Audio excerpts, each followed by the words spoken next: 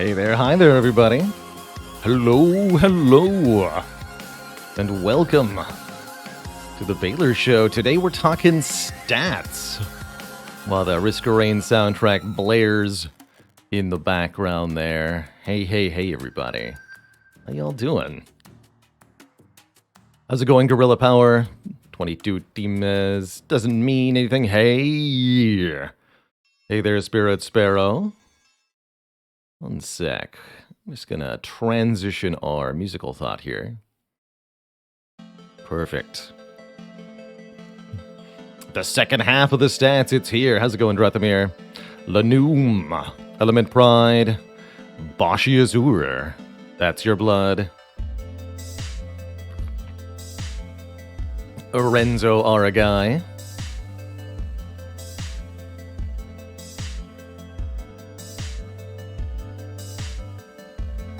Ice Monkey, hello. Hey there, Backstreet Skeeter. Fluffy Mittens. Doom Train 404, you're welcome for the silent video. Glad I got you rethinking the silent. There's definitely a lot of ways to play silent. Some are very offense heavy, but some are not. Some are slow, calculated, defensive. Some just barely scrape by.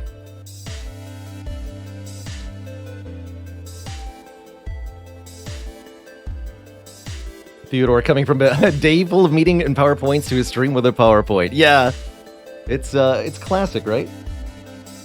I think it is one of the best ways to present this sort of thing, truthfully. And it'll transition well to YouTube. We've actually got some really cool figures to show and some very cool stats to point to during Retrospective. The hilarious use of Outmaneuver as a +3 energy relic. Cards are better than any relic could ever hope to be. That's the lesson there. That's something that Monster Train has been teaching me too.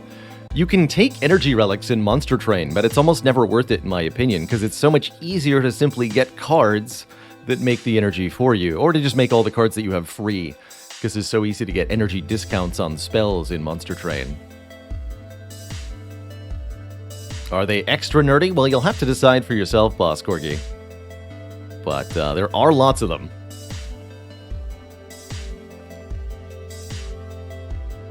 Trying to think how I want to condense an entire year of play into, what should hopefully be an hour or less of dialogue, but who knows how well that's going to go.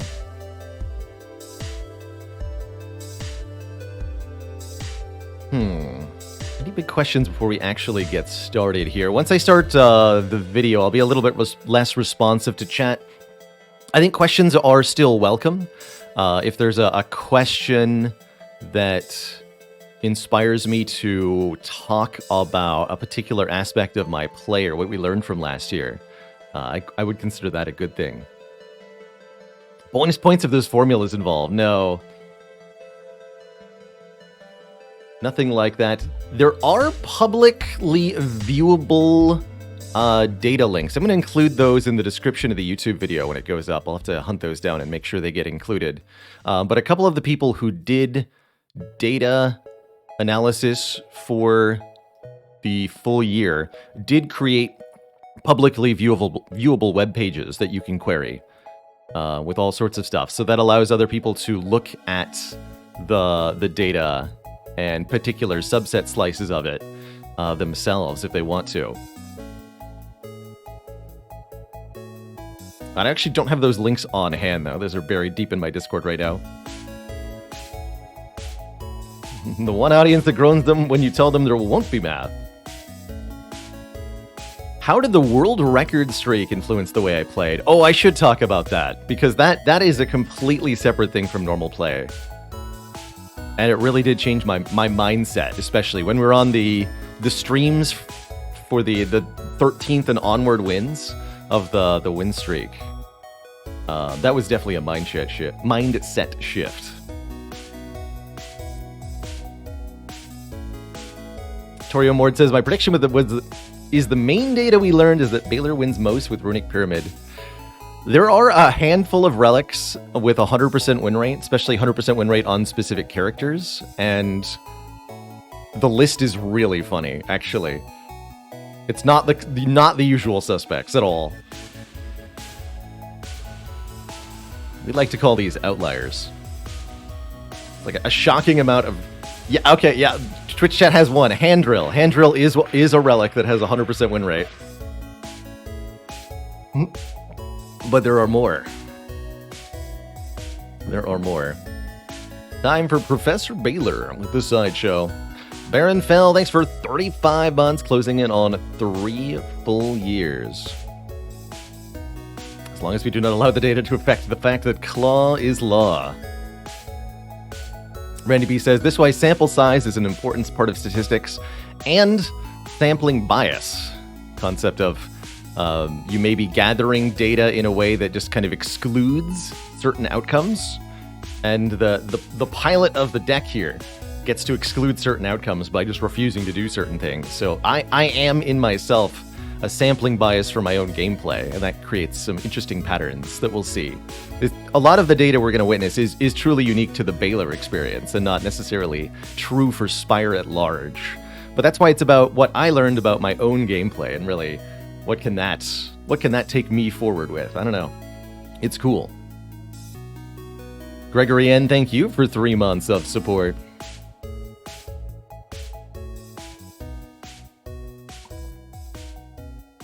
I don't think I have a separate category for Prism runs, but that'd be a good one. Smix, thanks for the 9 months and the Prime sub. The child support payment has arrived. That's right, you only pick hand drill if you're already winning. That's not going to be the case, though, this year in 2023.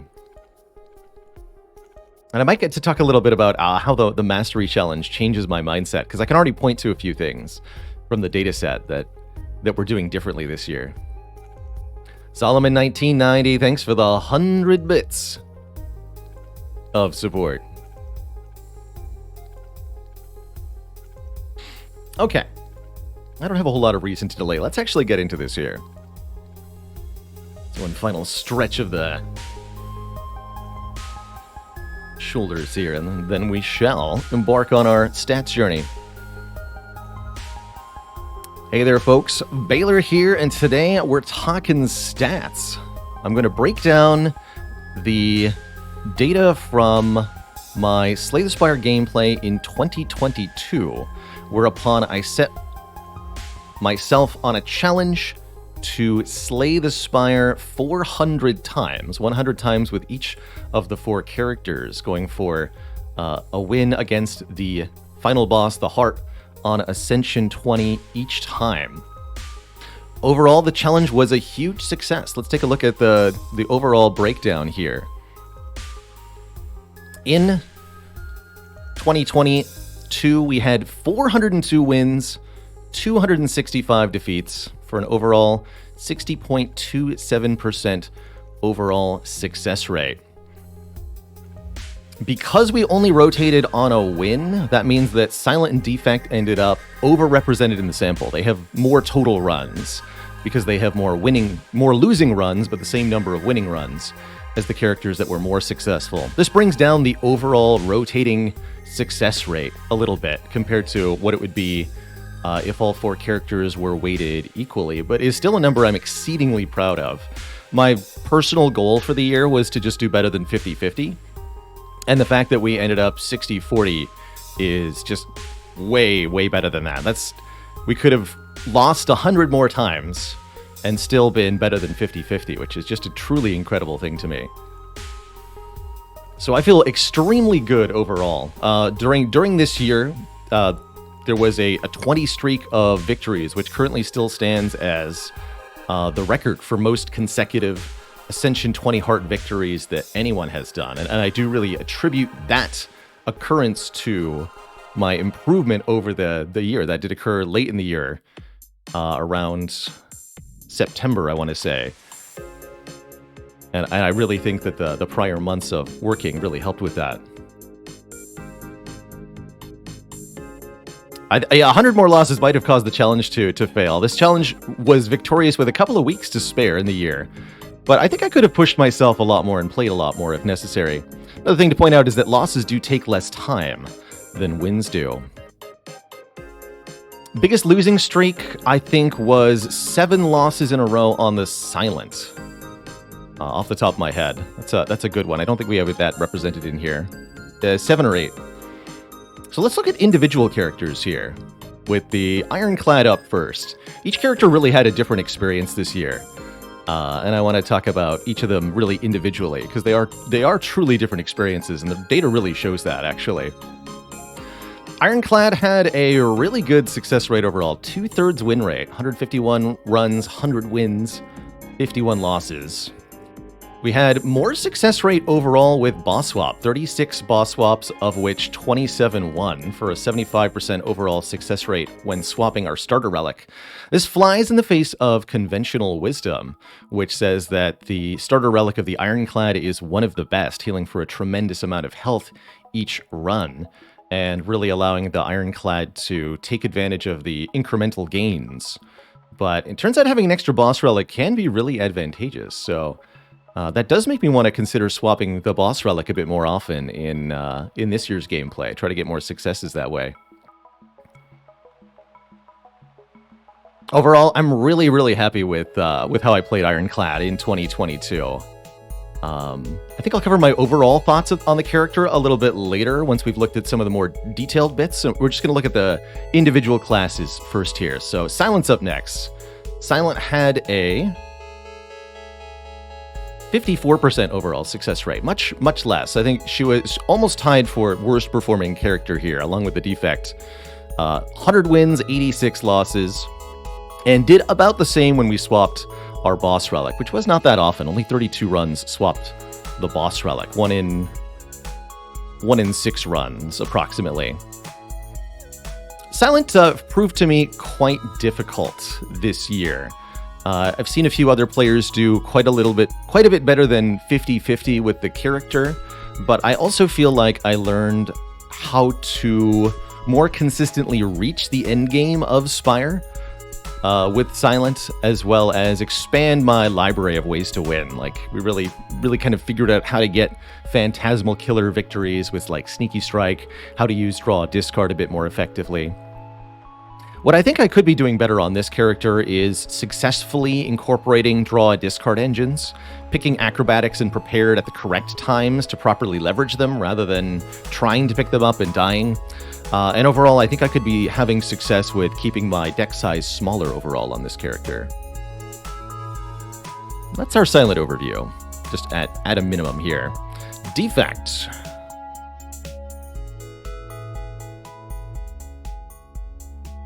Had 193 total runs, 101 wins, 92 losses for a total of 51% win rate. Slight improvement seen with boss swap. We swapped the starter relic a lot more on the defect, as I did view it as the better choice a lot of the time, and the numbers say a slight improvement, but only a slight improvement.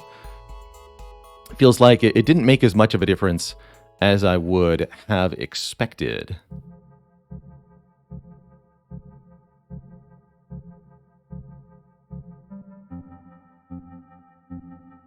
True, a 4% win rate is something not to sleep on necessarily, a 4% increase, but at the same time, 4% increase could easily be within margin of error here. I don't think there's enough runs in this sample to necessarily definitively say that boss swap is more likely to win than baseline based on this. I'd have to do some like P analysis or whatever, but I think that could be within your error bar.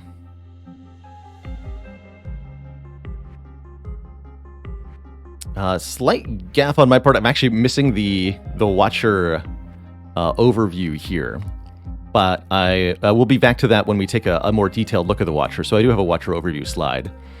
Let's take a look at cause of death for each of these characters. Here's a really delightful graphic made by Acot Grieve, one of our community members. How did Baylor die in 2022? We've got a chart here showing top causes of death broken up by color for the characters. So purple for Watcher, green for Silent, red for Ironclad, and blue for Defect. I like to look at the loss aspect first here. What caused the defeats of 2022? And of course, to probably no surprise, the top answer is the Gremlin Knob with a whopping 20 kills Managed to get every character, but overwhelmingly, the Silent and the Defect, 7 and 8 deaths respectively, whereas only 2 and 3 deaths for Watcher and Ironclad. Remember that the Silent and the Defect have much more total deaths than the other characters, so they end up killed by certain enemies much more quickly. Other big threats here are the Act 1 bosses, Time Eater, Hexaghost, and a little bit, Hexaghost, Slime Boss, and a little bit further down, the Guardian. All picked up a lot of kills. Notably, every character died to Hexaghost almost an equal number of times. Every character died to Guardian at least once. Slime Boss got a lot of kills in total, but overwhelmingly those kills were on the Silent. And notably, none of those kills occurred on Watcher. So the adage of Slime Boss is free for Watcher held true, and that Slime Boss is the most threatening Act 1 boss for Silent also held true. These are things we've said a lot on stream, but it's cool to see those actually reflected in the numbers. Slime Boss really does kill Silent more than any other Act 1 boss, and Watcher really does take the least amount of threat from Slime Boss compared to the Act 1 bosses. And the same is true of Shield and Spear, yes. Watcher never died to Shield and Spear, and that makes sense to me because Watcher has a lot of ability to do burst damage, and that's really what the Shield and Spear fight is checking, is your ability to do lots and lots of damage up front. Other things of note, overall you'll see a lot of Act 1 represented here. That's because every character has to get through Act 1 in order to proceed to the other causes of death. I think, and yeah, this one is excluding Heart also, just to be clear, which was, I believe, the top source of death for all characters. We'll see more numbers on that in a moment.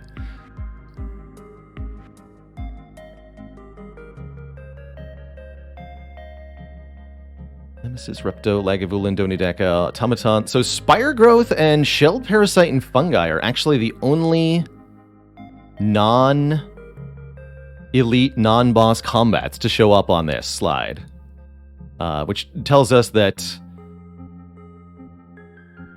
the overwhelming causes of death are the bosses and elites. I'm very, very rarely dying to regular fights, but regular fights are really more about costing you a resource that can then cause a death in those boss or elite fights. Shelled Parasite and Fungi causing a death on every character is not surprising to me. I think that does cement that as the most threatening of all the basic fights in the game. That Avocado and the Rat, with the double threat of frail and vulnerable and just threatening you for so much damage on turn 1. It's really hard to deal with. I'm also happy to see Slavers as one of the top threats here. The 3 Slavers elite of Act 2 also racked up kills on every character, really proving themselves one of the most threatening encounters on A20. Interesting that the other elites of Act 2, Book of Stabbing and Gremlin Leader, got a lot of kills, but those kills were overwhelmingly on the Defect. 6 kills for Book of Stabbing, 5 kills for Gremlin Leader. Defect really does struggle by the numbers against the elites of Act 2, oddly enough least so against the 3 Slavers. We'll have to take a bit more look at the Defect's combat numbers. We do have separate analysis for each of the characters here coming up. But what an interesting little chart of cause of death here.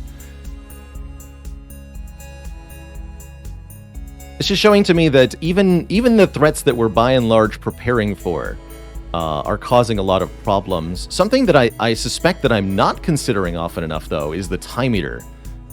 Time Eater is rarely a threat that I'm mentally and deck-wise preparing for deliberately ahead of time with my picks, and maybe that's something to incorporate a little bit more.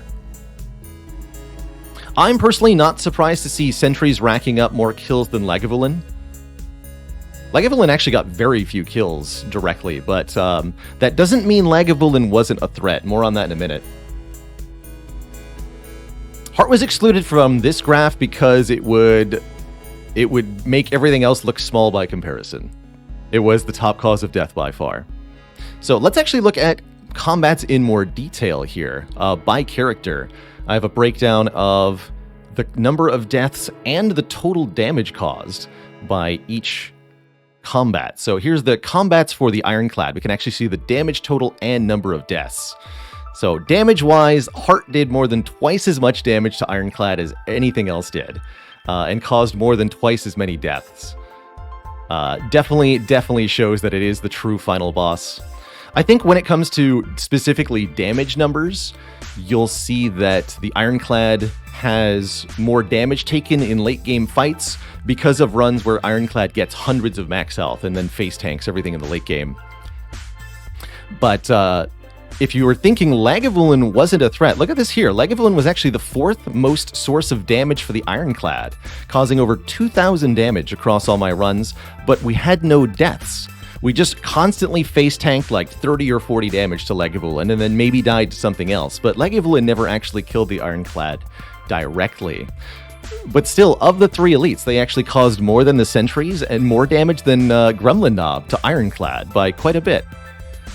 Likewise, Reptomancer, Donu Ndeka, and Time Eater really topping the damage charts, but no kills to their names.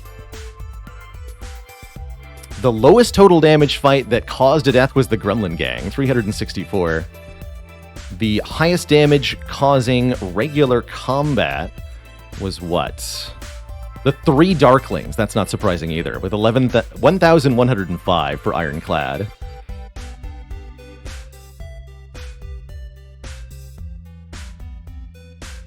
So that's the damage breakdown for Clad, and that also kind of helps give another perspective on what the top threats are. And consistently we see the bosses, specifically the end game Gauntlet, the Act 3 bosses, the Heart and the Shield and Spear are the most threatening part of the game by far. And then Act 2 and the Act 1 elites and bosses tend to also be quite threatening. So let's take a deeper look into Ironclad. What else did Ironclad experience in 2022? Looking at cards now for Ironclad. What cards do we have most and what cards do we have least? So in terms of Ironclad cards, this is checking the number of copies of the card that occurred in winning runs. So we have, of course, Defend is the most appearing card because many runs win with 4 defends. But then we had 159 Shrug It Offs, 106 Feel No Pains, 105 Strikes, and 100 Dark Embraces. Basically, this is a list of Baylor's favorite cards on Ironclad. You can really see what I'm deliberately picking the most. Meanwhile, my least favorite cards, Clash, Rampage, Wild Strike, Fire Breathing. Actually kind of odd to see Hemokinesis so far down, but I think the next ones that you see really low, Hemo, Searing Blow, Combust, these are uncommons that I'll only pick in Act 1, so they appear very rarely. Meanwhile, the most commonly seen cards are the utility cards, the glue cards, the block and draw strategy of Shrug, Feel No Pain, Dark Embrace, True Grit, and Pummel Strike. You can see I really value card draw here. Lots of Burning Pacts, too. And lots of Battle Trances. Very neat. Very neat. So this is total number of cards. So that means more copies of cards equals more picks here by this. So if I have 2 Dark Embraces in one run, then that counts as +2 for the Dark Embrace number on this screen. And I think this is total number of cards in the deck at the end, including... Oh, just for winning runs. That's good to know, actually. Only includes winning runs, yes. Good clarification there. Another thing I can look at for Ironclad is the first upgrade. This one's a little confusing to look at, but this is how often I won or lost based on what card I chose to upgrade first. The more green, the more likely I was to win, with that being my first upgrade. And the more red, the less likely I am to win, with that being my first upgrade. So the winners here are Whirlwind, Carnage, Uppercut, Inflame, Hand of Greed, actually all green, 100% win rate. 100% win rate on True Grit is the first upgrade too. That's interesting. What circumstances that points to? What runs where am I upgrading True Grit in? And then Searing Blow +1. That's funny. I like that Searing Blow +1 is separately categorized from Searing Blow. But it looks like in runs where I went Searing Blow, I had a 75% win rate. That's pretty entertaining. But what this shows me at a glance is that I am more likely to win if I get a really good damage card early. Whirlwind, Carnage, Uppercut, Inflame, Hand of Greed. And I'm much less likely to win in situations where I'm Desperation picking Hemokinesis or Clothesline or Thunderclap and then upgrading them. That's kind of interesting. I also like this this entry for no upgrades, showing that I'm highly likely to lose if my run never got to upgrade a card. No figure. Go figure. Really? You don't say. You don't say. All right, what about the win rate of cards? So this is another one from Eight-Caught Grieve. We'll be having a similar graph for each of the 4 characters here. Ironclad by percentage of wins or defeats with that card of the deck. So this one is this kind of analysis on cards, I think, is a really good insight into sampling bias. This one, the winning cards here are cards that I'll only pick in situations where I'm already overwhelmingly winning the run. So they're special situation use or utility cards. Entrench, Dual Wield, Body Slam, Seeing Red. These are cards I say don't take initially, but once you have the other synergies in place, do take. Double Tap, Sentinel, or broad use stuff like Master of Strategy. Interesting to see Demon Form, actually the highest performing power here, better than Corruption by a few percentage points. And I don't even think Barricade is on this screen. But yeah, look at that Perfected Strike. Hold on, it's very interesting to see Perfected Strike do so well. I'm wondering if that's counting the one Perfected Strike run that we had, because there was one particular run I'm thinking of that might affect the Ironclad stat specifically. And yeah, some of these have much smaller sample sizes. Specifically, this analysis did exclude any card that didn't show up at least 5 times. So there must be at least 5 occurrences of the card. But I don't think it actually has a more detailed look than that. This is also one of the analysis types that is quite customizable. There is a public web page for this one. You can actually I'll include the link to this in the video description of this video, but you can open up the win percentage for each of these cards in your own browser and filter for specific cards if you want. Yeah, less showing about how good the card is necessarily, but more how good we are at deciding whether to pick it. Yeah, how likely do we pick a card and then have it actually be the tool that we needed? This can help you identify the cards that are broadly powerful, but they're not going to be the ones that are at the very top, and that's quite interesting here. What about the worst performing cards on the Ironclad? Let's take a look at these. There's a few outliers here too, including ones you wouldn't think. Look at that. Berserk, 100% success rate. Panic Button, 100% success rate. But some of our worst performing cards, Combust, Hemokinesis, Bludgeon, not surprising that Bludgeon doesn't perform well, it's just too expensive. Thunderclap, Sever Soul, Dropkick, Cleave, Chrysalis, Brutality, Reckless Charge are some of the worst performers by the numbers there.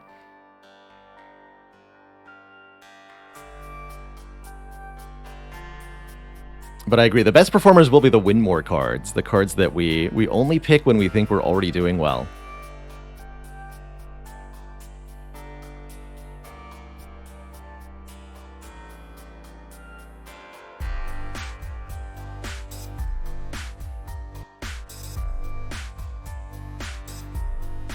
Would Bludgeon be getting removed from winning decks? I don't think so. When we have a Bludgeon, we usually keep it.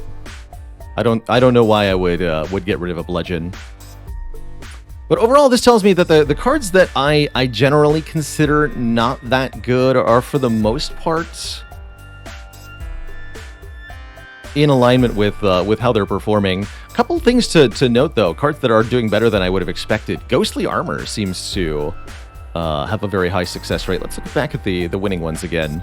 Heavy Blade performed quite well, although I don't pick Heavy Blade very often. That's probably why. Very good success rate for Bloodletting. I'm not surprised to see that Havoc. That's another one that I pick very, very rarely, but to see a high success rate mostly means that I'm only picking it when I really think I should be. But yeah, try not to see this as conclusions about what's best or worst, especially since it applies to specifically my play. It's more, again, yeah, like how good am I at appropriately picking each of these cards is, I think, with the number that you're really seeing when you look at these ones. So those are the numbers for Clad. Let's take a look at the next character here. Just skip over this real quick. The Silent is the next character. So here's our breakdown for Silent combats. Heart was, again, overwhelmingly, by a factor of 2, the most common source of death and damage. 4,000 total damage, 17 deaths. No, that's actually less damage than Ironclad took, but way more deaths. And then Time Eater was second for deaths, and Gremlin Leader was third. But once again, Lagavulin topping the charts for damage dealt, even if not for kills. Once again, the primary sources of damage really do seem to be the Endgame Gauntlet and the Act 1 Elites more than anything else. How fascinating that is. I think that's likely to be because we are in Act 1 very consistently trying to use Act 1 Elites as a way to trade our health away in order to get stronger with the money and the relics. It also explains the frequent deaths to them. Other significant sources of damage. 888 damage from Slime Boss. How appropriate. Middling results from the Act 2 bosses. Really not a lot of damage from regular combats. I think that's the Ring of the Snake speaking. The fact that the Silent draws 2 additional cards on turn 1. You really don't see a lot of damage dealt by any regular fight here.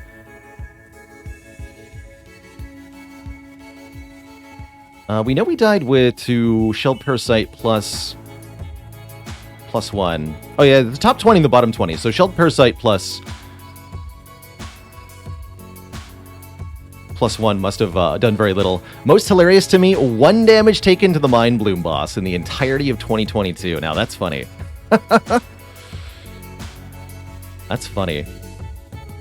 Poor Jawworm didn't make the list.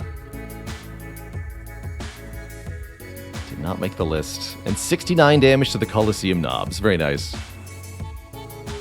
So, what are our favorite and least favorite Silent cards?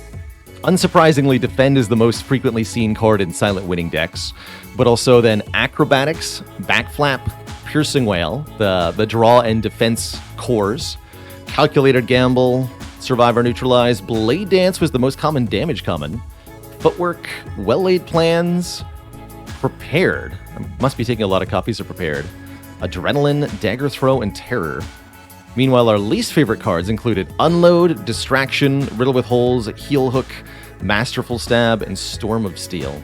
I think we could maybe take a few more Storm of Steels, but overall I'm pretty happy with those list of least favorite cards on Silent. Those include the damage cards that really don't do as much damage as some of the others. For example, Riddle with Holes, for 2 energy, barely does the same damage as Blade Dance, and for 1 energy, and it can't be boosted by accuracy, unlike the Blade Dance. I think we took quite a few accuracies this year. Given how many Blade Dances I had, I guarantee there were a lot of accuracies as well. But yeah, not a lot of copies of Bane. And maybe that's something that we should have taken more, actually. I think our poison decks really didn't do all that well on the Silent. Let's look at that. Let's look at the win rate by card. Let's see how the poison cards did. So, actually, no, first upgrade is the next thing that we're looking at. So, how well did we do based on what the first card I upgraded was? Once again, we see a high success if I acquired a unusual damage card and was able to upgrade that first. Very notably, 100% success rate if my first upgrade was Glass Knife. A very high success rate with Skewer, with Blade Dance, with All Attack, with Flechettes. Perform pretty badly with Dagger Spray, though, and I think that's a sign of desperation, right? If my first upgrade is Dagger Spray, it's a sign I didn't get one of those better cards that have the higher success rate.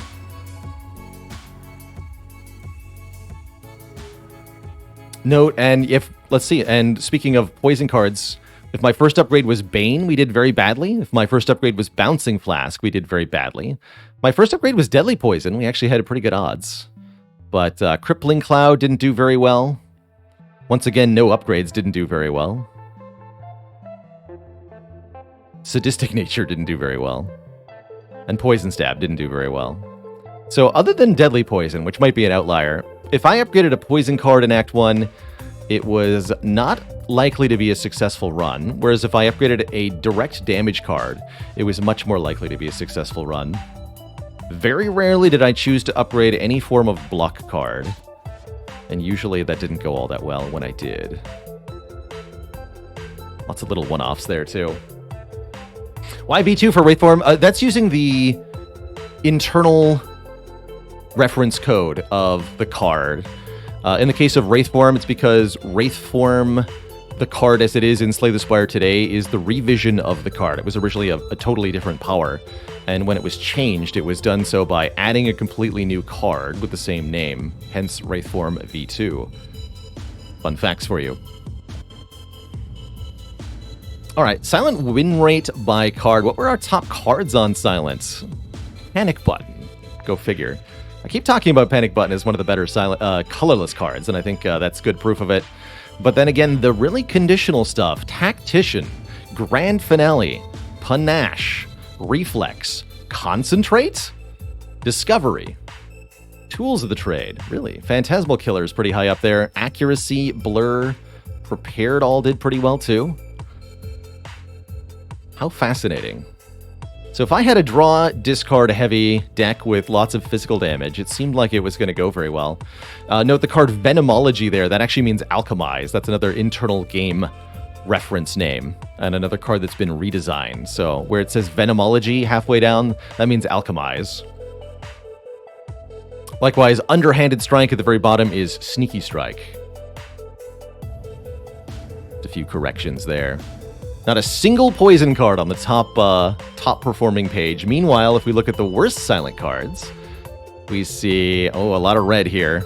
Cards that did worse than 50-50 included Endless Agony, Noxious Fumes, Dagger Spray, Predator, Deadly Poison, Poison Stab, Unload, Masterful Stab, Bane, Choke, Quick Slash. Oof, look at Quick Slash with a meager 25% win rate.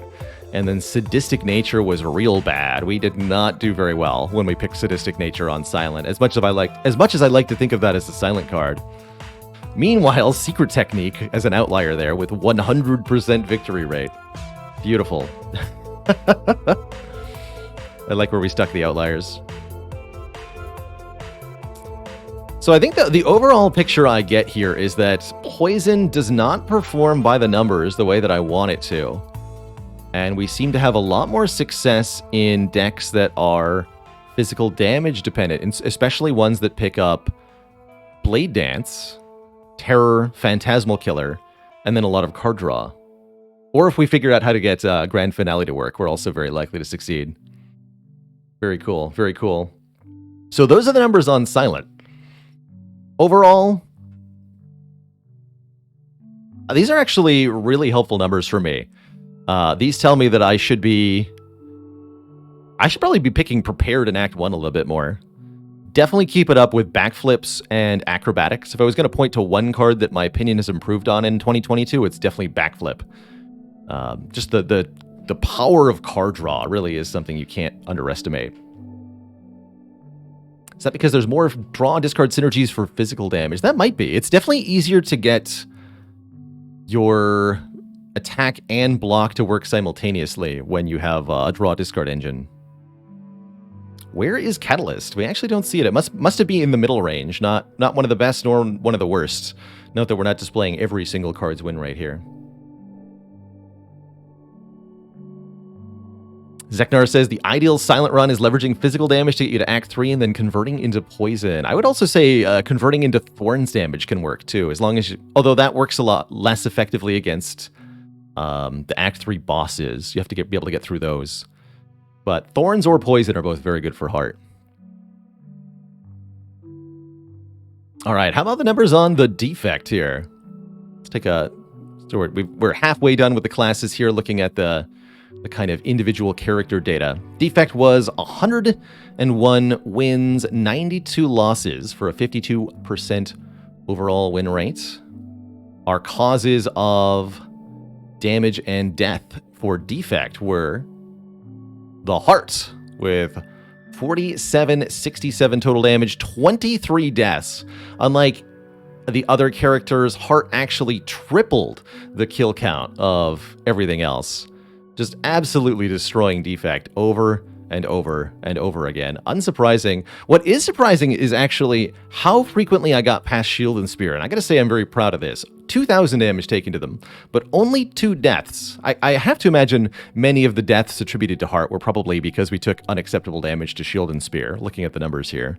But Shield and Spear are a really, really big threat to the Defect, who very much struggles to get past such a heavy front-loaded fight. And so I'm pretty happy that we didn't die to them very much. Other top threats for the Defect, basically any multi-enemy fight, or any fight that requires you to do a lot of damage quickly, the Defect is not that good at. So elites top the scales for sure here. Gremlin Knob, 3 Sentries, Book of Stabbing. Again, Lagavulin topping the damage charts, but no kills. Very interesting experience Lagavulin had this year. 3 Slavers doing a lot of damage. Donu and Deka doing a lot of damage. Reptomancer doing a lot of damage. Meanwhile, we took only 43 damage to the Mind Bloom boss. And one time, oh, I remember this. We died to 3 lice one time. I remember that now. We also died to the Mushroom Lair. We died to the 3 mushrooms one time with only 57 total damage this year. Couple outlier deaths there. But yeah, if I remember correctly, that 3 louse kill and the fact that Lagavulin has a lot of damage and 0 kills are directly related to one another.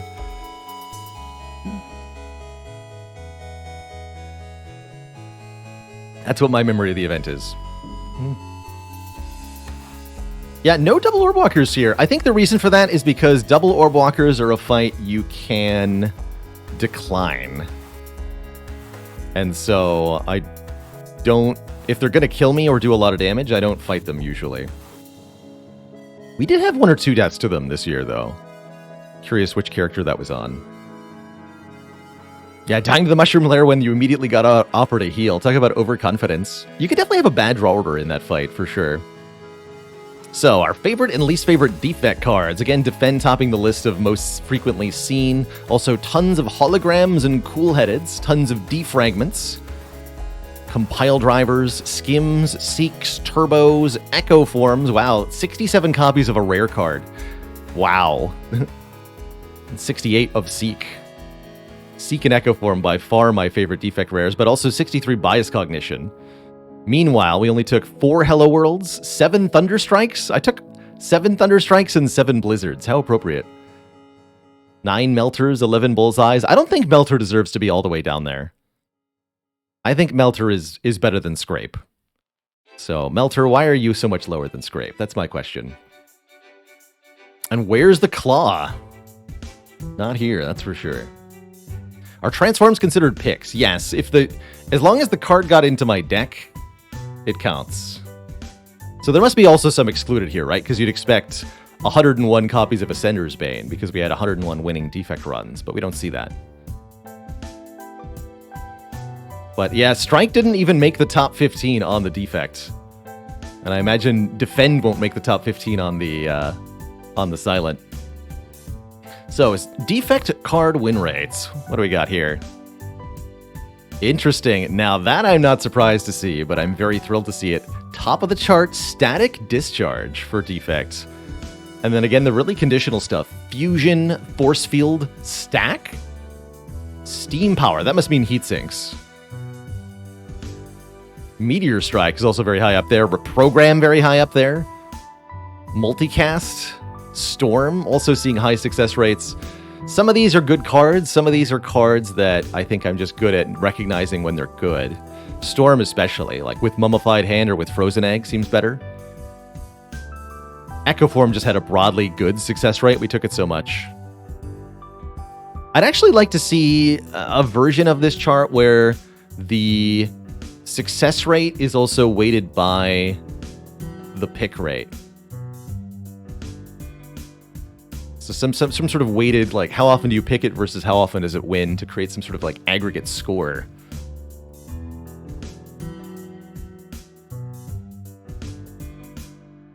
How about the worst defect cards? Steam Power is Overclock. Got it. Not Heatsinks. Overclock, excuse me.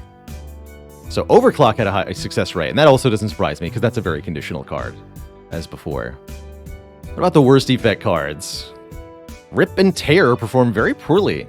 Probably because I was taking it in desperation slots. The more I take Rip and Tear, the less I like it, actually, because the fights where you need front-loaded physical damage are not fights where you can tolerate that physical damage being randomly targeted. And so Rip and Tear does not perform because you can't make it hit the right gremlin, for example. Meanwhile, Doom and Gloom seeing a very, very solid success rate.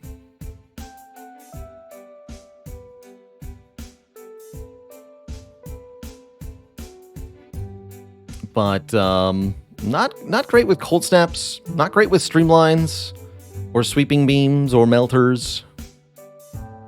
Poor Rainbow didn't perform very well. I still think Rainbow is a good card, but it's definitely not a strong performer sometimes.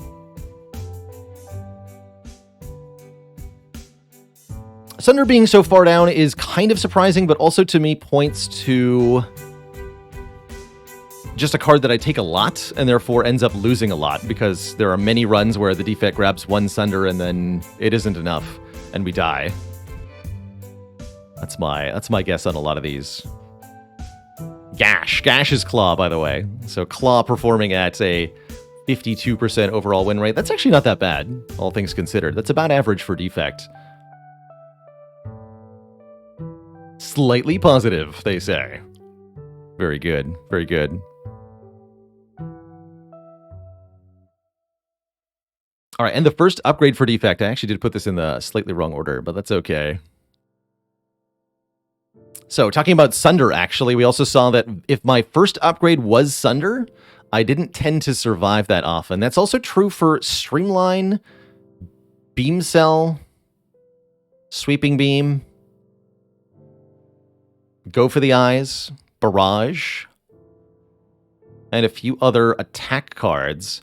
Meanwhile, I had pretty good success rates with first upgrade on Doom and Gloom, especially Doom and Gloom, Hyper Beam, Ball Lightning, Cool-Headed, Bias Cognition was a very high success rate too. Yeah, if I got a Bias Cognition Act 1, I always won. No surprise there. So again, to me, this sometimes points to a correlation between early game card quality and win rate. If I get very powerful or broad solution cards like Hyper Beam or Doom and Gloom, we tend to do very well. My first upgrade is Defragment. We tend to do very well. Again, no surprise. You see a Defragment, take a Defragment, applies on defect, and it seems like it's an effective strategy based on that number. Interesting to see such high performance for first card Darkness as well. First upgrade Darkness, rather. That's a key distinction there. Not first card, but first upgrade.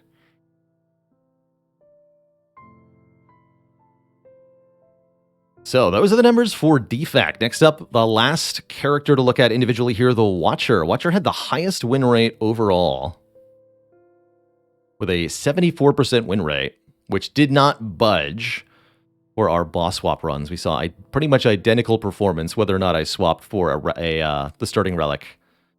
So only 36 losses with 101 wins on Watcher. We did lose plenty. I don't think I played Watcher anywhere near perfectly in 2022, but I played in ways that I felt were pretty entertaining to us.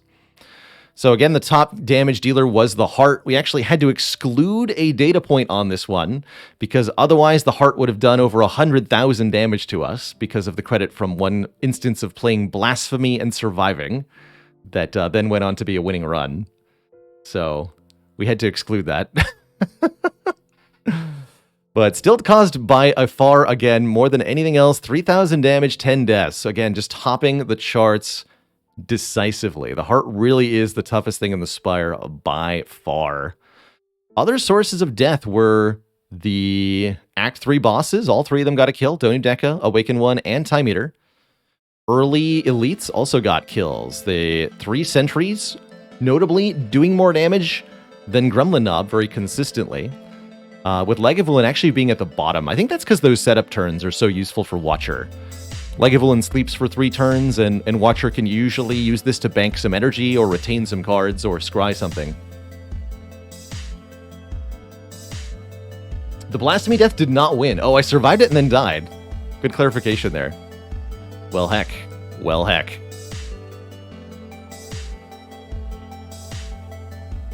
Meanwhile, bottom cause of damage, the Lagavulin Dead Adventurer, which we fought 1 time and took 9 damage, I guess. Other low sources of damage, Transient, one of the least threatening things to the Watcher.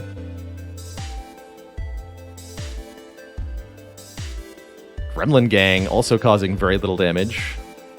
Big Slime is unsurprising to see so far down there, kind of like Slime Boss, which didn't even make the top 20 for Watcher. Amazing. Would be nice to know how often Act 3 boss stats were from the first to the second boss. Ooh, yeah.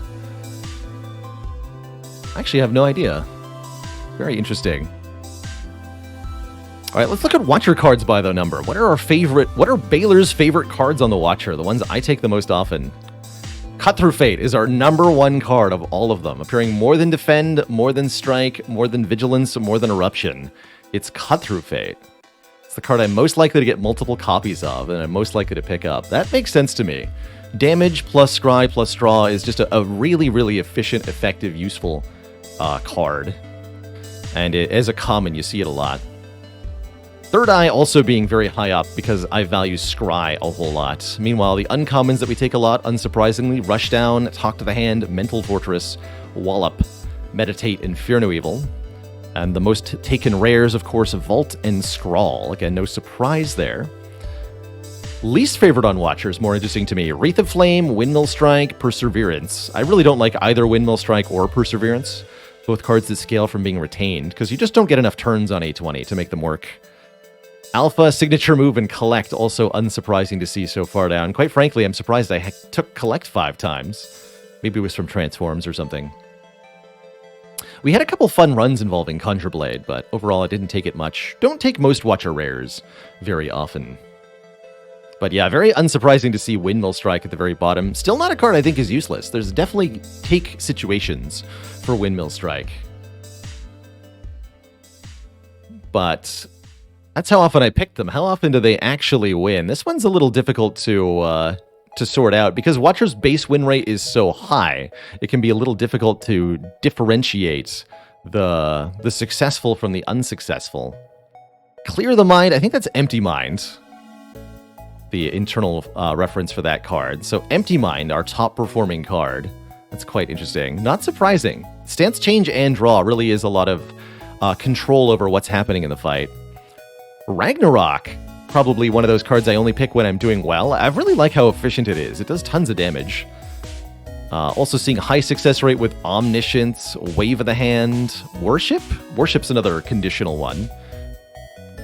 But I think it's not a surprise to see Sanctity and Crush Joints just being broadly useful here. Oh no, there's Empty Mind. What's Clear the Mind? Clear the Mind is Tranquility. Okay, so that's one of the more conditional ones. We don't take Tranquility very often. But yes, I see Empty Minds down here at 86%. Funny. So Blasphemy was pretty close to the Watcher overall win rate. I didn't take very many Blasphemies. Often find it redundant when I'm offered it. Either I'm already getting Divinity Mantra, or I want Wrath over the Divinity a lot of the times.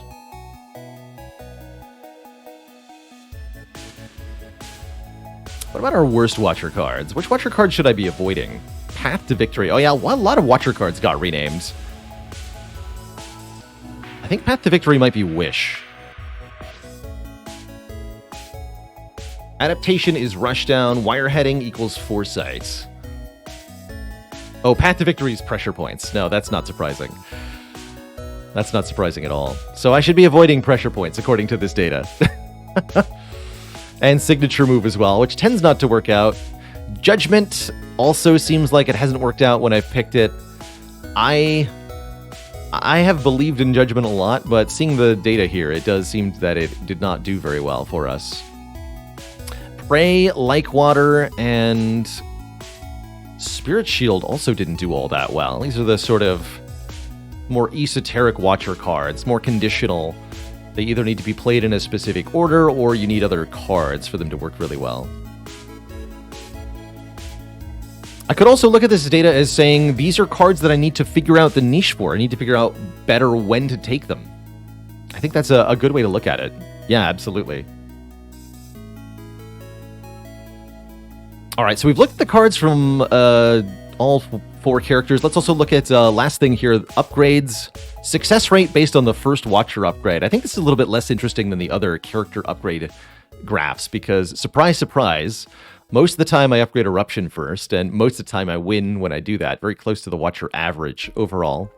But other high success first upgrades include Empty Fist, Wheel Kick, Sands of Time, Devotion, and Wallop. Meanwhile, if I never upgrade something, surprise, surprise, I'm very likely to lose once again.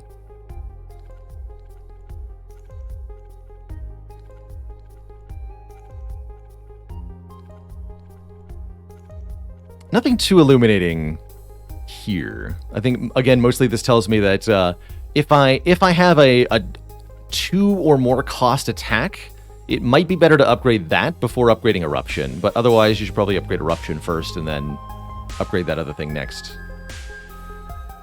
Yeah, funny to see Apotheosis in the losing pile. We must have chosen Apotheosis from Niao and then lost one time.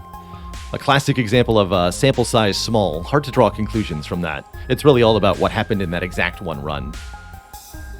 So there's the 4 characters. Let's also take a look at, we didn't talk about the non-class cards that we picked up. And I think there's some funny things in here. What curse and colorless cards did I have the most? Like the earlier card counts, this is counting the total instances of that card in winning runs only. And my favorite here is Ascender's Bane, 403. That's 402 winning runs, and that one Watcher run where I duplicated Ascender's Bane for the extra +1. That's why it's 403. We had 20 Calling Bells, 16 Necronomicons, 8 Parasites, 5 Regrets. We never ended a run with Doubt or Normality. I always diligently removed them. Meanwhile, our most commonly seen colorless cards included Panic Button, Madness, because you can get 2 at once pretty easily, Apparition. We had a bunch of those, lots of Apotheosises. Lots of Bites, Dark Shackles, and Master of Strategies. Very unsurprising to see Master of Strat, Dark Shackles, Apotheosis, and Panic Button top the list here. These are colorless cards I tend to consider very, very strong. Whereas unreliable ones, Metamorphosis, Magnetism, Mayhem, Forethought, Sadistic Nature, we had very few in winning runs in particular. Very cool that we got 6 winning Jax runs, by the way. And 17 winning Ritual Daggers. Let's get Magnetic. So 10 bite runs. I usually remove 1 or 2 bites, so probably a few more than that. Okay, so those are the characters and their cards. What about relic win rates? I've got some really delightful visualizations here made by Faley about our win rate with relics across the 4 characters. Check this out. Here's a graph of win rate versus pick rate for the Ironclad. So the higher up vertically a relic is, the higher percentage chance that we won a run with it, and the further to the right it is, the more times I picked it up. So some of the relics that had 100% win rate on Ironclad included Hand Drill, Busted Crown, Ectoplasm, and Mark of the Bloom, and Runic Cube. Those are relics we never lost with, but we did win with. Oh, thanks to Ori for these visualizations. Excuse me, miscredit there. We'll have a thanks page at the end of the presentation as well. But I think on this page, the kind of overall success rate is the more up and to the right it is, the kind of better quality it is overall. The things at the very top left are statistical exceptions, relics that we only had 1 or 2 times and just never managed to lose with, things that we don't really have an idea of their true win weight. So I wouldn't say that Busted Crown and Ectoplasm are the best boss relics on Ironclad. That shouldn't be the takeaway from this data. Instead, the relics that are more towards the top right are, boss-wise, are Runic Pyramid, Coffee Dripper, Snekawai, Pandora's Box. The usual top candidates when we look at it that way. That's cool. That's very cool. Things I'm surprised to see on this graph include Necronomicon being below baseline for Ironclad. That's kind of sad. And Fossilized Helix also being below baseline for Ironclad. Maybe that's true proof that Ironclad really wants to take damage. If you prevent yourself from taking damage, you're more likely to lose on Ironclad. At least I was. That's funny. Meow's Lament being below baseline is a little sad. We picked it 15 times. We must have won 9 of those times. Dead Branch, not as high up as you'd expect on Ironclad. It's far below Gambling Chip and the Captain's Wheel and the Pocket Watch as far as rare relics go. In fact, I think we'll see Pocket Watch continually one of the top contenders. Meanwhile, the highest performing relics that we got a lot are the simple draw relics, the Bag of Preparation and the Centennial Puzzle. We're both taken a lot and were very useful. Potion Belt also pretty good. Highest performing common relic seems to be the Akabeko of all things. How cool is that? At least on Ironclad for that initial additional damage. Also quite surprised to see Juzu Bracelet so high. Alright, so what about relics on the Silent? I think we can really kind of truly get an idea of the highest quality relics by looking at them across all 4 characters. So for Silent, do we see a different performance for different relics? Let's take a look here. For the Silent, had very high performance for Lizard Tail and Pocket Watch. Never lost a run with those. Also 100% win rate, Mark of the Bloom. Very cool. The highest pick and wins were, again, Centennial Puzzle, Bag of Prep, in this case, Kunai. Kunai was not visible on Ironclad, but stands out here. Again, seeing high performance for the Pyramid, the Coffee Dripper, the Akabeko, the Potion Belt, the Pandora's Box, the Incense Burner, the Gambling Chip, the Paper Crane. Really good performance from Frozen Eye. Actually, better performance from Dead Branch on Silent than on Ironclad. Now, that's interesting. I don't know what to make of that. Really. And Necronomicon, too. Necronomicon was pretty few takes, but seeing Dead Branch so much higher for Silent than Ironclad is very interesting. Note the green line in the middle indicating the base win rate for Silent, which is lower than the base for Ironclad. If I go back, you can see Ironclad at a higher win rate than Silent. And so the average relic height should be lower on this page. Meanwhile, at the very bottom left there, I didn't even see it. Busted Crown never got a win. So 100% win rate, Busted Crown Ironclad, 0% win rate, Busted Crown Silent. Also 0% win rate, Handrill Silent. What does it mean? It means the sample size was small. That's what it means. Okay, Defect. What do you got, Defect? Defect saw very high success for the Old Coin and the Dolly's Mirror. Very high performance for Fossilized Helix. Very high performance for Prismatic Shard. Oh, it's proved. We have actual data. Prismatic Shard is best on Defect. I was wondering. I think that's proof. Bag of Prep just like way up there. Look at Bag of Prep all the way on the side. Bag of Prep confirmed insane. No, Centennial Puzzle confirmed insane. I'm taking the Centennial Puzzle left, but the data shows the Centennial Puzzle is doing better than the Bag of Prep is.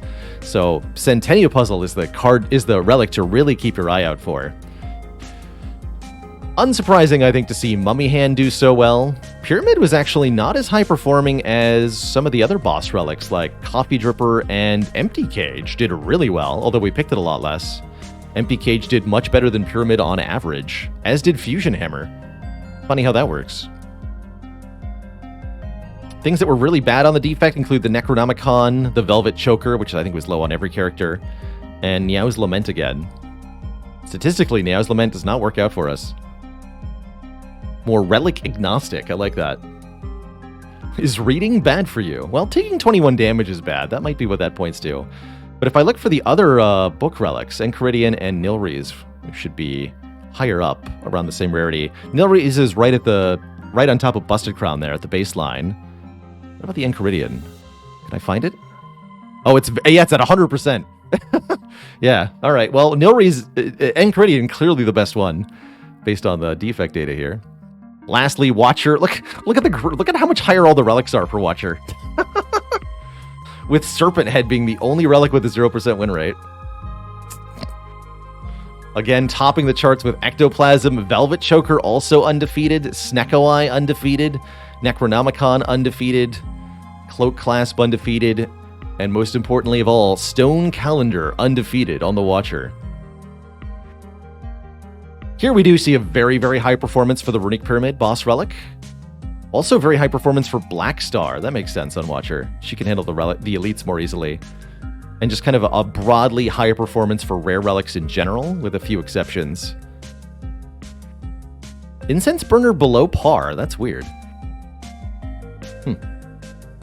Very surprised to see Incense Burner low. Toxic Egg also below par. Huh. Not sure what to make of that. But overall, I like seeing these relic win rates, because these to me point to relics that I was really undervaluing. And let's take a look at, specifically when it comes to trying to assess the quality of a relic in general, we can look at the combined win rate across all 4 characters, which is right here. So here's across all 4 characters, which relics showed the most consistent success. The only ones with 100% win rate on this page are class exclusive ones, again showing the lower sample size, creating a distortion here. But looking at this, again, Centennial Puzzle performing on average better than Bag of Prep, with Centennial, Bag of Prep, Anchor, and Lantern all being top performers common relic-wise. Also high performance out of the meal ticket, as far as common relics go. And then, of course, lots of the shop relics that we buy a lot are top performers, too.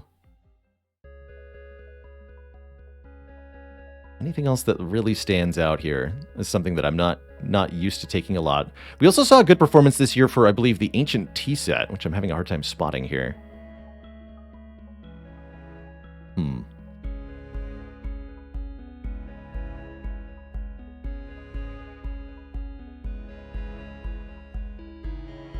Another thing that stands out to me is the visible difference between the defect baseline and the cracked core. That's a fun one. Defect that didn't boss swap had a noticeably lower win rate on this graph. That's kind of cool. T-set right in the middle there. Oh, yes, it is. Right under meat on the bone. So performed pretty well. About equal to the Watcher average, about equal to Bag of Preparation, but was taken a lot less often. So to me, these relics overall speak to a very consistent bias towards relics that do something on turn 1. Lantern, Bag of Preparation, Anchor, or relics that give you block or card draw especially. High performance for Tungsten Rod. All 3 boat relics are very high performing. Tough Bandages are very high performing. Ink Bottle is very high performing. These seem to be the things that we really value in relics, and I think that's because they're harder to get from cards. That's kind of how I value my cards in other games like Monster Train too, is how easily can I duplicate this effect with other stuff. This is going to be on YouTube. Oh yeah, definitely. That's what it's for. All right, when we're almost done here, a couple last things to look at. We looked at relics. We looked at cards for each character. What about Niao bonuses? For my first choice for the first decision of the run, how did that work out for us? We've got this interesting little chart here. I believe this one is by Faley. Of our Niao win rate kind of as a matrix here. Upside, and then so all of the no downside boons are on the far left, and then the remaining 4 columns are the downside boons with their upside and downside kind of splayed out in a matrix. So, for example, this shows me that we had a very high success rate when we picked random rare relic, as long as that random rare relic was exchanged for 10% of our max health or for 99 gold. If I gained a curse or took damage for the rare relic, we had a very low success rate. That's kind of interesting. Likewise, remove 2 cards. Very successful when I lost health or took damage, but very unsuccessful when I lost my money. I think because the remove 2 then prevents you, if you lose gold while getting the remove 2, you can't get the 3rd remove in a shop. That's kind of interesting. Very high success rate when I just simply chose to upgrade a card. I think that's probably because I took upgrade a card disproportionately on Watcher. That's my guess. Pretty good success rate with random rare. Very good success rate with 250 gold no matter what downside it was paired with. Meanwhile, some of our worst boons were the small max health gain, the 3 random potion gain, and lose gold for choose a rare colorless wasn't very good either. I'd say choose a rare colorless, gain a curse being 100% is probably an outlier. I think we only did that 1 or 2 times. Didn't see that a lot. But actually, I really like this. I would not have guessed that the remove 2 card start and random rare relic start were so different in their success rate based on which penalty they were paired with. I actually really like looking at these. Huh. Very, very curious. And then the scale on the right is just the color scale. So, last thing I wanted to look at was card masteries. I got asked the question a couple of times. Since we're doing this Slay the Spire Mastery Challenge in 2023, what would have happened if I'd started our current challenge a year earlier, where my goal is to win Slay the Spire with 2 copies of every card in the game? And if we'd started tracking this challenge last year, according to our run history files, we would not be even close to done with the challenge, mastering 253 out of 352 cards. And here they are by character. I'm going to go through this kind of quickly. On Ironclad, notable ones we never had 2 copies of: Anger, Brutality, Wild Strike, Immolate, Metallicize, or Rampage, just to name a few. Most of the others were done in duplicate at some point. On Silent, we got, I think, the most cards in duplicate. Ones we didn't get, notably Bane, Storm of Steel, Terror, of course. You don't really need 2 Terrors. Die, Flying Knee, Distraction, Masterful Stab, to name a few. On Defect, we had 61 done. Never got 2 Amplifies, 2 Multicasts. No double Rainbow build either. No double Self-Repair, no double Static Discharge, even though it was one of the highest performing cards on Defect. I only ever had 1 copy. And no double Hello World. Although I think a couple times we had 2 Hello Worlds and then removed 1. That's my guess. We did get 2 Neutralizes. I think there was a Match and Keep incident. It also looks like we did get Zap. Yeah, we did have double Zap at some point. On Watcher, we had the fewest masteries of all, which makes sense. I think our deck size on Watcher was smaller on average, so there's less cards we would have had 2 copies of. No double Bowling Bash, no double Brilliance. Surprising to see no double Carve Reality. No double Flurry of Blows. Cards like Master Reality and Signature Move are unsurprising to never have 2 copies of. But weird to not have double Spirit Shield or double Wave of the Hand at any point. But yeah, no double Flurries, I think, exhibits my personal preference for not having Flurries. And for full completion here, the Colorless and Curses, we barely got any of these. We did master Ascender's Bane and Injury, again, that aforementioned Watcher run, but all the other curses were unmastered. Most of the colorless cards we did not get, but we did get Ritual Dagger, the Bomb, Panache, Hand of Greed, and Chrysalis for some of the tougher ones. That's funny. That's funny. So those are the numbers on our 2022 Slay the Spire challenge. I want to kind of subjectively, in addition to the numeric analysis we just did, I want to briefly summarize my thoughts on each of the 4 characters and how I feel about them, and how I performed in 2022. Starting with Ironclad. Ironclad, I feel like we had a really good grasp on this year. I've started to avoid certain cards entirely, like Wild Strike and Clothesline under most circumstances, and a few of the other early game awkward damage cards like Fire Breathing. And I really consider Ironclad these days to be more about surviving until you can figure out some kind of overpowered build to put together. And much of the time that's Corruption plus Dark Embrace plus some other stuff like Body Slam, but it can also be Barricade and a couple of Entrenches. It can be 2 drop kicks and a bunch of exhaust stuff. It can be Demon Form and Reaper together. Or it can involve some of your relics. But in most cases, Ironclad to me seems to be about trying to stay alive while collecting resource and relics and cards until you achieve some kind of snowball combo, at which point you're able to tackle the rest of the game. I rarely find that we win Ironclad runs via incremental slow advantage. Those runs just tend to fall apart if they reach the endgame gauntlet, the Time Eater, the Awakened one, and we're still trying to operate with a bunch of common cards and powers that have to be played in a particular order. It just never works out. But the wacky Dead Branch Corruption, stupid nonsense 200 health Ironclad runs are perfect. And I think I'm doing a good job of figuring out which combo pieces to pick early. We're seeing a lot of early Dark Embrace picks, a lot of early Feel No Pain picks that are leading to a lot of successes with the Clad. Overall, very, very happy with this character. Second character, Silent. Silent, I feel like we have room for improvement on. Over this year of play, I feel like I've come to really respect the need for more card draw on this character. The 2 additional cards in the starting deck, 2 more, 5 strikes, 5 defends, neutralize, survivor, 2 more cards than any other character has. And that means that the Silent really ends up valuing any card draw effect, specifically acrobatics and backflip, but also upgraded prepared works pretty well.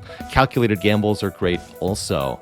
It really does seem like a run needs some of these in order to have the consistency it wants to be successful.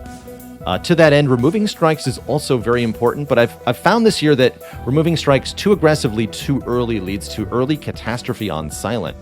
So the early game of Silent is a delicate balance where you have to grab enough damage early on to start answering the Act 1 and Act 2 threats, while at the same time not bloating your deck so much that you fall apart in the end game as you pick up card draw. It's tough to do, and I'm still figuring it out, but I think we're getting a lot better at it. And I think overall that Silent-wise, we have improved quite a bit from before. I don't think in 2021 we were at 50% for A20 Silent, so although we have a lot of improvement to make on this character, I think we've still done quite well. The thing it seems like I could improve most is still my Act 1 Silent.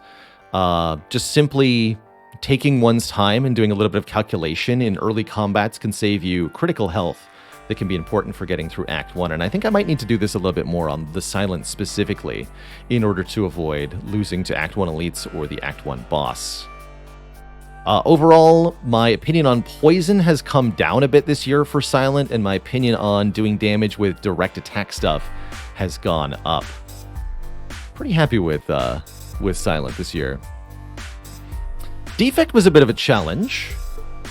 Defect saw a lot of defeats this year, one of our worst performing characters. Still trying to figure out the balance on Defect. What I think we did well was incorporate some of Defect's alternate win conditions. We saw a really high success rate with Meteor Strike and Reprogram this year when I did take them, which is not often. They tended to do quite well. And I think that's something I'm starting to recognize better is of the 1,000 different directions you can take a Defect deck, which one do you go on the particular run that you're on? And the more that I do that, the more of a feel I get. Also feeling more and more like Claw is unfortunately not Law. It really does seem to be quite a poor performer whenever I try to incorporate it. Just not enough immediate damage. Meanwhile, Defect has lots of other better ways to scale the other zero-cost cards, like Beam Cell and Go for the Eyes. Focus is something that is still an important mechanic for the Defect. How dare you? I know. With Defragment, again, being one of the early cards that is quite important. If you see it, you should take it, because it gets such a core piece of the deck. But because Focus is not offered consistently, you really have to be able to find those other outs and take them. Other thing I saw from the data is that maybe I should consider not upgrading Streamline and Sunder so much early in the game. Perhaps try to upgrade a different kind of card rather than upgrading my damage cards first. What if I go for power or defend upgrades early and fight less or no early elites to try to make up for that? I don't know if that would work, but that's something to consider strategy-wise. I think more and more Defect could benefit from taking fewer elites. We did see especially Defect struggling in the elites of Act 2 by the numbers, and that's a big sign to me that taking fewer elites on the Defect might be able to get more done. Fewer elites might also mean more upgrades, which can be very important for the robot character because you're taking less damage. So that's how I feel about Defect. When it comes to boss swapping, we still do have a vaguely positive performance from boss swaps on Defect. I'm actually curious to do swaps more on Ironclad based on the success we saw in 2022. Going back to Ironclad for a moment, talking about boss swaps. I think I'll do more boss swaps on Ironclad in the future. Definitely going to do more. Lastly, the Watcher. I feel like we really honed in on some of the most consistently effective strategies on Watcher. There were still plenty of losses on Watcher, which to me speaks to a need to rein in some of the more creative card picks at times that I'm making. Although our current challenge will force me to keep doing that. But also, there were a number of deaths on Watcher this year that were entirely preventable. I'd say Watcher, more than any other character, died to misplaying combats, speaking to just how challenging it is to play her cards correctly. And just like Silent, taking a little bit more time and consideration in my combats for Watcher, more specifically late-game bosses and mid-game elites, rather than the early-game elites like it is for Silent, that need more focus for that character. So I can really make sure I'm getting every point of damage that I can.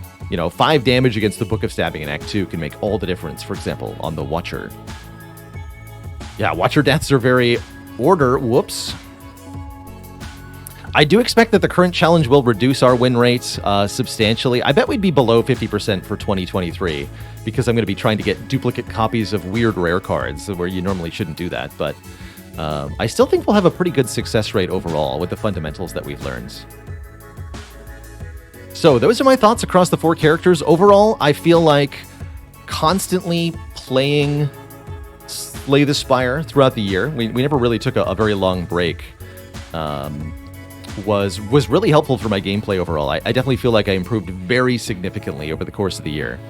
And we did see a slight win rate increase from the first 200 wins to the second 200 wins as well.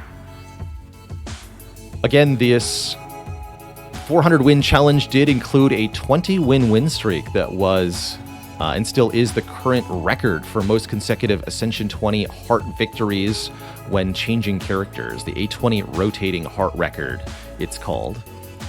I definitely played that streak a lot differently than I played other portions of this year. That win streak did take a lot of focus from me. I found it very important to show up at the start of stream refreshed, mentally ready to tackle a difficult challenge, and I made sure to take my time and consider things. There was a lot of social and emotional pressure on myself and the stream during these runs that really added an extra layer of tenseness, and I really had to bring myself to rise to the occasion, to not panic and freak out. That 3,000 people were watching me play a run to Slay the Spire, and I didn't know what to do at that moment. Sometimes there's 1,000 different suggestions flying on in Twitch chat. 90% of them are not the optimal line, because sometimes there's a lot of interactions going on. It can be really difficult to spot, and it can be really difficult to figure out which of those suggestions is actually helpful in that situation. So it can be really, really, really overwhelming. Anybody who's been on a high win streak in Slay the Spire, especially one who's streamed it, can attest to that. It's quite something.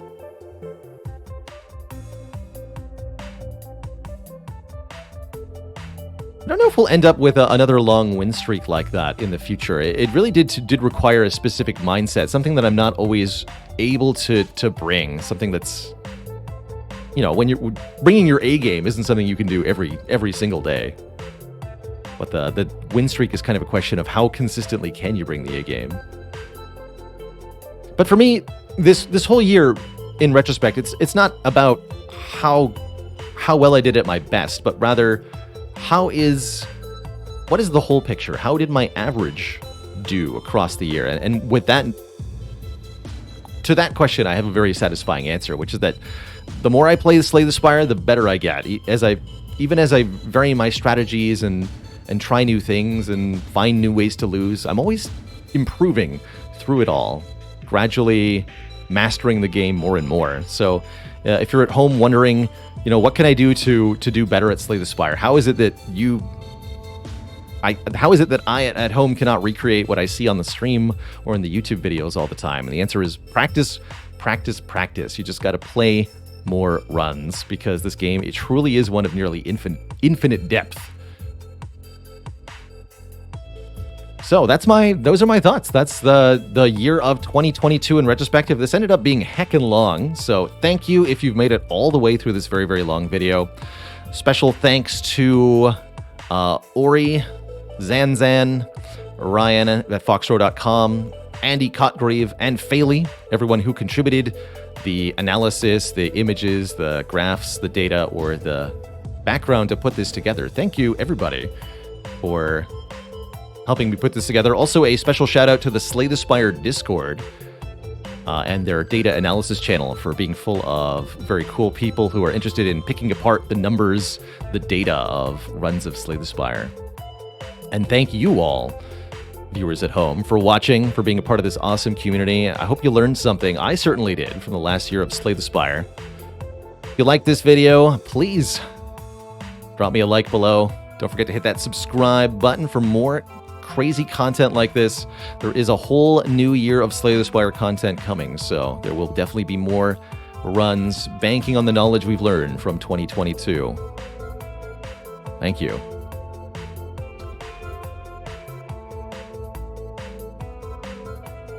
All right, and that's the end. Let me mark that real quick. Can I marker that? End data. No, I can't do that from here. Let's just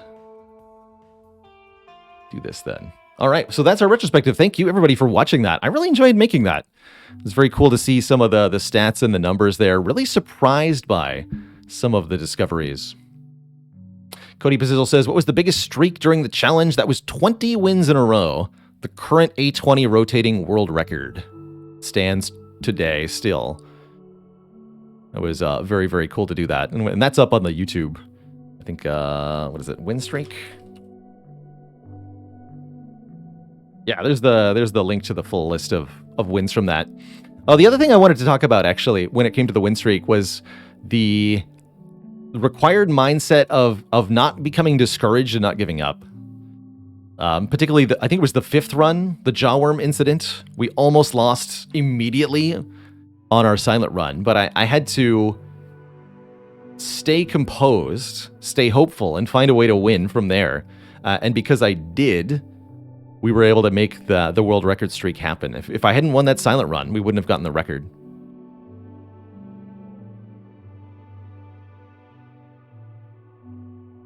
Yeah, robbed of the moment. Sorry about that, man with the egg tattoos. That's the problem with Twitch making new features, is that they don't always work completely well.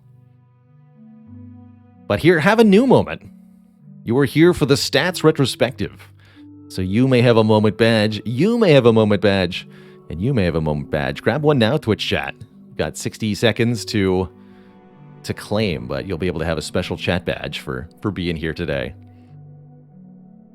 All right. And again, thank you, Faley, for all the editing work on that and helping me put that together. That was super fun to do.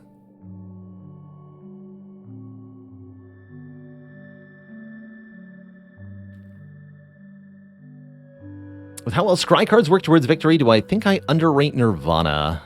Maybe a little bit. But I mostly think Nirvana is a card where the the number on it just isn't high enough to make it worthwhile. I really, really rarely pick Nirvana, so it'll be something that I have to try taking more. This year for the challenge, I will have to win a run with 2 of them, so I'm quite curious what that's going to look like.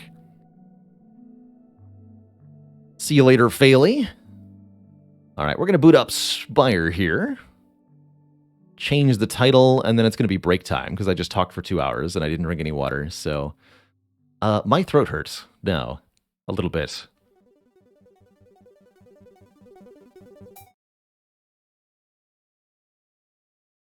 Your first moment.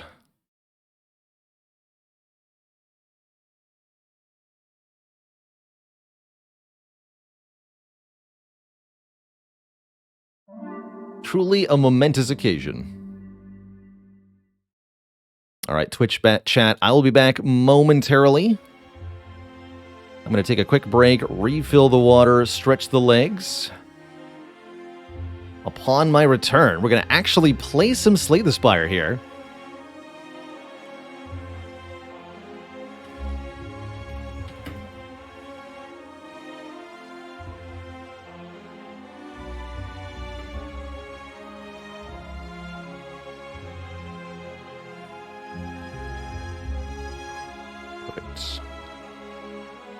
Excellent. All right. He said the funny word. Laugh at time. All right, Twitch chat, I'll be back in a few. Don't go nowhere. When I return, it's going to be time for us to embark on a new journey with, I think, the Silent? Yes, the Silent. As we last got our victory with Ironclad. This was a fun run. 5 points of strength. We had 3 from Guria, 1 from Duvudal, 1 from Vajra. And we absolutely slapped everything. All right, Twitch chat, BRB. Don't go nowhere.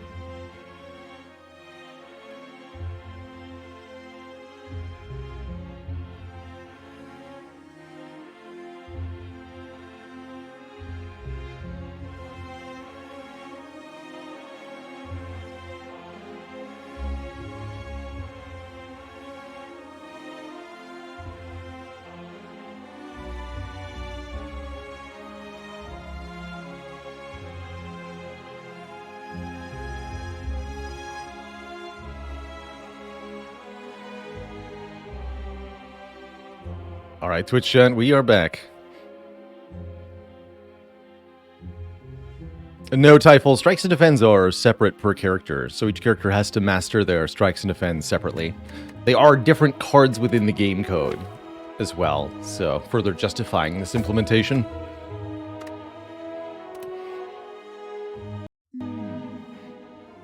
Is the mobile version any good, says CrossUp. It is the Spire you know and love. It may not perform completely smoothly, and there are a few glitches in the mobile version that do not exist on normal versions. For example, the Ring of the Serpent is glitched and draws one more card than usual. It's actually good for the player that this glitch exists, but it is a difference between the games, so something to be aware of. How's it going, Papa? Mobile Ring of the Serpent gaming makes Sneko-Eye jelly.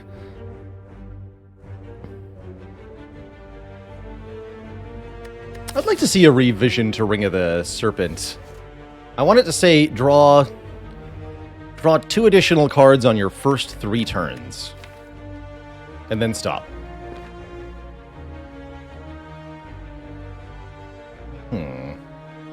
Transform, take $100 or do the boss swappy. Definitely like gold starts, generally speaking. We do have Slime Boss, who we'll have to prepare for. We just saw that Slime Boss kills Silent more than any other Act 1 boss, so... you know... could go to this store very early, or we could go to this store a little bit later. If we go to the second store, we only get 1 elite, though. Whereas we get 2 elites up the far left. What about the Burning Elite? That's not an unreasonable Burning Elite. We could go to this shop. Although that means then elite before first upgrade, which is never fun. Draw 2, discard 1 each turn. Oh, that'd be really good, mid-bros. That'd be very, very good. Honestly, just changing it to draw 1, discard 1 each turn would arguably be a buff to it.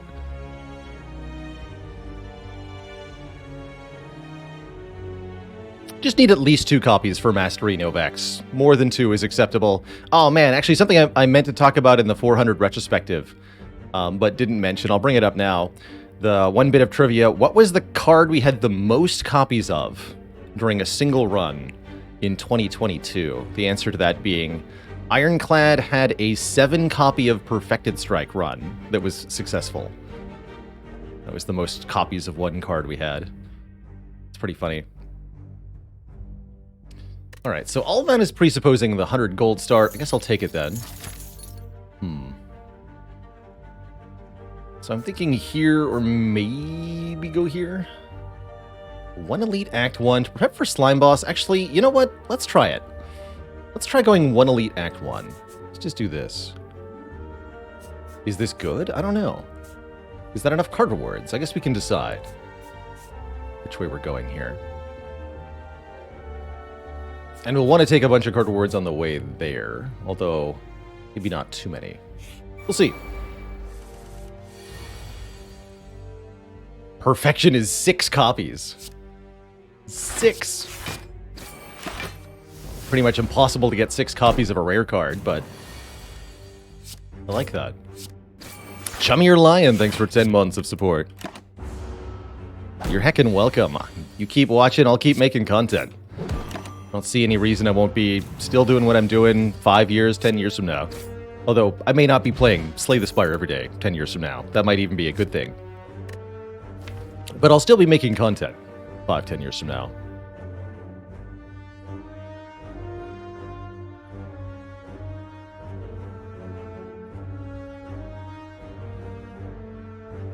Do they have to be 2 upgraded copies? No. They can be either both unupgraded or mismatched.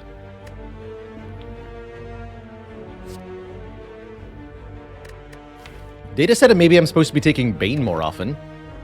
We haven't mastered Bane yet. I'm still taking Dagger Throw here.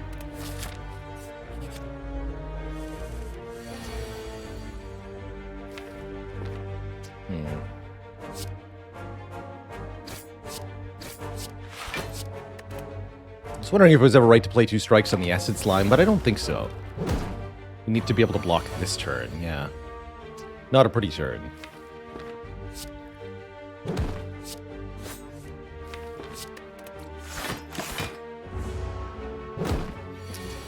Any card games I'm excited for this year? Well, Hades 2 is, I believe, going to come out this year. That I'm excited for sure. Why block over killing on the first turn? Excellent question. Please direct this question to my publicist.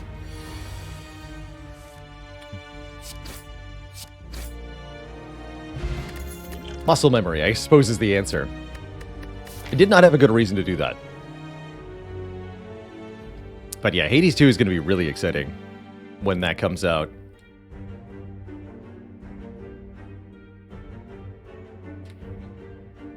Want to see a Weizenbaler in his 80s streaming Slay the Spire.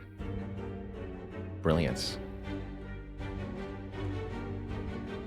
My hope is also to see Stone Shard have a full release this year, but I don't actually know that that's guaranteed either. It might even be guaranteed not to happen. I'm not sure. I don't keep up with gaming news all that much these days. I used to be the fellow who had a monthly subscription to Game Informer, and I read the article preview about every single game that was coming out. But I learned over time that, one, there are way too many games to try to keep track of them all these days, and two, things that are said about a game before it releases and things that are said about a game after it releases rarely have anything to do with each other. So I don't pay much attention to the former. Cyberpunk.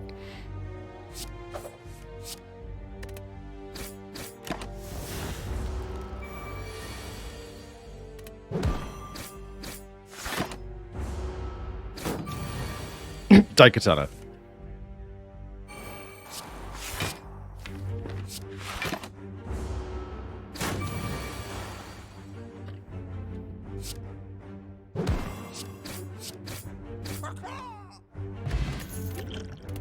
For me personally, the one that's a sore spot is Spore.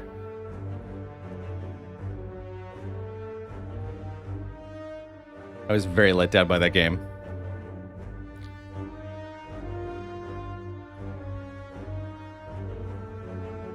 A Spore spot?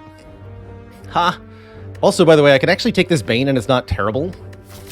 Might do that over Finisher or Choke here. That or I take the Choke. Now, let's take a Bane. Let's take a Bane. 2 decent potions, pretty good cards. I might take an event over a combat here. Although I'd rather have the events later. Let's keep taking combats. Get all the cards we need. Oof. You sure you didn't want the event? Might go Defend, Fumes. Good fight for the Essence of Steel here. Silk Song, yes, I'm excited for that to come out. Did an off-stream playthrough of Hollow Knight this year. That was quite fun. Not the first time I played it. Is there a mechanic I'd like to see in Spire that doesn't exist yet? Ooh. I would like to see alternate acts, like a different version of Act 2 with different bosses that you could choose to go to or have a random chance to go to. Eduardo Corocchio, thanks for the 4 months. You're so welcome for the great entertainment. And yeah, actually, speaking of No Man's Sky, that's a very cool instance of a game because it was very hyped before release, a massive disappointment upon release, and then is one of the more interesting redemption stories in gaming because of how much post-release content it has gotten because of the initial bad press and how much the game has changed since then.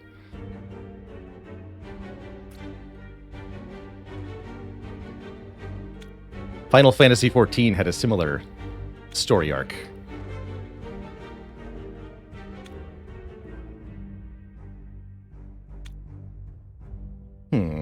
Nothing has changed that I know of outside. I'll have to keep an eye on that, though.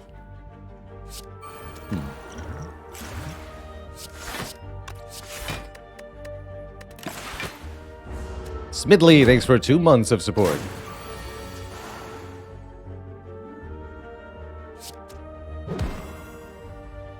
Dang, if only we'd triple blocked turn 1. We wouldn't have fumes, though. It's all good.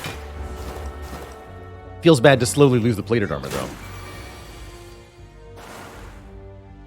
to rapidly lose the plated armor, though. Man, bummer. Can't kill the acid slime. Can't full block here. Unless I were to use the duplication potion, which I will not be doing. I suppose we'll just lose some more health. That's mostly fine. Big 10.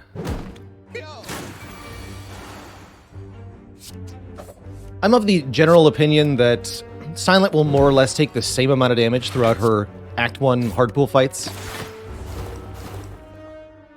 But it may happen all at once at the beginning, sometimes. And that's kind of what we saw here. Once we get another potion, a couple more cards rewards offered, things could change quite significantly for us. Oof, one more parting hit, huh? Brutal. Not quite a kill. Dang. Well, at least we successfully lost all the plated armor off the potion. That's something. Yeah, Slime Slaver is just really tough. I don't feel bad about suffering through that. Dagger Throw makes this a takeable sneaky strike, and we were looking for more damage, especially against the slime boss, so I'm going to take it. I think it's quite useful. We'll pick up a prepared if we see one next. Alright, what's the second hardpool fight? 3 lice. This should be a lot easier. Should be. Doesn't mean it is. Ow. Bummer. Defend. Probably want to Bane one of them to split the armor off. Hitting the one that does 8 damage is probably the best. Although it has the most health. So maybe go for the middle one because it's lowest health, middle damage. That seems reasonable. That strike will kill it then. Okay, defend, being the middle one here. Lose some more health this turn. Hopefully nothing next turn. We'll see. Terrifying. Simply terrifying.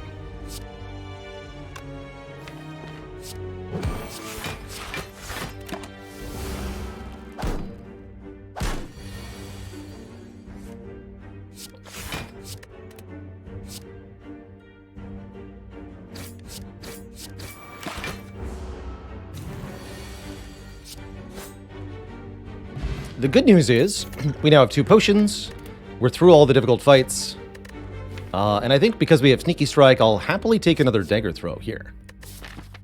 That's going to give us some very consistent draw discard. We're going to get 2 upgrades and a shop before we have to contend with an elite, and we're stocked up well for the elite. Overall, seems pretty good. Canlek, thanks for the Prime sub. Welcome to the Cozy Sub Club.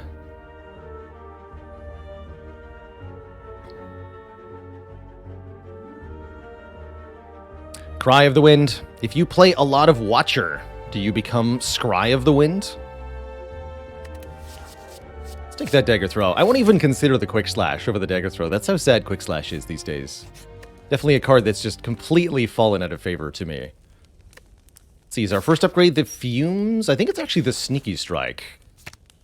As we get +4 damage on this, on what should be a free card a lot of the time. And we're not immediately being put into a fight where I think the Fumes would be a very important upgrade. Amazing shop here. Amazing shop here. I wish we had 500 gold, because I want Terror, I want Backflip, I want Frozen Eye, I want Art of War, and I want a card remove. That's right, our starting bonus was 100 gold. Quick reminder, yeah, we do have a !Meow command, along with similar commands for many frequently asked questions, because the deeply linked mind of Bailorbot can read into my Slay the Spire save file to answer commonly asked questions. It's good stuff. Poor Juzu bracelet gets no love. According to the stats, the Juzu's pretty good. At least it was on Ironclad, I think. Kicking says we can afford Terror, Backflip, Frozen Eye. That is yes to me. Frozen Eye and Draw is very good, especially Draw Discard, with things that have prerequisite effects. Like we know if the Sneaky Strike is going to be drawn by the Dagger Throw, for example. Deep Breath plus Frozen Eye is also a fun one. There's a lot of cool stuff you could do with that, although we can't afford them both. I am going to buy the Frozen Eye, the Backflip, and the Terror. Although we could also remove a Strike instead. I think the Terror is one of the best. Of course, now that we've purchased Terror for 76 gold, we're guaranteed to be offered it at the next at the next card reward, rather. The deck is pretty well set up. I'm actually content to sleep, I think, at this rest site. That'll give us enough health to make it through the Elite guaranteed. What is the crucial difference here? Resting allows us to always survive 2 turns against Lagavulin and 3 turns against Gremlin Knob. These are important things. Although I think the Frozen Eye and the Dupe Pot will really help make the Gremlin Knob fight easier. I could definitely see Gremlin Knob with a bad draw order being really tough.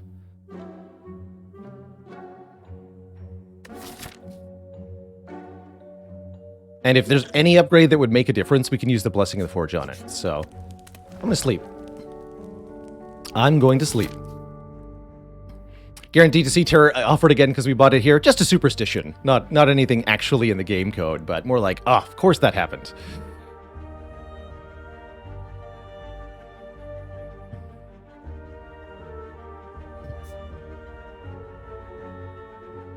Oh, we can also go to the 2 events here after this Elite. So let's go into the Elite now.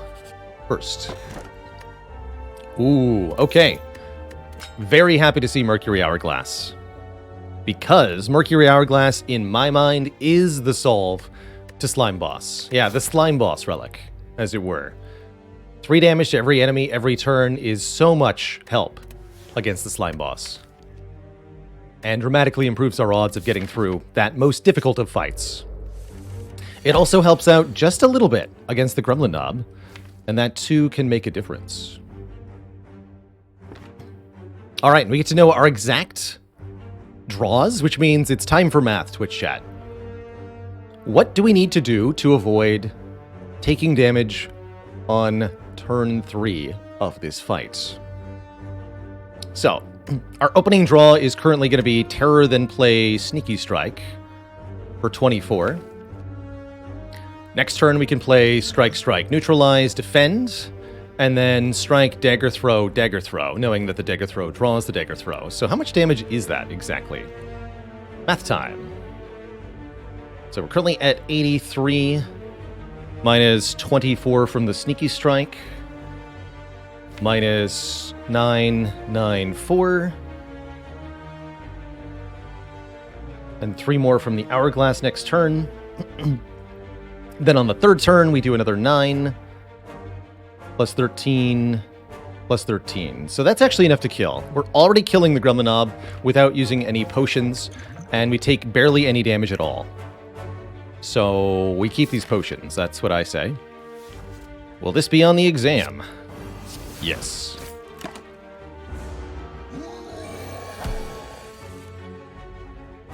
There's no way I'd be doing this fight with no potions if it weren't for the Frozen Eye. That's really cool, actually.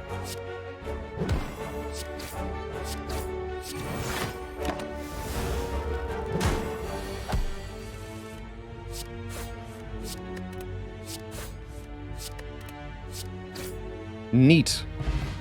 This fight brought to you by Frozen Eye. You get a boat thingy. On the start of your 3rd turn, gain 18 block. We also saw this as one of the top performing relics. And it is also a Slime Boss relic, allowing us to block turn 3 if we want. We're offered a 2nd Sneaky Strike. I mean, double Dagger Throw, double Sneaky Strike with Frozen Eye seems pretty good to me. And I don't believe we've gotten 2 copies of this card in a win yet, so let's do it. Dupe Pot, Forge Pot. Swift Pot. Swift Pot seems better than Forge Pot with the Frozen Eye. Dupe Pot's very powerful with Sneaky Strike. And we definitely just want events now. I'm ready to fight Slime Boss. We're going to win that fight. So let's do it. Why not the Dagger Spray here? Because I don't think we need any more help for Slime Boss, is the short answer to it. And I think the Sneaky Strikes might surprise you with just how much damage they do in this deck. Cleric offers us a card removal, and I'm happy to take it. Now that we have great attacks in Dagger Throw, Sneaky Strike, I think we should start getting rid of the basic strikes as much as possible. Now I get offered 275 gold and a curse. That's a lot of money, actually. And with the Frozen Eye, I think we can handle it. Although we'll have to get through the slime boss with the curse in our deck. I think that's very doable. Especially since we rested earlier. And then we can remove this curse in Act 2 while getting a lot else done in the shop. More than any other curse deal in Slay the Spire, this one's particularly worth it. You get 225 additional gold compared to the prey option for taking the curse, and that's more than enough to buy a relic.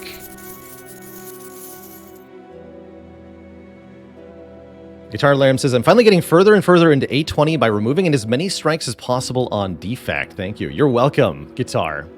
Yeah, even right from floor 1, you just remove all 4 strikes. The defect does fine, because Zap Dual Cast is so much damage output. Really impressive, actually, what the defect can do with just that. Alright, we want to upgrade Fumes for Slime Boss, and I'm thinking we can maybe get the Terror upgrade. Although, would this deck take a Snecko Eye? Actually, we would, yeah. So maybe I'll delay that upgrade until Act 2, just on the off chance that that ends up being our boss relic.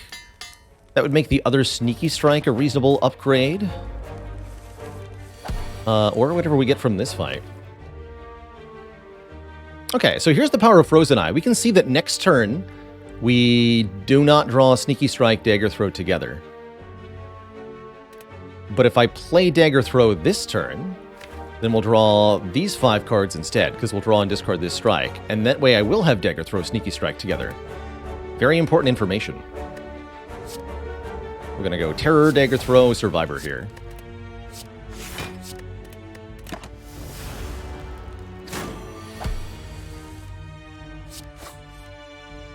Question is, does this get me a kill? I'm pretty sure this does.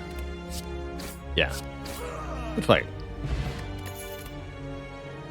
Third Dagger Throw.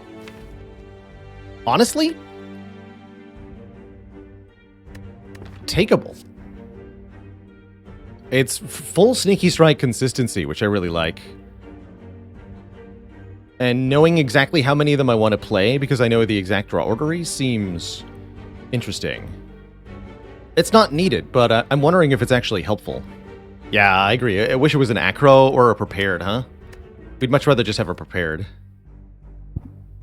Thing is, it is damage, which is quite nice. Acro, thing I really struggle with on acro is you trade energy for not damage or block. Just nothing.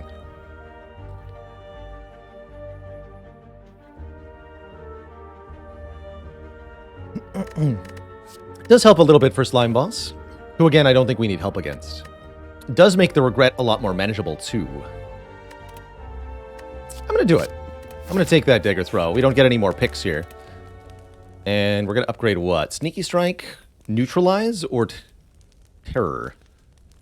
Neutralize actually pretty good currently, as we did not get any other weak source cards. I like the way these are arranged. Very satisfying visual triangle formation to me.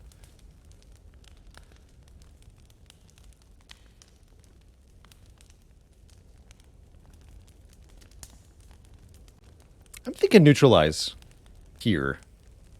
Let's do it. It's a pretty good upgrade.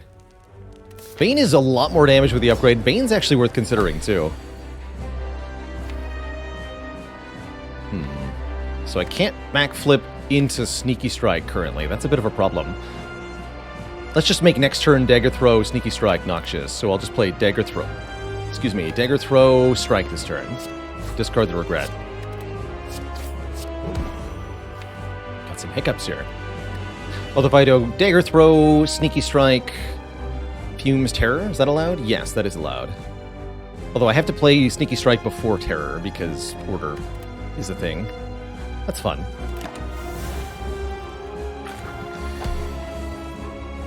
Yeah, Reflex or Tactician would be very, very good now.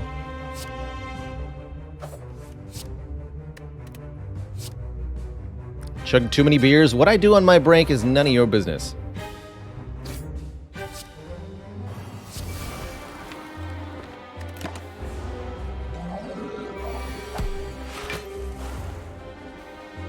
So we can play 3 strikes here, or we can just block for 28, take 10. Next turn have Bane Sneaky Strike. Let's see, we would do 27 damage, bringing Slime Boss to 70 clean. 67 with the poison. I think I'd rather just take 10 here. It's boat time. Bonk. Could use a potion, but I don't think we're going to. We're going to absolutely stomp this nerd, is what we're going to do. Get in there, Sneaky Strike. Get in there, Bane. How's that for a split? 26. That'll do. And let's draw Strike, Neutralize, Slime, Slime Strike. Yeah, that'll be a good draw. If one of them is attacking us, we can split it with the attacks. Let the relics kill them. Next turn we can Dagger Throw, Strike. We got this, we got this.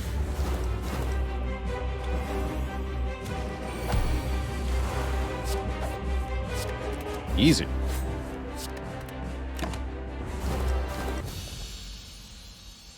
Definitely feel like that third Sneaky Strike paid off in that fight, or third Dagger Throw paid off in that fight. Ooh, a Doppel or Malaise? Doppelganger with Frozen Eye is really tempting. This opens up some Galaxy Brain plays. If we know exactly how many cards we need to draw and exactly how much energy we need, we can really optimize this to have the ideal impact. But Malaise is also pretty good here. As a general use survival card, one of the best weak source cards, in my opinion. Really good against some Act 2 threats in particular, like the Book of Stabbing and the Snake Plant and the birds.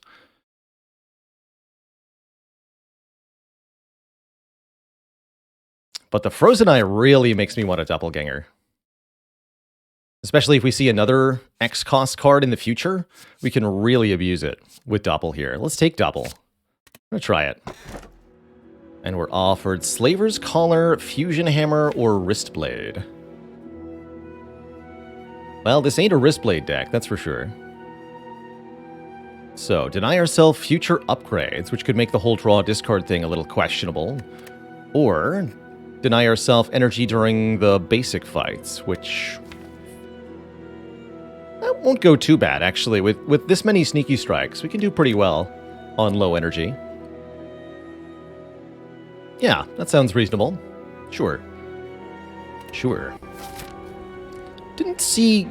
color didn't really stand out in the stats breakdown, but it's definitely a decent performer.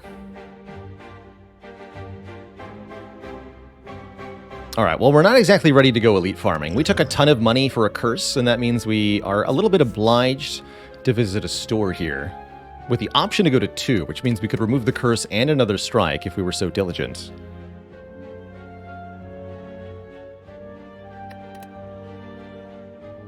Also, wouldn't mind an upgrade. Now that we have Slaver's Collar especially, I really do want to upgrade Terror, and probably also Doppelganger are my choices for upgrade.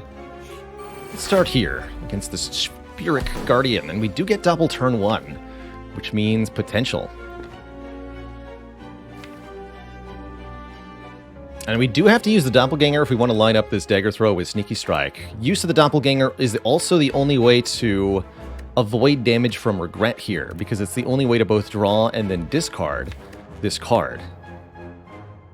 So I need to do the full 3 energy Doppelganger here, which is good, because I don't think we want to play Fumes anyway, and the Strike and Bane barely do damage. So it looks like my best line is Neutralize Doppel for 3. We're not going to get Terror applied. We're just going to have to break through. Thankfully, the Captain's Wheel makes this fight a lot easier. So let's do that. Right, yeah, if we Doppel for 2, we have a bad hand, so I'll have to use a potion. Doppel for 3. Malaise would have been pretty good here, too, because then I could have used Malaise to remove the artifact from this enemy. And the Fumes would be applying poison already. And then next turn we do what? Dagger Throw, Sneaky Strike. We'll have to play Survivor, so probably Dagger Throw, Sneaky Strike, Dagger Throw, Survivor. Seems pretty reasonable. Mercury Hourglass is chipping away, doing its thing.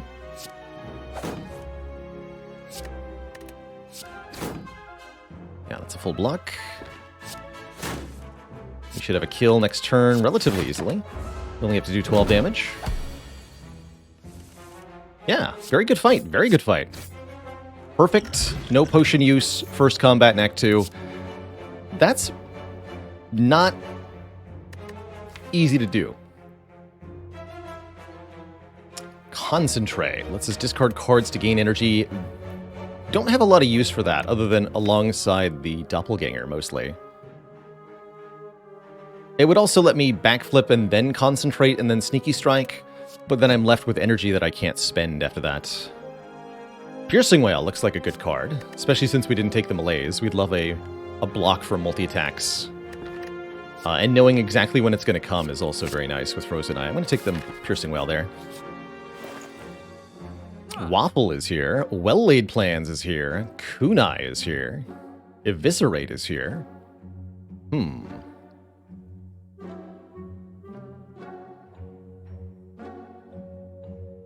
Waffle is 16 hit points for 161 gold. Probably not really worth it. It's less health than resting is. Although it gets us to more health than resting could. Kunai is pretty strong for silent a lot of the time. We don't actually play 3 attacks all that often. I guess we do pretty frequently, because the sneaky strikes are free. And the dagger throws happen a lot. So we gain dex a lot with Kunai.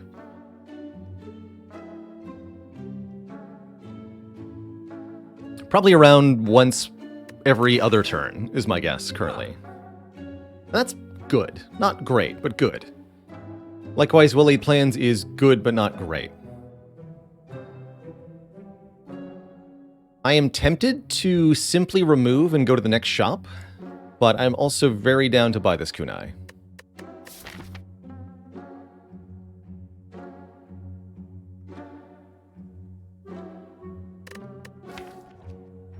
Slow but gradual scaling. Who are we fighting? We're fighting Champ. Champ is a very good reason to buy a Kunai. Good enough for me. Good enough for me.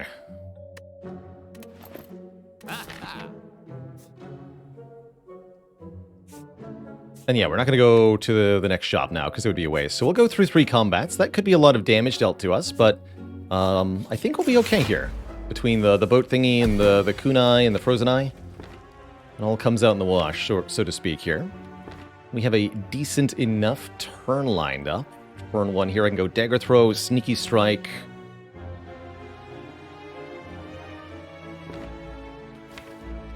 Dagger Throw, Neutralize, Backflip.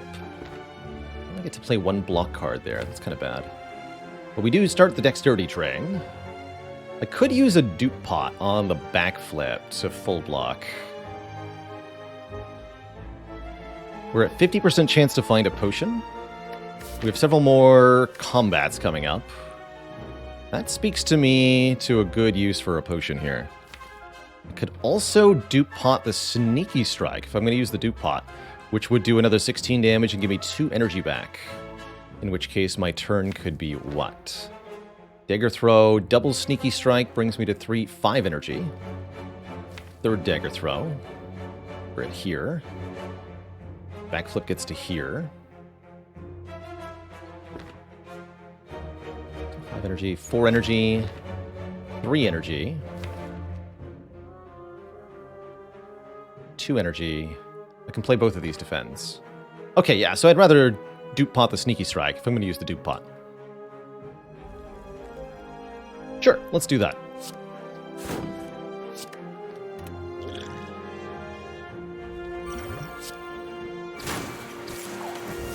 I think I miscounted my energy.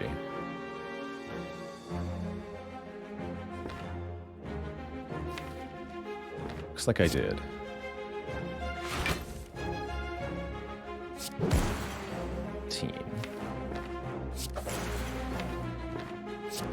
I definitely miscounted something somewhere. Okay, this works though. We can Dagger Throw for another Kunai, play the defend, take 2. That's pretty good. I'm not going to bother with the fumes here. Yes, I'm quite happy with that.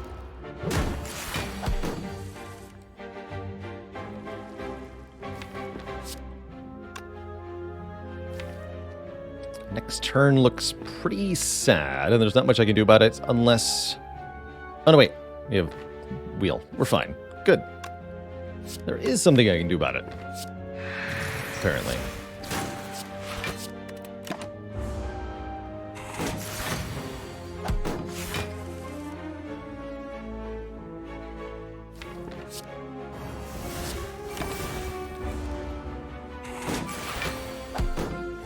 Fear me.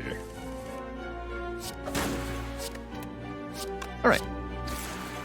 Very low damage parasite fight. Calculated gamble with Frozen Eye and a bunch of sneaky strikes is something that I would like to have. Expertise also very good with Frozen Eye. I think Expertise really wants an upgrade, whereas Calc Gamble, you don't need it though. Definitely happy to take a Gamba. Here's where I kind of wish we'd taken Malaise. We did take Piercing Whale, though. And I am allowed to Piercing Whale Calculated Gamble here. Piercing Whale Neutralize Gamble draws 4, specifically. Then I get the Sneaky Strike. Or we can Doppelganger this turn. A little tempting. Blocking next turn looks important. If I attack this turn... Again, Piercing Whale, Neutralize Gamble. Then play Sneaky Strike, Dagger Throw, Fumes. So we discard the Terror. Next turn I draw this. That blocks just fine with plus Dex and weak. And then we're fine the next turn too. Okay, this seems okay.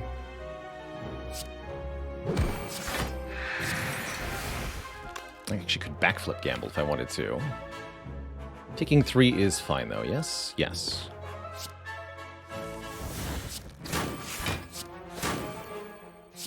I either get to play Fumes or Terror as well. Let's make it Terror. Alright, this ends up being the debuff turn, which is good, because now it means we're getting attacked on the Captain's Wheel turn, although our enemy won't be weakened. But I can play Dagger Throw, Sneaky Strike, Dagger Throw, Defend, and we full block. Ill Beats. The Sick Beats. Thanks for 2 months of support.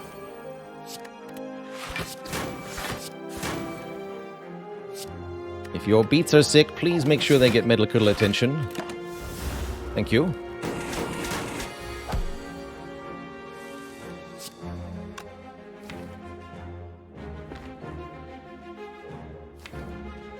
Strike should kill, right? Yeah, Strike will do 6 damage. Just barely a kill here. Backstab. Yes. Especially with Kunai, yes. Slice is like a reusable backstab that does less damage. I don't actually want that. I just want the one backstab. For turn 1 shenanigans. Helps us get dexterity turn 1. Can't really say no to that, although perhaps you should. Amazing turn next turn, although with random costs, who knows what's going to happen.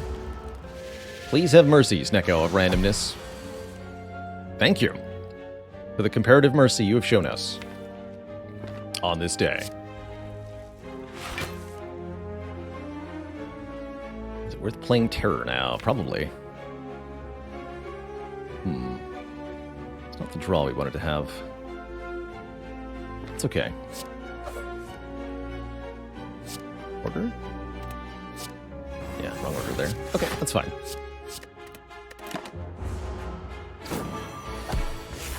Full block this automatically.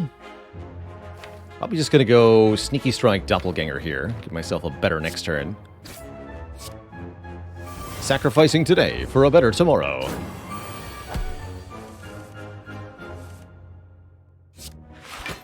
Draw something else, please. That's more like it.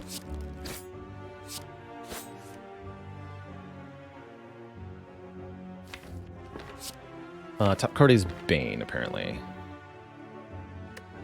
Which means it doesn't matter much.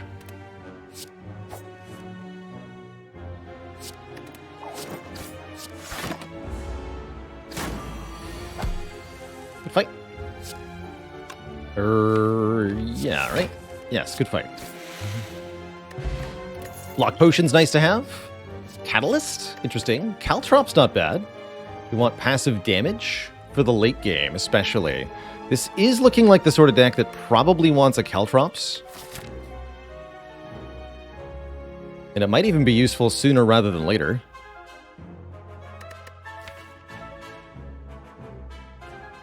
Caltrops Kunai is kind of a natural pairing, and we've already got passive damage in the Hourglass. It's not upgraded, which makes me want it a little bit less, though. This is a question of how likely am I to see other heart answers later in the run? Pretty likely. I'll pass on this one. I'll pass on this one. We're going to upgrade Terror and then probably Doppelganger next. It's really going to depend on how this elite fight goes, though. This is my current intended path. Fight 2 elites. We could do 3, but that seems unwise when we've got upgrades to get. Why not? Believe it or not, I don't think we've actually seen the melange yet. Oh, hey, we have more energy? Oh, I completely forgot this was a 4 energy deck. Maybe I should have gone 3 elites, actually. Well, either way, what is this going to be? Back flip, survivor, sneaky, sneaky. Piercing whale to full block. We do 16 plus 12 plus 11 damage to this nerd. Don't get a KO, but next turn we do. Next turn I draw Dagger Throw, Strike, Bane, Strike, Terror. Oof, that's going to be awkward. That's a good block potion turn.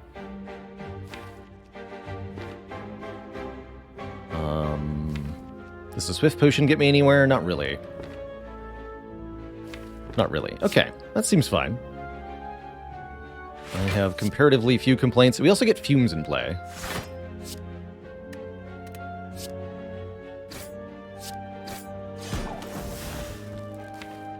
I didn't count that. I should not have discarded the Strike. We should have just played it and killed, rather than doing what we did here. That's not bad, though. The Fumes in the Hourglass kills the Backslaver, so we don't actually have to contribute any additional damage. But I definitely misoptimized that a little bit.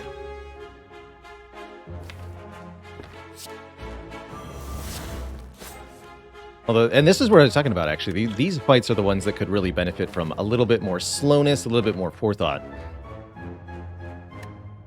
A little bit more block potion.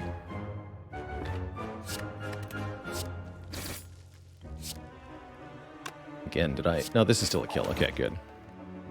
Like, did I just discard the strike I needed for a kill while I'm narrating that? That would have been embarrassing.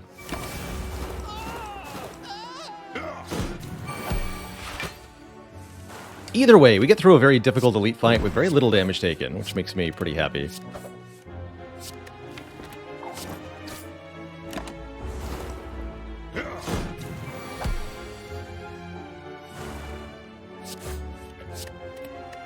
Good fight.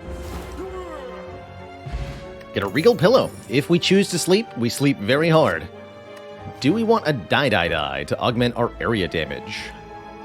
I'm going to go with yes, we do. Especially a one-time use card, right? This is not a card that we have to tolerate being in the deck for long, and in the initial draw through, it helps us get the Kunai online as well.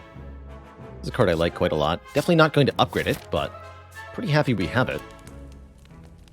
And now we upgrade Doppelganger so that it gives us one more draw and one more energy no matter what. That's going to be pretty important, I think.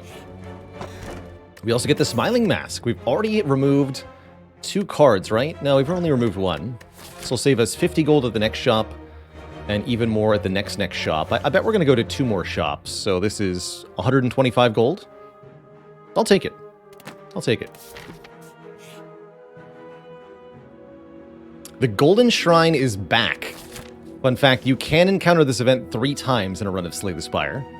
Obviously, we should have gone for a double regret run. Given that we just picked up Smiling Mask, I think I'm going to take this.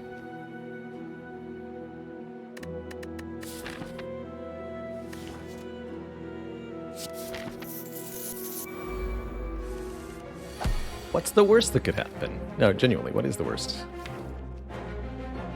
Don't answer that. Looks like we're playing Piercing Whale next turn. Maybe I'll use the Swift Potion next turn. This turn looks pretty good, though. We discard the Regret.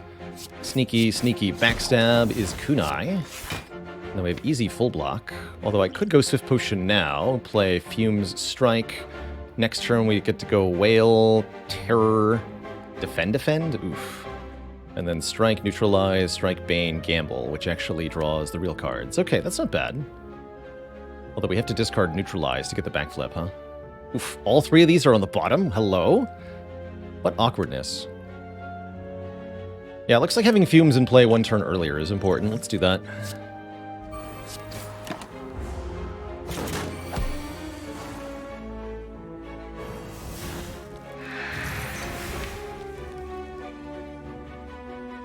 Although Neutralize alone will full block. Actually, next turn we can just go Neutralize, Bane, Strike if I want to.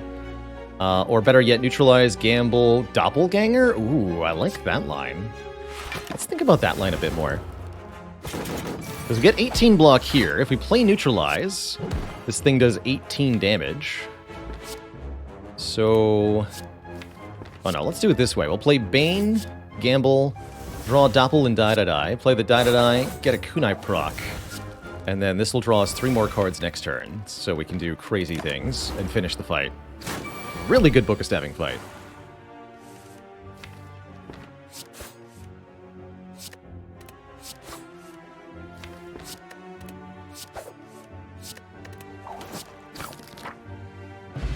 Toxic Egg is here.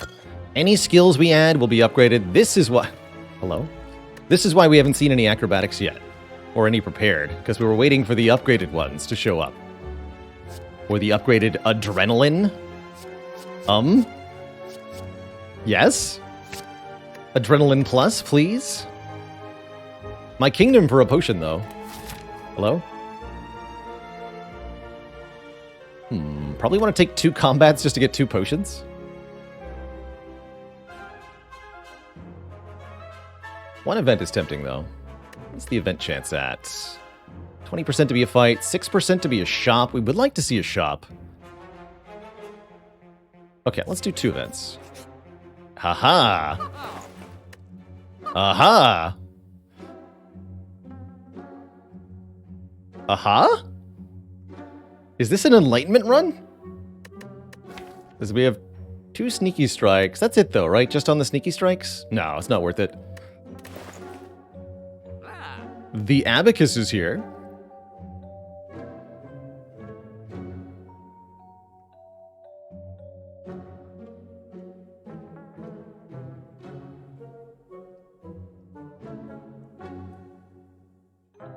Been hitting that Gary. I actually have Crod.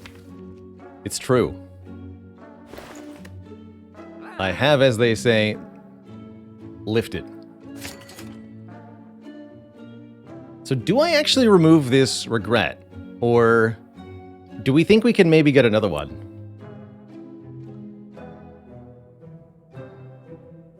I'm trying to remember, is there an event that specifically gives you a regret in Act 3? You can get a doubt from Mind Bloom. You can get 2 normalities from Mind Bloom. Oh, we can get a 3rd gold shrine. That's right. Of course we can. Yeah, I'll keep it for now. Just the gold shrine, which will obviously occur.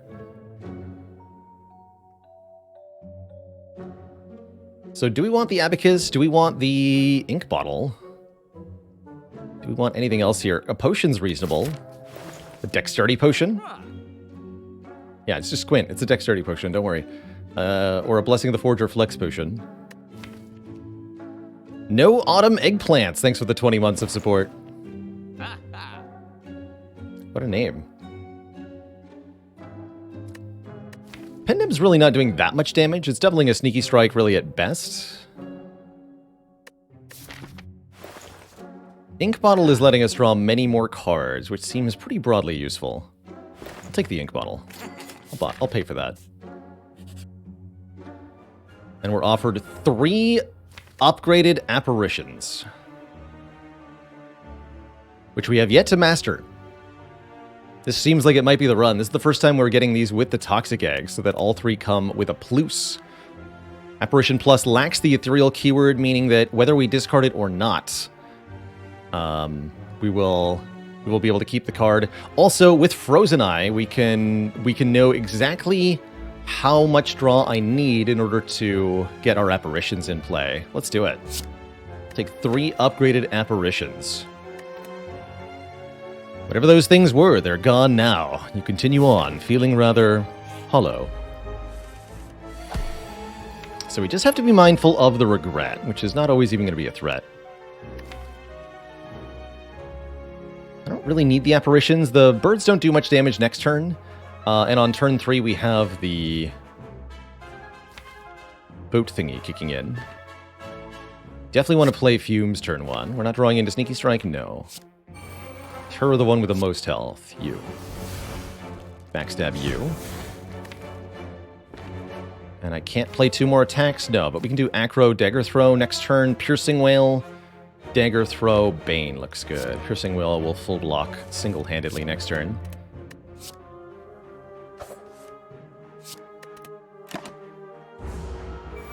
That's where 1 more energy would have been really nice, but such is the life of the Slaver's Caller. Next turn we get to Die. That should finish off the back one, so we won't put any more damage there. Going to draw, discard this. Next turn, Backflip draws to here. Ink Bottle is going to draw the Regret. Dang. Or if we don't play the Backflip, we don't draw it. And then we can Gamble it away. That's the other way to do it. Yeah, just don't play Backflip. That works.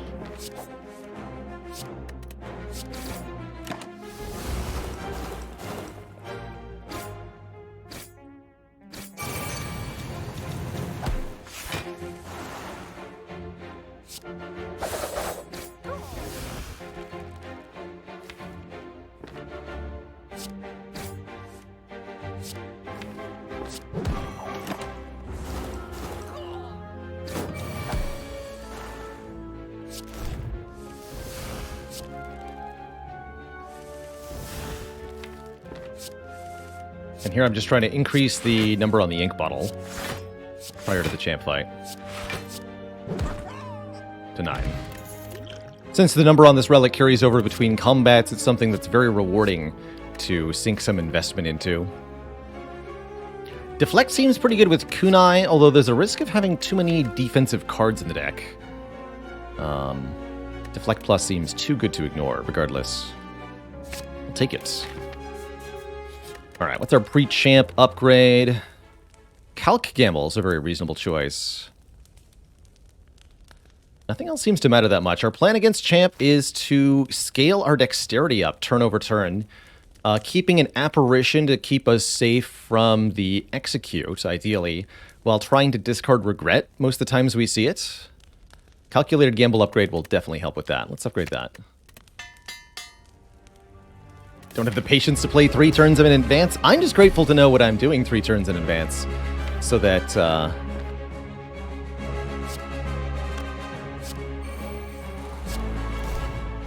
I don't have to consider all the possible draws, just the one that I'm actually getting. It's quite nice. I think we're discarding that. Keep the apparitions if possible. Chip away at champ's health where possible. These are the directives currently.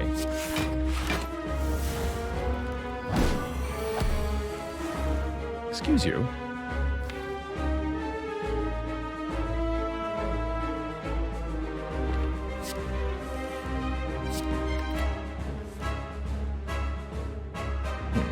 Possible to full block this without the apparition. Much easier to just use the apparition here. And I think I'd rather use 1 or 2 early anyway. And I can also get a Kunai proc if I play the apparition. So let's do that.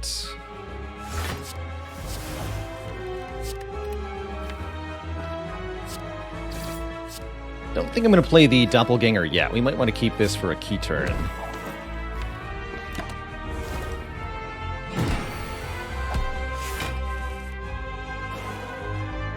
Good.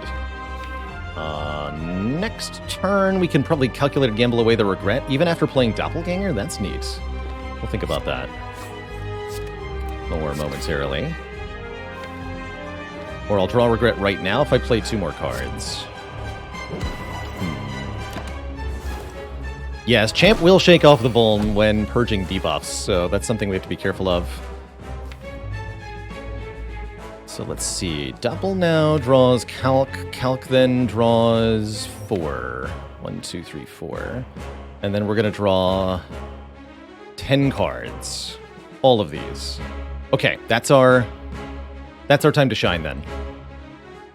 Let's go.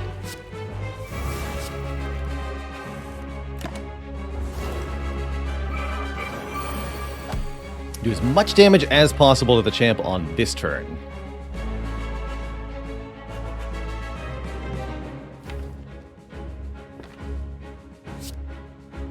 I think I want to shuffle the deflect. I think so. Fortunately, to get the sneaky strike to activate, we have to reshuffle. Although reshuffling without all these other blocks is probably good. We'll lose the defend for the moment. So now sneaky strikes can be played. We can get to the regret and discard it. Sneaky strike. Dagger throw.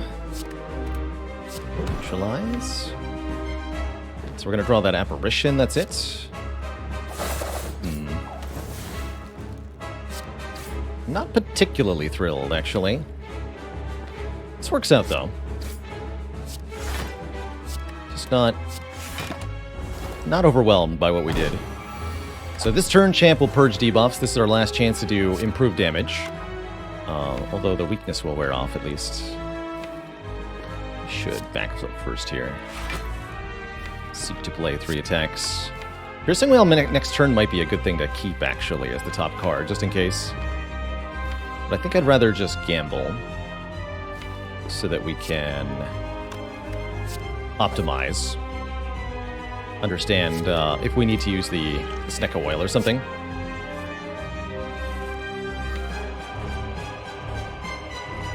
I'm going to go with yes. We're going to need to use the Snecka Oil to draw the apparition. All right. Don't love that, but that's where we are. You've done it now. Face my wrath, which is equal to your max health times 2, apparently. Neat.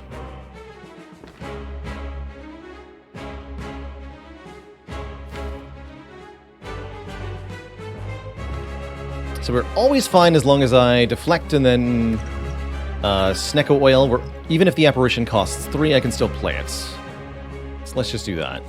And then we can see what our hand looks like afterwards. I'm very happy to randomize Sneaky Strike, actually. All too happy to. Mostly they stayed the same. A bunch of stuff costs 2. Overall, tolerable. Tolerable.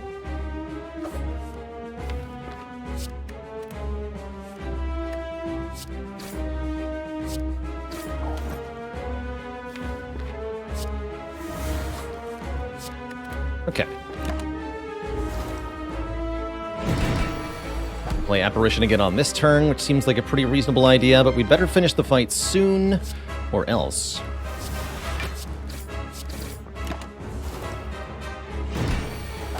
Alright. Doesn't attack us this turn. That's great. What an opportunity to deal damage. Let's go. Couple of 2. 1, 2, 3, so I can Sneaky Strike, Dagger Throw. Uh-oh. Is that going to be enough? It sure doesn't feel like enough.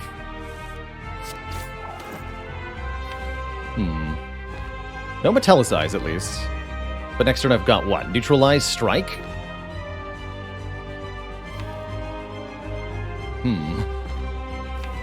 Is that... Let's see. We bring him to 21...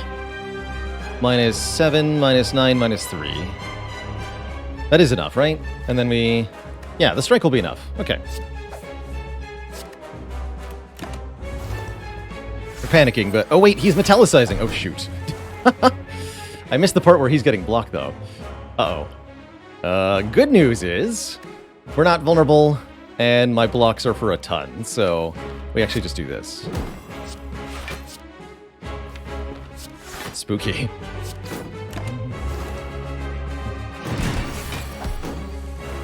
Thanks, Kunai.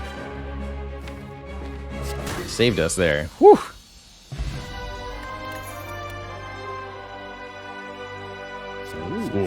Another Adrenaline, or we could add Nightmare to the mix. Still at 80%, man. Where are the potions at, though? So Nightmare would let us duplicate Apparitions, which seems pretty good. Seems very good. Double potions, thanks. Thanks for the double potions that I don't have. Probably don't want a Velvet Choker, gaining an energy at the end of each turn, but not being able to play more than 6 cards per turn. We saw very poor performance from Velvet Choker, so much so in our last year of play, I'm tempted to call it the worst boss relic, or at least my worst boss relic. Pandora's Box looks pretty good here. Transform 8 cards, 3 strikes and 5 defends, although defends are kind of nice with the kunai. The random, but any skills we get being upgraded is very tempting here.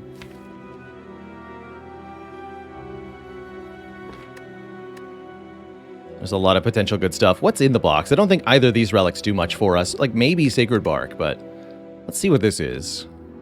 It's an upgraded Corpse Explosion, an upgraded Crippling Cloud, an upgraded Storm of Steel, and a Footwork, as well as our second Bane, and some other stuff. Overall, decent. Definitely not good. We didn't get any Tacticians or Reflexes or Acrobatics or Block cards, period. But we did get a Footwork.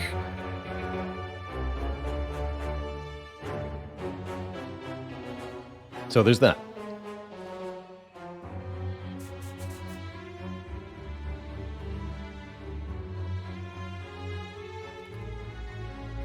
Do I want an early shop? Definitely tempting to go 3 elites here. We did take the Slaver's Collar, so we should fight more of them. I suppose this is a reasonable path. This will also let us know if we're getting the second Regret, or if I should remove it. We'll find out. Definitely want the early events here.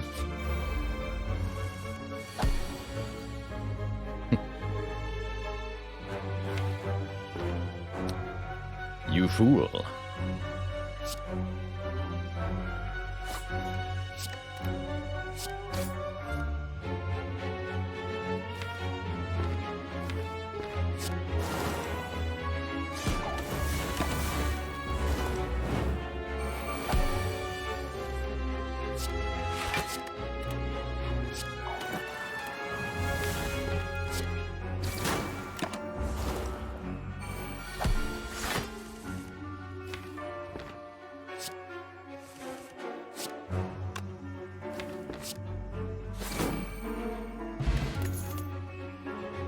Nope, nope, nope. Infinite Blade's not good enough with just kunai. Although it might let us get dexterity a little bit more quickly. It's just not going to be worth the power play most of the time. Especially since currently we don't have the cards that scale with dexterity to even benefit from. Definitely love looking at colorless cards with Toxic Egg. The upgraded colorless skills are truly absurd in quality. Like Master of Strategy Plus here, or Double Impatience Plus is quite interesting here. Could also go Double Dark Shackles if we want some serious block cards. And actually, some serious block cards would be nice. Dark Shackles Plus, also a pretty good Nightmare target. Impatience pretty tricky, especially with the Skewer, although the ability to draw and discard a whole bunch of stuff makes it a bit better. Let's take Double Dark Shackles, although actually, and I want that Master actually. Flash of Steel is also kind of nice. Go Flash of Steel over Impatience. And I'm going to take Master Strategy over the second Dark Shackles. We've already got our Dark Shackles mastered, so I don't need both copies.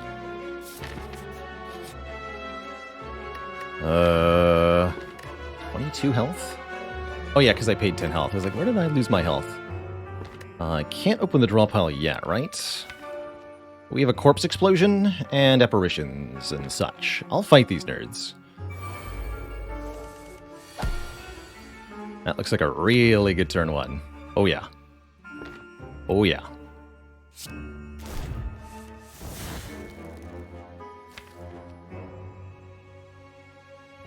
Truly absurd. what it is.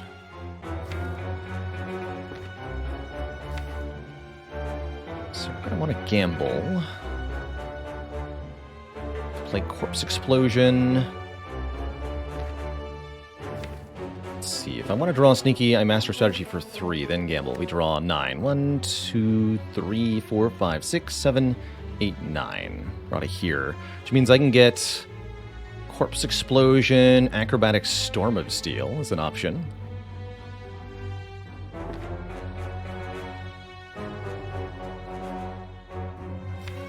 How much damage is that? 6 damage per card in hand. That should be enough, actually.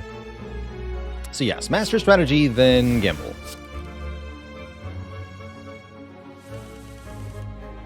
Go Terror. Sneaky Strike. Acrobatics. Actually, play this first. We also need to do slight damage here. Just 3.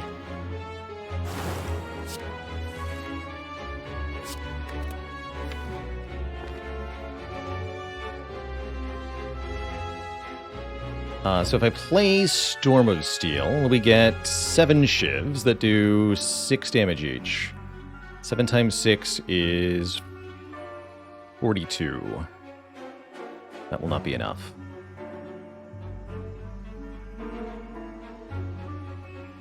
Got Apparition, though, so I can just go Apparition, Storm of Steel. Next turn we draw Apparition, Apparition. It seems fine to me. Shivs do only 6 damage. Oh, no, wait, no, they do 9. That's right, they are Shiv plus with Vulnerable. So 9 times 7 is 63. And that will kill them both right now. Good talk.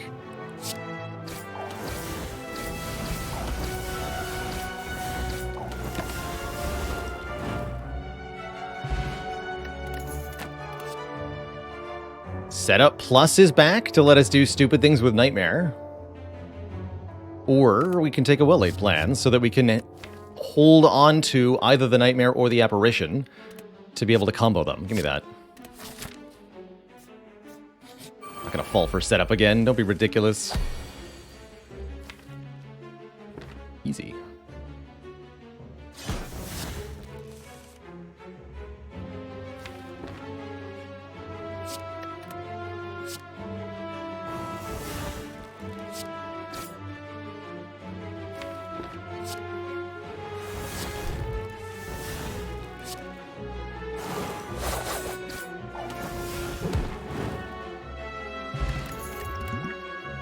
Crippling Cloud Plus, that would be a second copy, but I don't actually think I want 2 copies of Crippling Cloud. I would love a Catalyst. And I would love to come up with a dad joke for chat.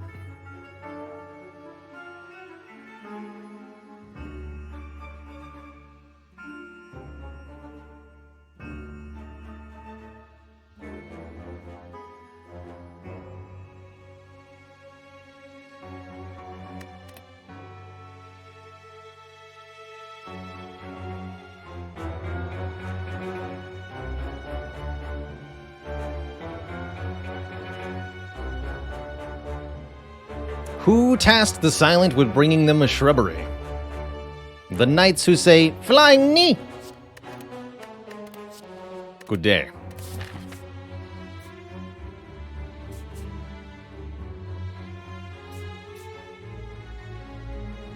The knights who say, "Meow." I like that. I like that.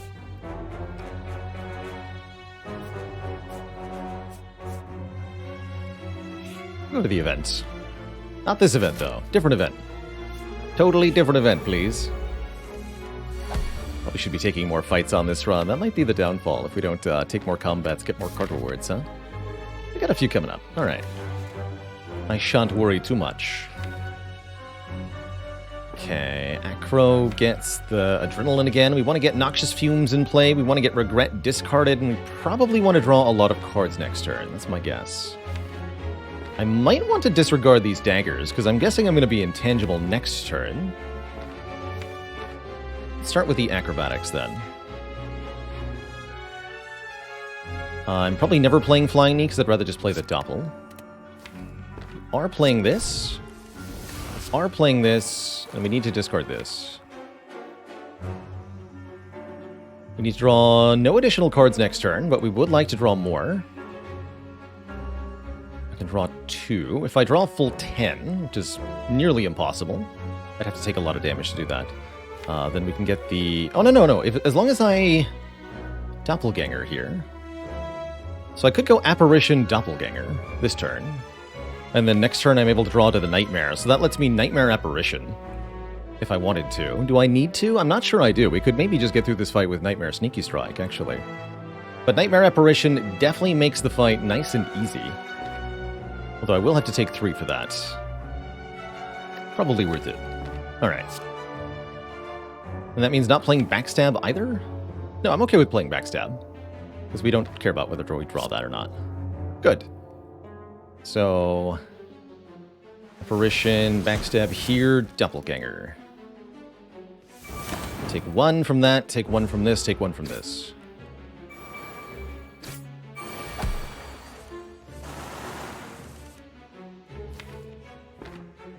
And now we go... Dagger Throw. Flash of Steel. Nightmare the Apparition. Yes.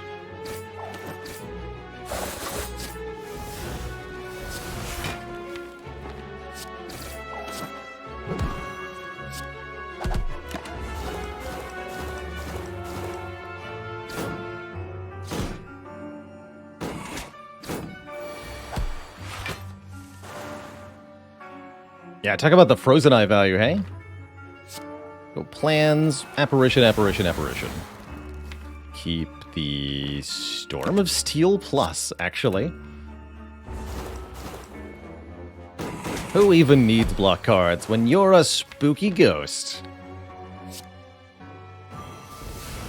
This didn't work out the way I wanted it to, though.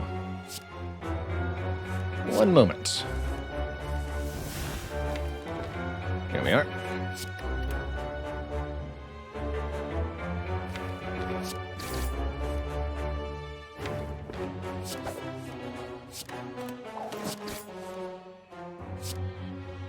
Is actually enough? Not quite. Alright, I'll take 1. That's fine. Got Regal Pillow if we need to restore our hit points. After all, we don't need that many upgrades thanks to the Toxic Egg. Snecko Skull's pretty cool, meaning we now apply more poison. We can find a Catalyst. We can really get some stuff done. We're lacking for block cards, and we have a Kunai. That makes Cloak and Dagger seem pretty okay here. Although, man, we're at 38 cards now, which is kind of too many, if you ask me. But yeah, it's definitely nice with Fumes, for sure. Can we make it through another Elite fight? That's my question. It's the Nemesis. Nemesis Frozen Eye seems pretty good, actually. Let's see. If we backflip... We can Acro into the Well-Laid Plans here. Yes, we can. And then we can hold on to the Apparition, so we should be quite safe. Knowing exactly where Well-Laid Plans is in the draw pile is also very, very good information. Let's see here. Just need to draw 1 more. And then Master of Strat. But that's not quite true, because I want to discard the Regret. So we play Well-Laid Plans. Doesn't look like I can play the Fumes, too. That's what I'm seeing here. That's fine.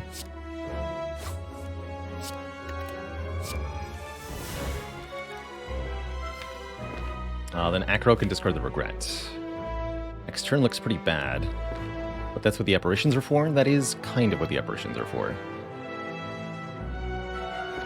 And I can Nightmare an Apparition by Well-Laid Plansing them. Okay, that's fine.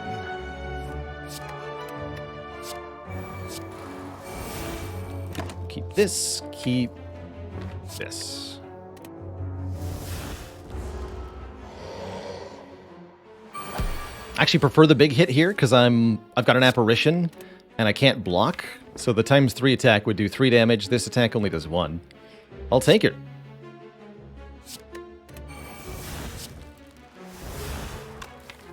could have gone a kunai this turn. Don't really care. No, I don't really care. Keep the sneaky strike and this dagger throw.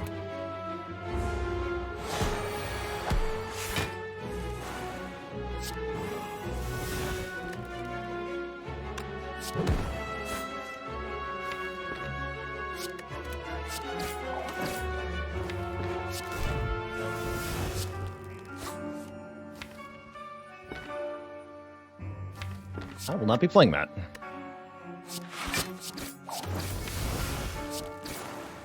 Storm of Steel is now pretty bad if we're holding on apparitions. That's okay. It's tolerable. Keep these. How do I like my eggs cooked? Sunny side up usually. That's my jam. Let's see, you're intangible.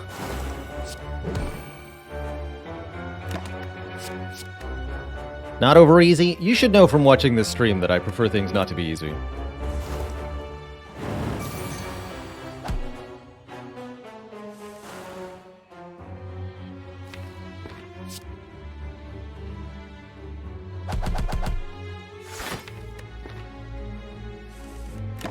$8.20 over butter.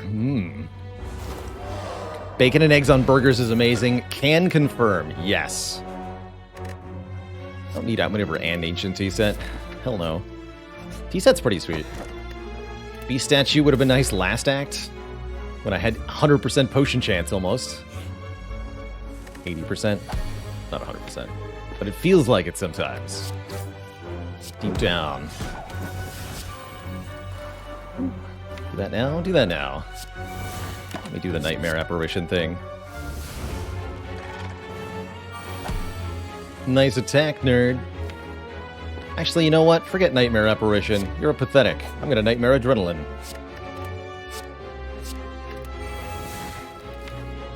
You heard me. Let's see, next turn looks pretty good. We can get poison down. This and this. The turnip value. Turnip power.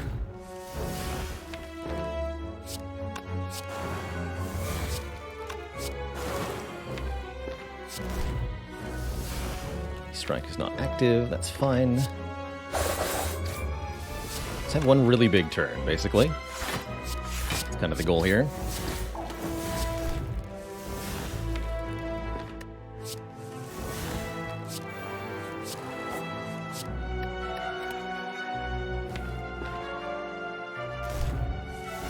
Me a lot of energy and dexterity, all of which are pretty good.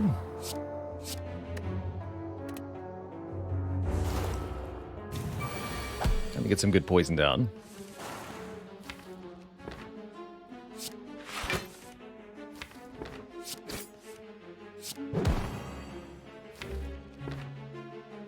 I want to discard this regret.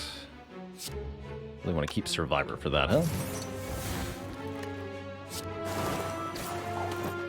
Or the Gamble. Gamble works too. You can see, though, that we are still lacking in damage. Now is when I'd really like to take a Caltrops to help out against the heart. Because we are not solved in that fight yet, by any stretch of the imagination.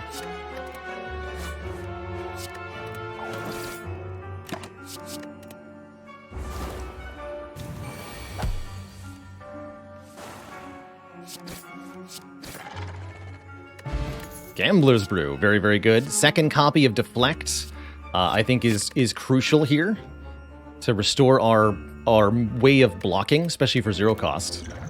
And we'll lose this poison potion. We did find a catalyst. All right, we've successfully limped to the shop. No second regret, which makes me think we're probably not going to get it. We are offered Caltrops, though, which I might be purchasing here. Discovery is kind of interesting, too. This can be a very useful scaling card against bosses.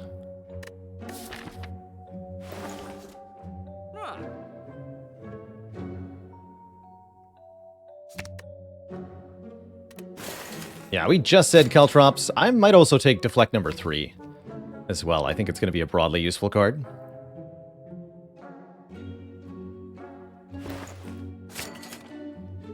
Skip the discovery. I'd like to be able to afford a relic in the final store, and we can do that. Also buy some potions.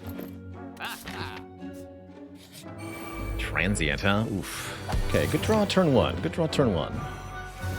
Feels encouraging.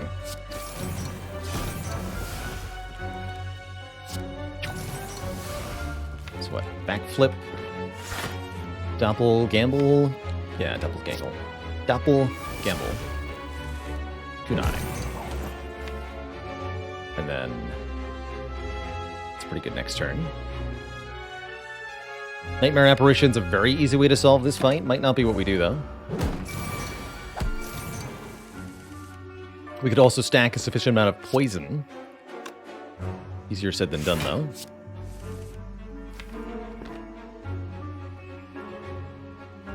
Definitely want to play as many powers as possible here. Let's get them in play. I'd also be able to nightmare that adrenaline, actually. How do I get more cards? Oh yeah, adrenaline draws this. Okay, so I can't nightmare the adrenaline because I need the adrenaline to draw the nightmare. Well, that makes sense. Makes a lot of sense. And yes, we can draw and play it this turn, and we might as well.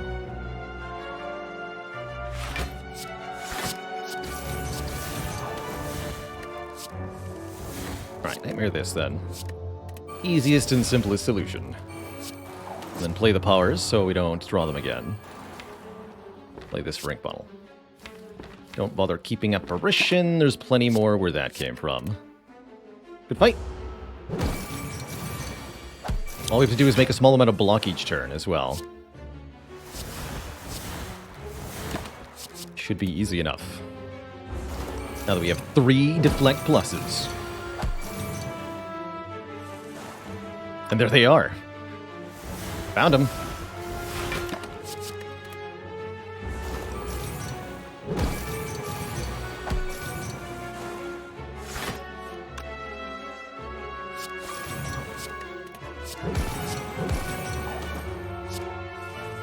Just doing ink bottle things here.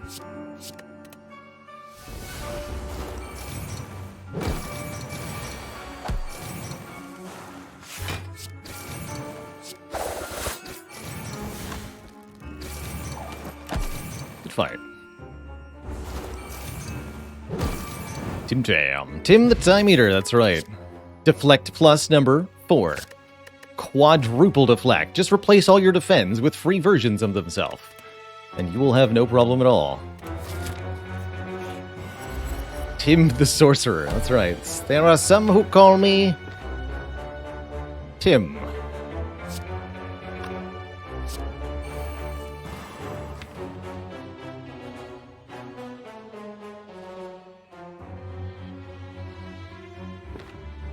Okay, we can just keep one apparition in our hand. That's nice and easy.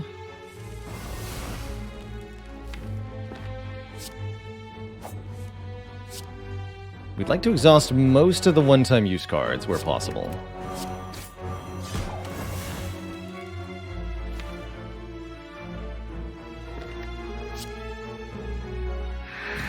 Including Piercing Well.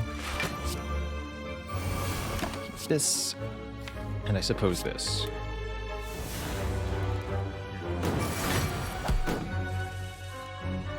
So we're just Nightmaring Apparition again. Seems the simplest solution. We play Fumes, Footwork, Gamble, Terror, Caltrops.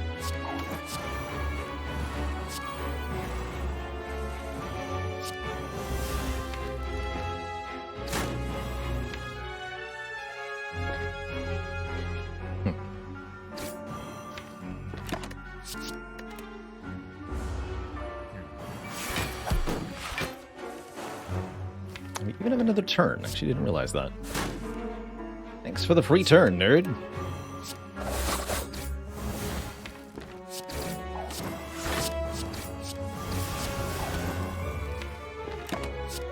We'll just let those apparitions kind of float around in the deck. fine. And again, note that despite the fact that this deck has 41 cards, we're seeing the last card in the draw pile here on turn 4 against Giant Head. So we've drawn 40 cards in 4 turns, and then some. It's a good sign.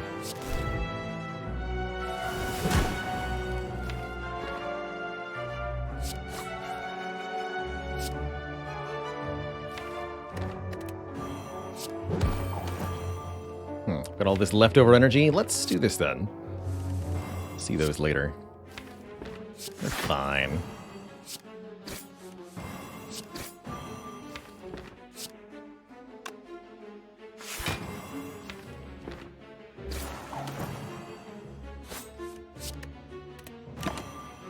These two.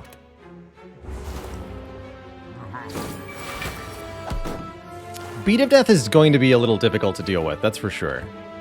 Especially with only 33 health. I'm not 100% sure what we're going to do about that. To be entirely honest, it doesn't seem all that likely to be successful. If we don't have a good answer.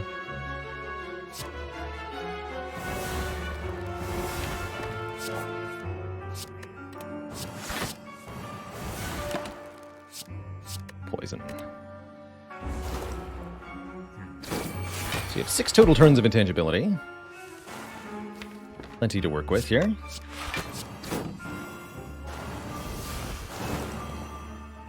Get rid of that. Keep this. Hello and welcome to Cap Driver. Have a seat. Get cozy.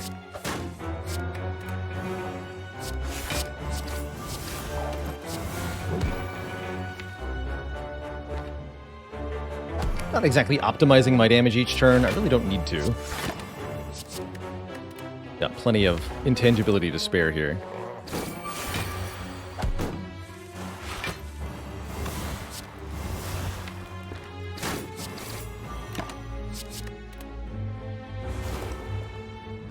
GG. Alright, that wasn't too bad. Trounce Giant Head, we trounce Nemesis, we trounce Reptomancer. Now we draw more cards on turn 1. Exciting, especially with the Ancient D set. We're offered the second Terror or a Grand Finale. This would be the way to get double Terror done, but I think this deck's already close enough to the brink. I'd really rather not mess with it too much. So let's not take this Terror. Already too many. We've not mastered Finale, nor have we gotten our first Finale yet. We could here get 2 Madnesses. Or I can go down to 31 max health. Oof. I don't think we want 2 Madnesses. Although Madness on a card that gets Nightmared could be good.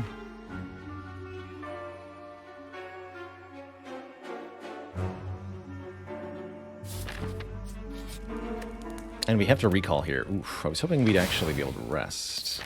Alright, 17 health into the boss gauntlet. I actually don't know if we get to live. I'm going to be very honest. Do not know how this goes for us. Looks like we're already taking damage turn 1, although I do have a Gambler's Brew that can change everything. And I might need to, because this turn 1 looks pretty bad. Well, more accurately, turn 2 looks like death. If we just draw a Deflect Cloak and Dagger next turn, we won't be able to do much of anything. We are also going to draw a Piercing Wail, but we will remove Artifact, actually. If I play Terror on Donu, Artifact will be removed. So I can Piercing Wail, Deflect, Cloak and Dagger, Doppelganger. Okay, that's not bad. That's not bad. Doppelganger this turn would be nicer because of the extra energy, but my strongest preference is to get through the fight with as few potions used as possible. So let's try that.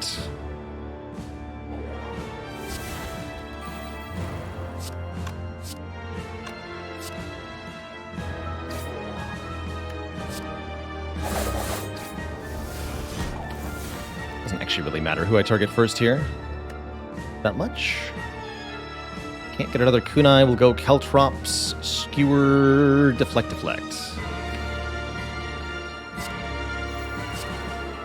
We'll take some damage.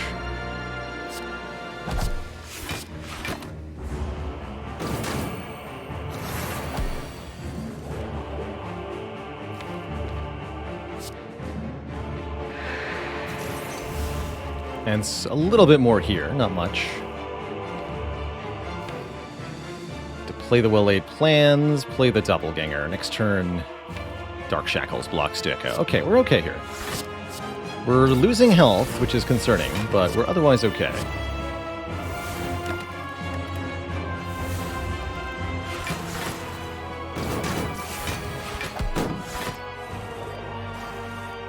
Definitely why I would have preferred to rest, but here we are. Yeah, I didn't need to do that, actually. We need to get Corpse Explosion on the Donu. Like this. Then gamble? Yes. Nightmare is 5 cards away, so Acrobatics alone reaches it, and then I can Nightmare Adrenaline. Let's do that.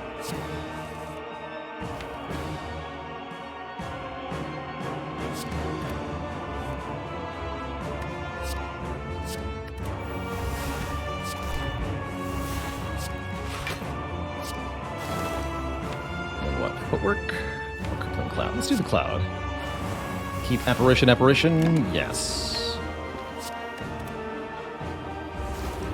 As soon as Donu dies, the fight is now over, because the Corpse Explosion will kill both of them. So it's really all about just one win that we need here.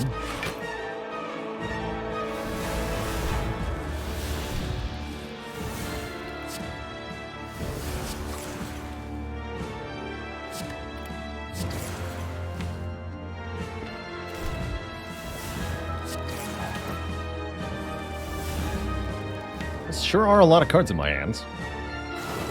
Beautiful.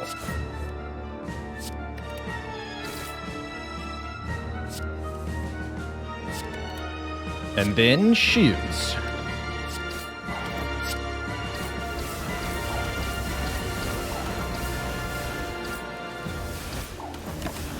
Not bad. Not a bad turn at all. Alright, we still have both our potions for the second boss. All we have to do is survive the next boss. And we're on to Act 4. So that is our top priority over everything else. Just stay alive through the boss fight. I'm willing to use both potions if necessary.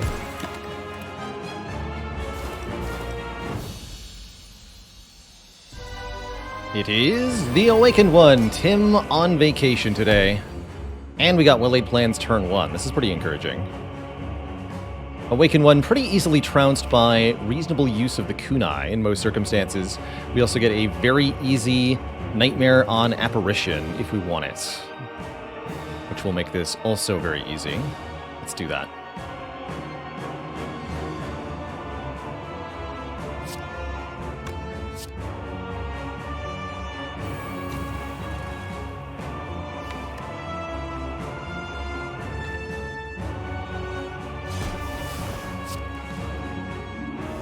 Probably play Fumes, but not Caltrops. Fumes is really good with the Snecko Skull. This goes here. This goes here. I probably have to play Apparition Deflect, or I get a lot of... Yeah, we just die, right? Yeah, just do this. Since I made more, I'm not going to need the others, right? Theoretically. Good turn for the Doppelganger.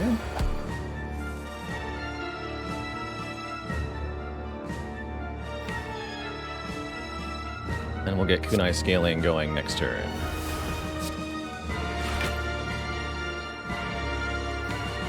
Actually, maybe I'll Doppelganger next turn. Let's do Kunai this turn. Flying Knee, Die. Cloak and Dagger?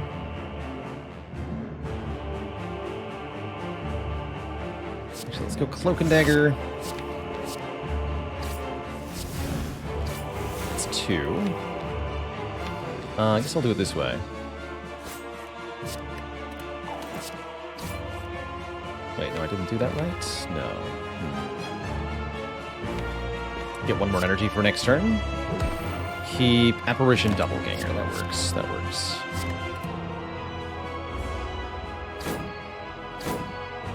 Probably should have gotten rid of Die, though.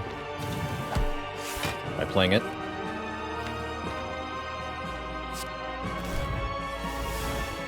So, don't play the footwork, do play the fumes, do play this apparition, do gain dexterity if possible, not possible. So do play Doppelganger for a ton of energy next turn. Keep dagger throw, yes. Next turn we're going to gain 2 or 3 points of dexterity. And that should put us into the safety zone pretty well.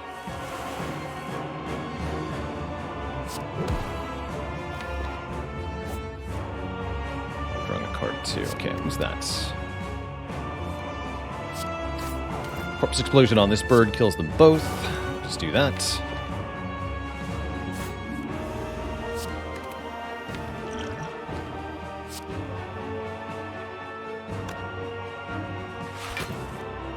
To master a strategy for more kunai stuff. Let's do it.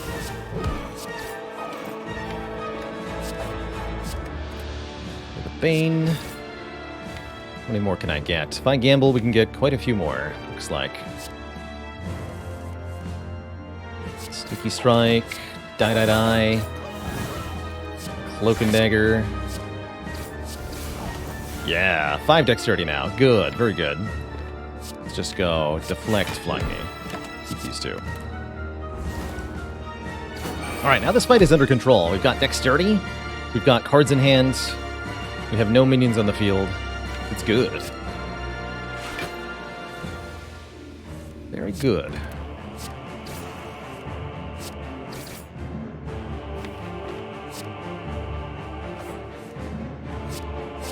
Keep that piercing wail as well. We can do the whale trick to make phase 2 even easier. We're jerks. Whale trick meaning, when Awaken 1 Phase 1 perishes, play Piercing Wail for a temporary strength reduction. If Awaken 1 dies while the temp strength reduction is in effect, it becomes a permanent strength reduction for Phase 2. And that's pretty sweet.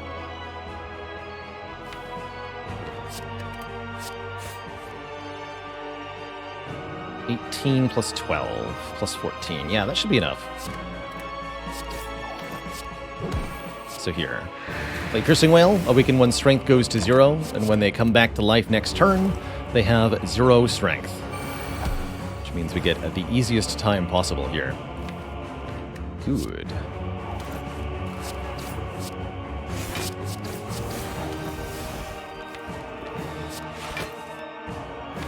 A hot sec. Go.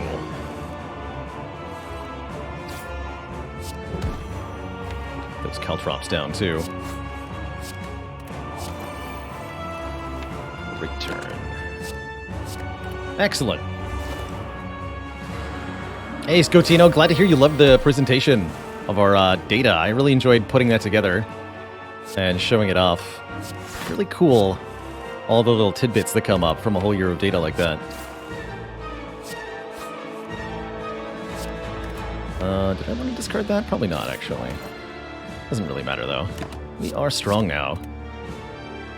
By strong, I mean 12 dexterity. It's the same thing as being strong, right? Easy.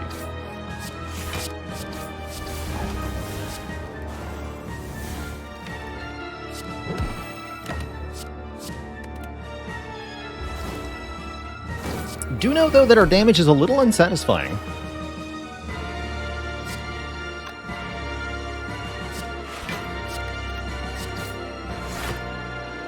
We're going to need to upgrade the caltrops if we want the heart fight to be reasonable for us. Did I notice how well Runic Dome did overall? I'm not surprised, truthfully. I don't take it very often, only when I'm really convinced it's the correct choice. And like other relics that were taken very frequently, because of that, it ended up with a really good performance rate. Doesn't mean it's the best, just means that's how well it did. Some more shivs? Sure. Shivtacular. Keep this one.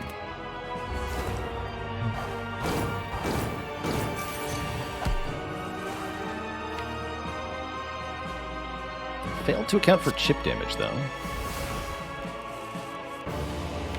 Foolish.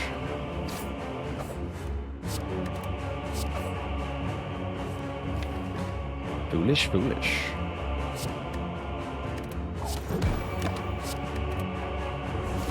That's okay. Simply having both of these potions into next act is a glorious success, if you ask me. Ink Bottle on 9 is also pretty good. Alright. Tooth thump, tooth thump, tooth thump.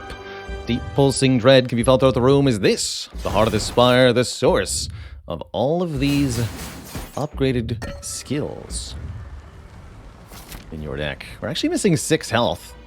As much as I'd like 6 additional health, really feels like this Caltrops upgrade is important. Nightmaring Caltrops actually might be one of the ways that we can defeat the heart without worrying too much about Beat of Death.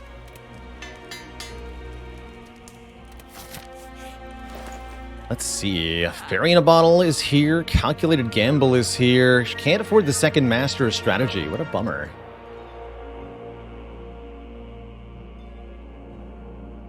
Souvenir could be nice. Card removal looks pretty good. Does the damage dealt in that text screen mean anything? It is your score. So kind of a view of how well you've done throughout the run. Thorns Potion could help over Energy Potion. I actually like Thorns Potion quite a lot. Calculated Gamble's good. Card removal's good. Let's start with card remove. What are we removing here? Skewer.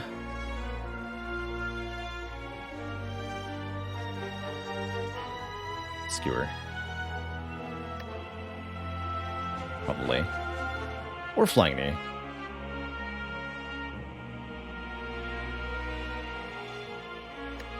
Alright, Flying Knee. Skewer I can at least play for 0, but I don't usually want to do that.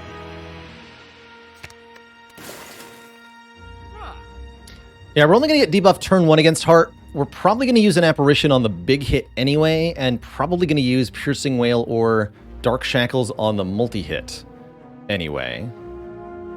So my thought is that we probably are okay. Although well-laid plans on the bottom could cause real trouble. I think with I am gonna swap Energy Pot for Liquid Bronze. I think we do need more damage for Heart, especially, and that will help. We could go for a second Fumes. We don't have Fumes Mastery, but I don't think it's the right play. I don't think that's actually going to help us against the Heart. Alright, big question. Did we draw... Got Doppelganger turn 1? That's pretty good, actually. That's huge. Turn 1. Top card is Bane, so I can't make these Sneaky Strikes free. Probably means I'm not going to play them. We'll go Noxious Fumes, Apparition, Deflect, Backstab, and then Doppelganger for 6 additional cards and energy next turn. That means we'll draw the 2 burns and up to Acrobatics, which means we can get rid of everything. We can just do so many things next turn. Perfect. Sorry, not 6 cards, 5 cards. Perfect also. And we want to hit the Spire's Spear. Next turn, I'm not intangible, but we have Dark Shackles Plus, which will work. So we're completely immune to that hit. That means we should focus on killing Spire Shields. Play this for Ink Bottle. Good talk.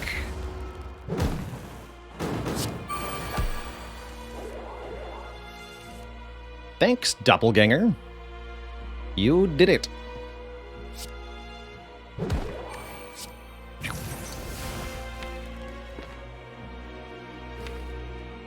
Eight cards to Nightmare. I can actually draw to the Nightmare. So if I want a Nightmare Adrenaline, and I do, we can. Good. Good talk.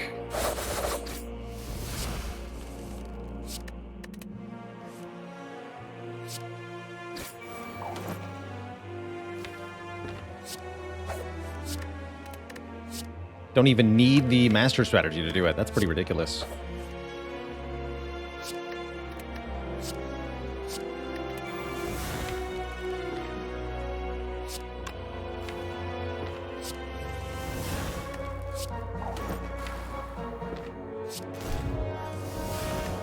Traps, stab, cloud. Focus. Next turn we get 3 adrenalines. We want to corpse explode the shields, and then the thorns damage will kill the spear. Keep nothing, because I don't have well-laid plans down. Good talk.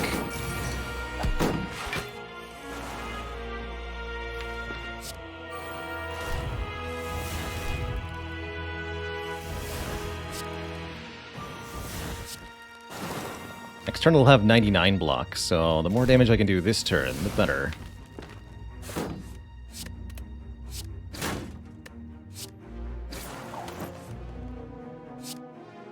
And I can do a kill. That's pretty good.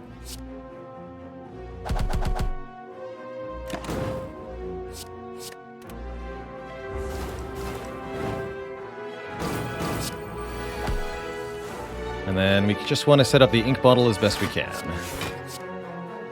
I'd say this fight went ideally. We didn't take a single point of damage. We didn't have to use a single resource. No complaints. Get a Centennial Puzzle for more card draw. Flex Potion if we want it, and another Dagger Throw if we want it. Winnable. Officially winnable, Twitch chat. That said, 25 health going into the heart is going to be definitely a challenge. Let's see.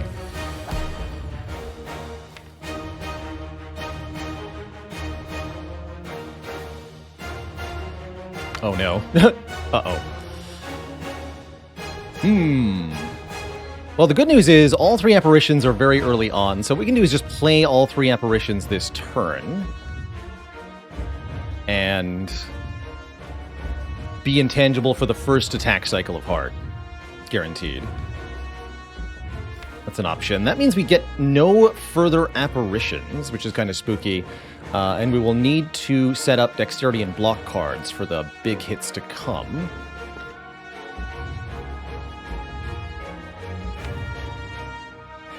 We could try to use the Gambler's Brew here, but I have no idea what level of success we'll find trying to do that. Is the Centennial Puzzle a reference to the Millennium Puzzle from Yu-Gi-Oh? Yes, yes it is. Good catch. Yeah, even Nightmare is pretty far down. It's pretty tough. We're gonna go Deflect, Apparition, Master Strategy, I think is what I'm gonna do. Well, Apparition Terror.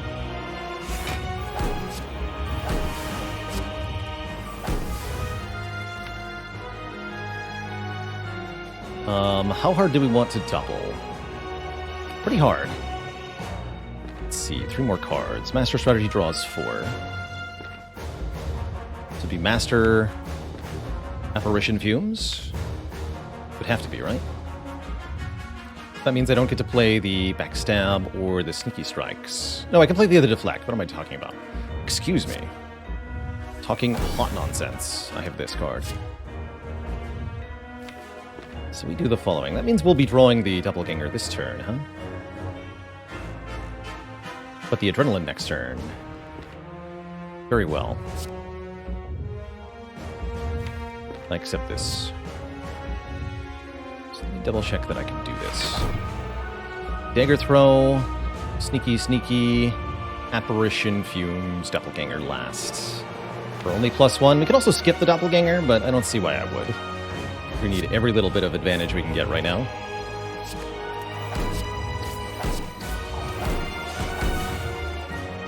Play this. That actually draws the Bane. Oof. Okay, that's good. Play this.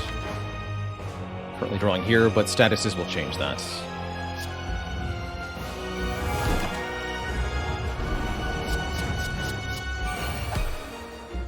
Okay, it is the big hit first, which means I actually don't need to play this Apparition, because next turn we're drawing Piercing Wail. Unless I play Adrenaline, in which case this turn we're drawing Piercing Wail. That doesn't seem very good, though. So I think I keep the Adrenaline, keep the Apparition, just play Survivor Footwork Skewer here. Next turn we play Piercing Wail, Caltrops with the Centennial Puzzle draw. Get rid of the Void and the Ascender's Bane. Oh, we even have a boat thingy next turn coming in for block 2.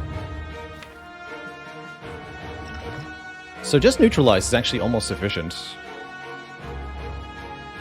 Still, I do want to full block that hit. We don't have a lot of health to spare here. So this order. Survivor. Footwork. Skewer. And by keep, I simply mean don't exhaust it. Not keep it in my hands. Oh, wait. Oh, I don't get to draw, though. Means no Caltrops unless I use the Gambler's Brew. I understand. That's 75 damage if I gamble for it.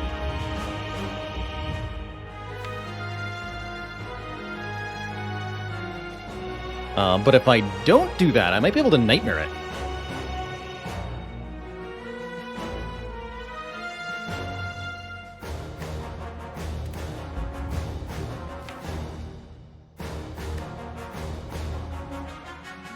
Yeah, we can Nightmare Caltrops next turn if we want.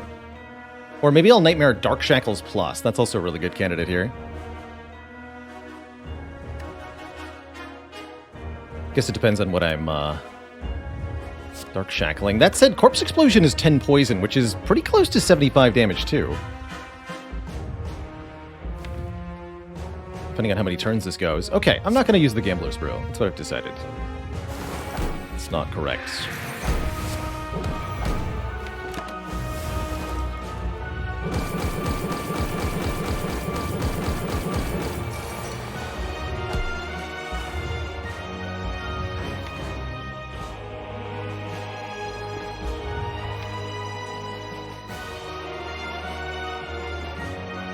By backflip, we draw here.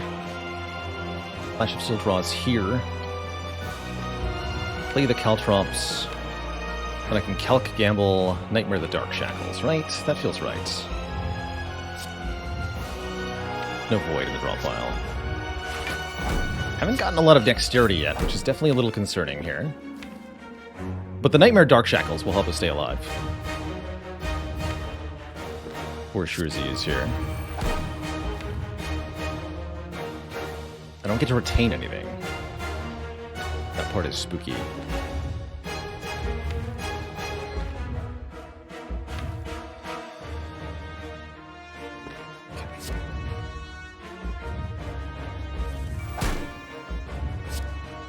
Could also Nightmare Deflect, and then we have a ton of them.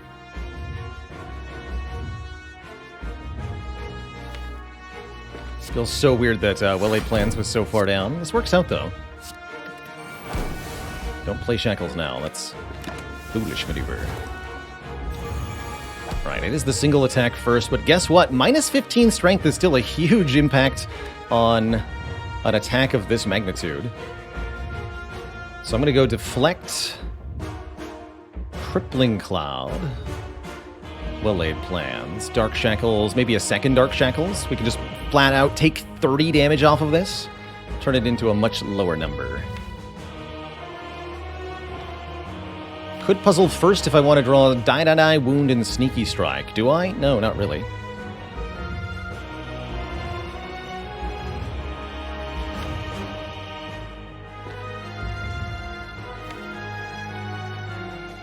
Doesn't feel like we need the Gambler's Brew yet.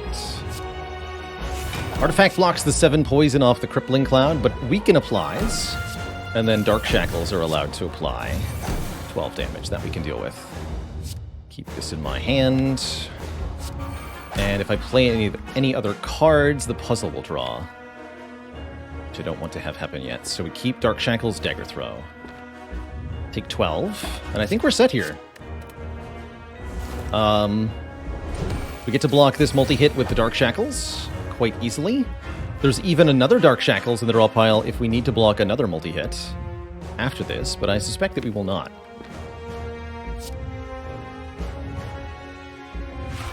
This is a good turn to get some dexterity.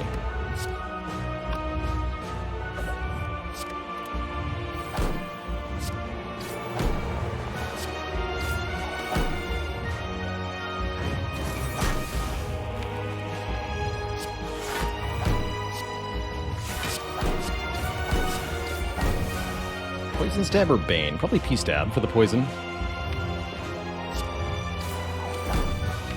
We also have one apparition left. Don't forget that we left earlier in the fight. I think that means we should be okay here. Especially with 120 damage dealt every time the heart multi-attacks us. It's good stuff. Get adrenaline this turn. That lets me get some more dexterity and deal some more damage with our physical attacks. Although I actually can only do 27 more damage this turn. Something to note.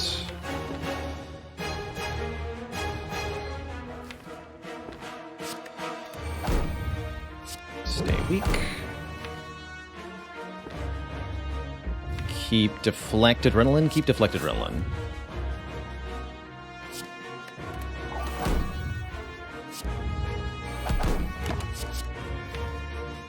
Not Dark Shackles? Keep Dark Shackles adrenaline. That way we can always block both next turns. Apparition 1, Dark Shackles the other. Beat of Death could be a problem, though. Yeah, I'm glad I took the Dark Shackles there. That was almost a mistake.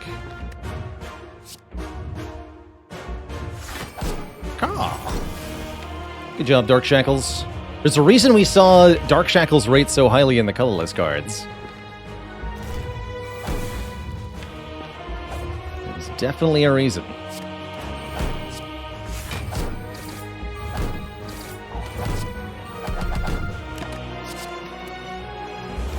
GG, Mr. Hart. What a run. Even with well-laid plans on the bottom, because we had the Frozen Eye, we were able to get the turns to set up well enough in the right order to prevail. GG, everybody. GG. Let's have a celebratory Storm of Steel victory. I'd say this card really steals the show. GG. GG. Yeah, that was a very difficult heart battle to navigate. Glad we made it through. Definitely feels like the kunai was the correct purchase. Very, very important to get through the late game. And I was about right. I said it was not going to activate every turn, and that is what happened. What was the Frozen Eye win rate? Very high. One of those relics that was disproportionate because you can only get Frozen Eye by purchasing it. So you'll only have Frozen Eye on runs where you think it's good and you chose to acquire it. And I think that gives the shop relics in general very high win rates. For example, we saw on Defect, 100% win rate with Dolly's Mirror. If I saw a card that was worth duping, we always won. GG. GG. So what did we get crossed off the list this run? 2 copies of... I think we already had Calculated Gamble. But there's a few others in there. Hold on. Has it been done? The spire sleepeth, and so shall I. Oh, that's right, Bane. We got 2 copies of Bane. Apparitions. That was our first Apparitions run of the year. Double Sneaky Strike. Double Apparition. Deflect. Dagger Throw. I think Dagger Throw was already done. Bane wasn't, though. And nothing else we had copies of. We saw the opportunity to get another Terror, another Well-Aid Plan, and another Noxious Fumes, but seeing how close the heart fight was, I really don't think we could have afforded more than maybe one more card. So I'm pretty happy with what we did there.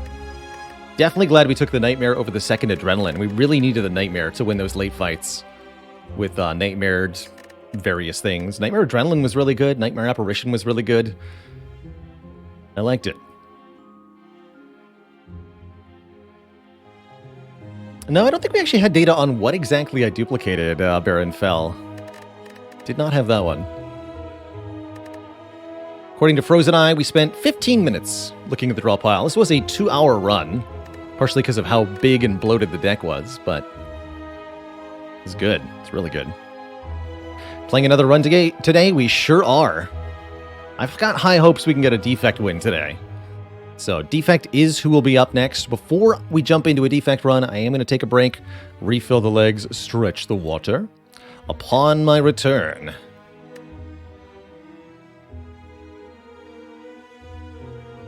there'll be some more Spire. Don't go nowhere, Twitch chat. I will be right back.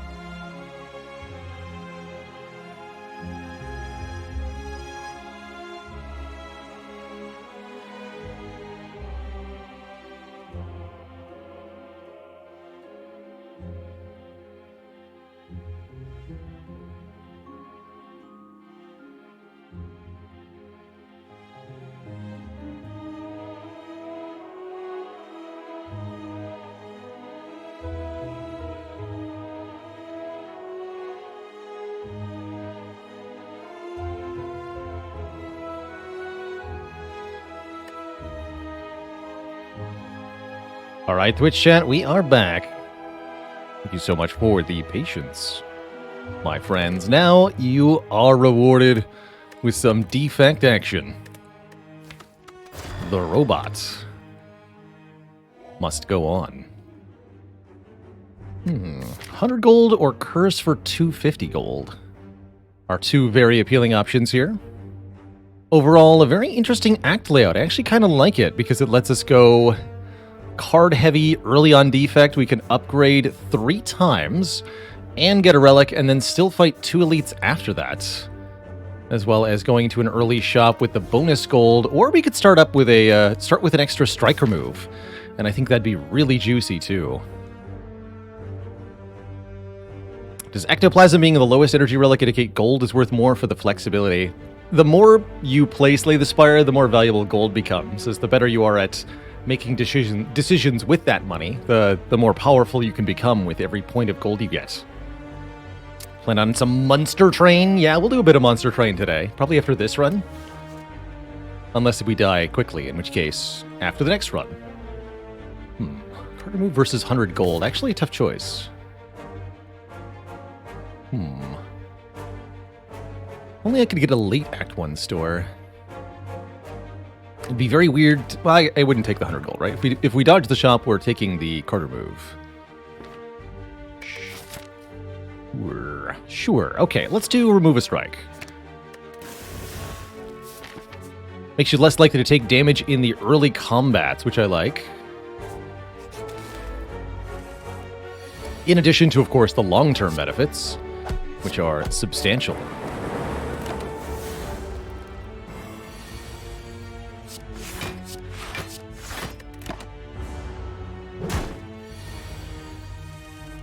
Very good fight.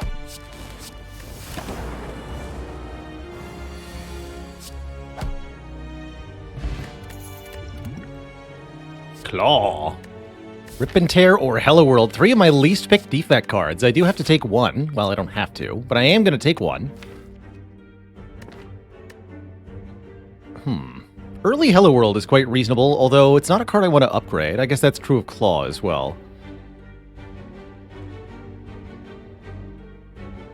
Guess I'm down for a Rip and Tear. Let's do Rip and Tear. You know the law. I'm a well-known lawbreaker. Have you know? 14 damage for 1 energy. Problem is the random targeting can be awkward, but in any fight where there's only one foe, Rip and Tear is one of the best physical attacks Defect has. That's kind of cool. Definitely ripped up the Jawworm there. Bullseye. Bullseye is a nice uncommon attack as well, making our Orb Evokes hit a bit harder. I like that more than an early Barrage, and gives me a satisfying first upgrade too. So we could go to the shop, remove another strike. Since I've added 2 attacks already, I kind of dig that. Or we can save money for a future act. Defect has attacks? They do, actually, and I'd strongly encourage you to consider taking them more often. They could be pretty important to a run. I am going to remove another strike. I've decided.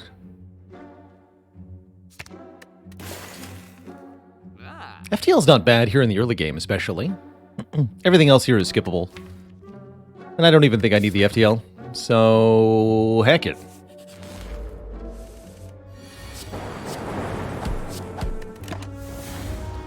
If I looked at the Inkbound playtest, I just learned that Inkbound is the next game from the Monster Train devs, so I am officially intrigued.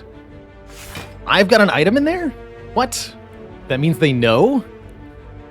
Alright, I am officially intrigued. I have an Inkbound item.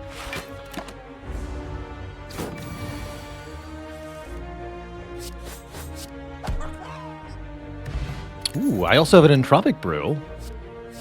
And to go with our Bullseye, we definitely want Ball Lightning here, not Claw.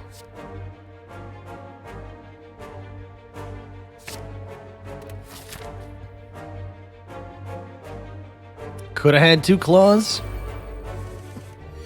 And counting. Labana, thanks for the 13 months. Lucky number 13. Bullseye, the one with more health? We still do 12 each, right? So 20 or 18. Yeah, 20. Nice.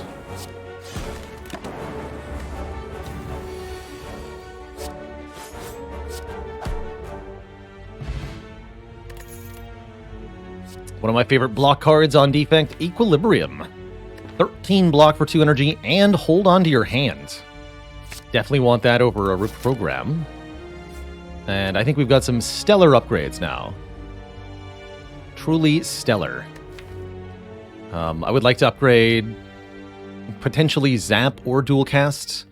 I would like to upgrade Bullseye. I would like to upgrade either Rip and Tear or maybe Equilibrium. All of those are quite good. Let's start with the Bullseye. 3 more damage and 1 more turn of additional lightning damage is an excellent start. Ow. Good time to consider the colorless potion? Definitely. What do you got? The bomb. Or the trip. Trip means we can Rip and Tear Ball Lightning Dual Cast and just destroy this fool, preventing the 18. I'll do it. Bomb, we still have to take the damage. It's not what I'm looking for. It's not what I'm looking for at all. Easy.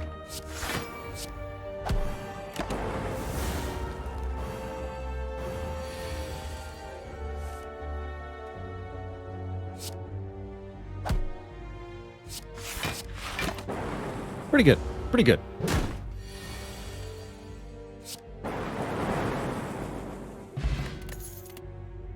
Glacier. Yes. Hologram not bad either, but not going to pass on the first copy of Glacier offered here. Letting us get Mega Frost. Definitely increase. Now that we have multiple 2-cost cards, I like the 0-cost upgrades quite a lot as well. Might do both Zap and Dual Cast here. We'll see. Get an Omamori, blocking our next 2 curses. Definitely used for that. Is the Glacier upgrade a joke? +3 block is not that exciting, but it's still a pretty good upgrade. Especially if this is a card you're always going to be playing when you draw it. Having the extra block on it is pretty impactful. We do have to go through 2 elites with what we do next. I still think upgrading Dual Cast is going to be worth it here. Let's do it. Let's do it. Hey, glad you got 11 health. We actually get to full block here and kill 1 slime with Bullseye Equilibrium. Next turn looks a bit spooky, but that's a problem for future Baylor. He'll deal with it. Come on, Glacier Zap Dual Cast. Oh, no, that's not it. Dual Cast, go. Good work. I guess I'll just block that. Take 1. 1's pretty good.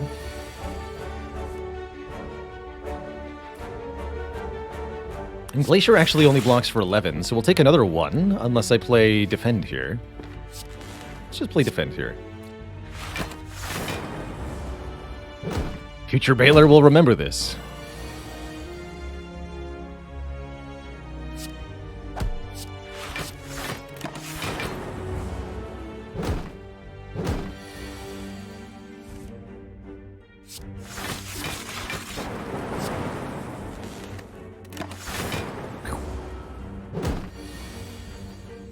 Good fight. We have our potion back. We have a Thunder Strike. Or we have a Rebound, you know? Actually, Go for the Eyes is pretty good, too, with Equilibrium. I'm down for a Go for the Eyes. 0 cost, deal some damage. If the enemy's attacking us, make him weak. Any tips for getting Common Sense? Check out that link there in chat, Purple Yeti. Got a whole tutorial vid for specifically how to do that. Should help you out. All right, here it is, the Gremlin Knob. Definitely looks like we want to use a power potion here, and I think an Echo form is certainly going to help, whether it be Echo Equilibrium, Echo Go for the Eyes, Echo an attack card later on. This is probably it. Turn 1 Bullseye is also pretty good, with double lightning orbs going off. I like it. It is double go for the eyes. Unless... So next turn we get to double dual cast. That'll do 12 damage 4 times. That's actually just a guaranteed win. Wow, that's a ton of damage. Double dual cast with Bullseye. 48 damage. Amazing. Poor Nub never stood a chance.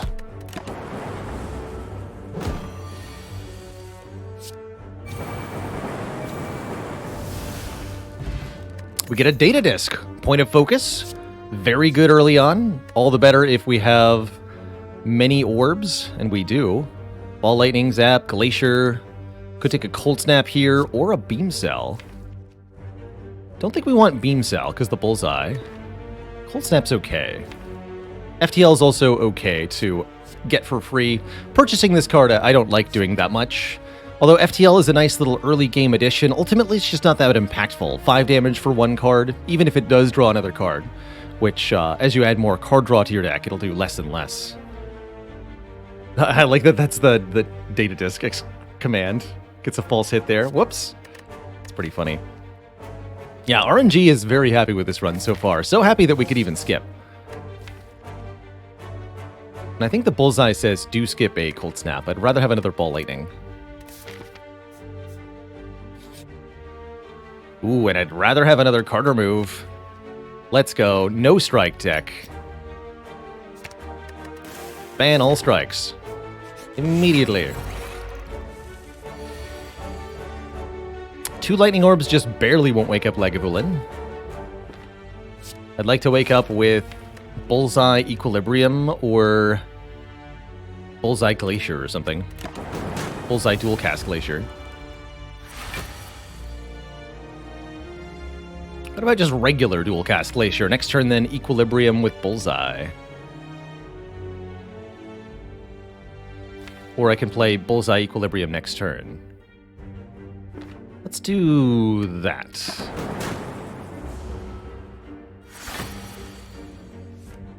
And then we get to keep Glacier for the first attack turn. Can also just do Bullseye then Glacier. But I'd rather have the direct block from Glacier. Good talk. I don't currently feel the need to drink the Entropic Brew. You seem like we're doing pretty well here.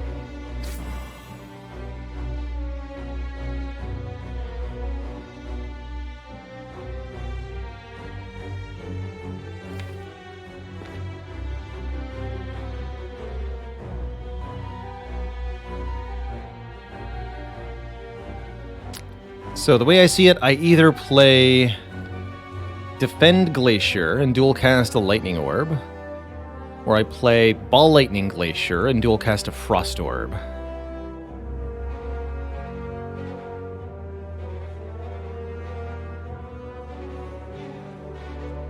Get an extra Lightning Orb if I do the Ball Lightning line. Seems pretty valuable. But 1 less evoke is 12 with less of damage immediately. Actually, 13 less. Glacier's blocking for 13 here.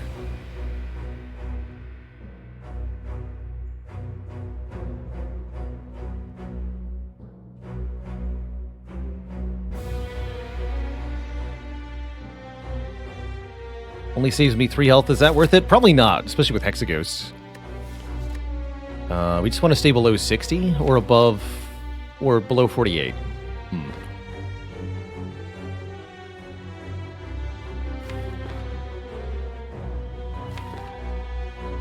Let's go the aggro line then. Why not? I will push the Frost to the front though, so we can evoke it next turn.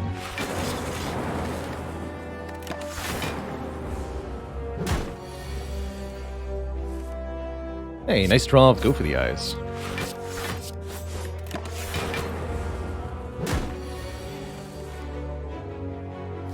From the looks of it though, we would have had 3 more health if I just taken the full block line. So 3 health is 3 health. You know? Ink Bottle's pretty sweet, especially with 3 0 cost cards in the deck. Don't look at the claw. Don't look at it. I forbid you. Go for the Eyes upgrade's probably better than the Equilibrium upgrade, is my guess, for the extra weakness turn later on. I wouldn't have minded that block addition, gotta say.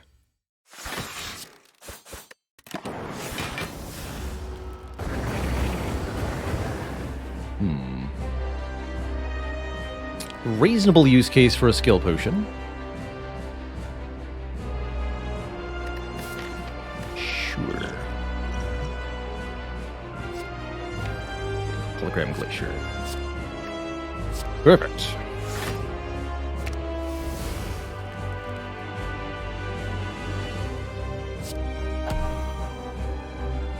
We also want to make sure we're doing enough damage, too. I need more lightning orbs soon.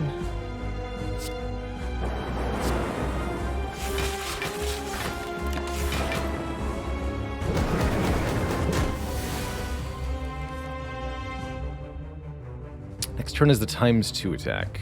Would rather play the Go for the Eyes now? Not true. Because there's another small attack 2 turns from now.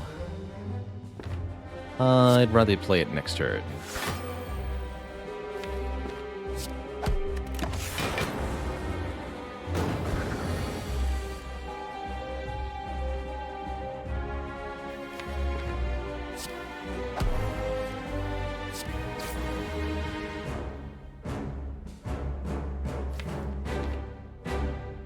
Might as well. Just for ink bottle value, play the dual cast there. 3 lightning orbs next turn.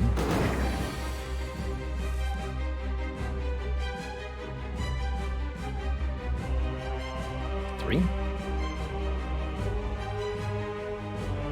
Yeah, skip the glacier. Press onward with damage. We're not getting attacked next turn, and then it's 9/2, and we're not being threatened enough by that. Let's keep 3 full lightning orbs though. Yes, so dual cast this. Just want these each doing 6 damage per turn. We'll spell a swift end for Hexagos. Oh, should have retained that. Whoops.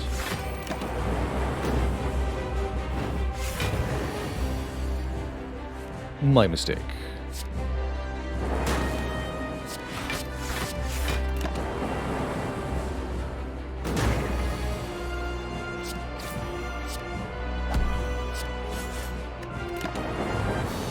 And the lightning orbs actually kill before the burns can hit us there. That's kind of cool. GG. Hyper Beam. Ooh. This deck definitely lacks an answer to multi-enemy fights. Hyper Beam patches the weakness quite well. Although we'll have to deal with the minus focus if we choose to play it. Multicast could be neat if we could make our orbs hit a bit harder. We really would have liked to see electrodynamics here. No powers to amplify. So we'll take Hyper Beam.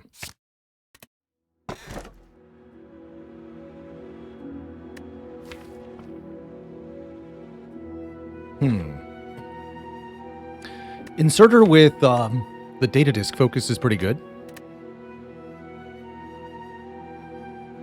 We don't have a consume yet, but we could find a consume later.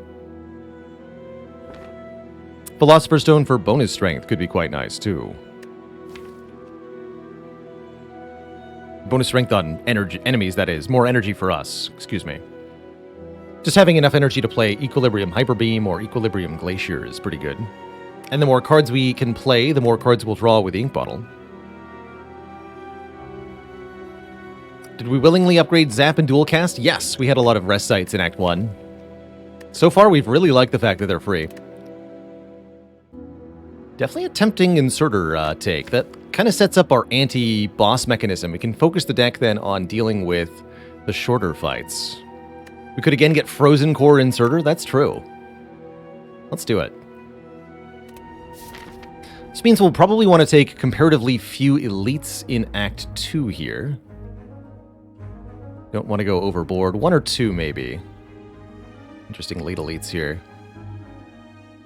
We'll want to upgrade the Hyper Beam. Like this path.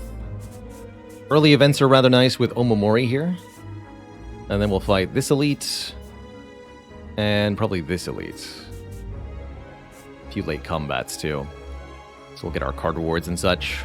Shop will have another remove. We can get rid of the last strike in the deck, or start removing defends, our choice. And focus on some other stuff, too.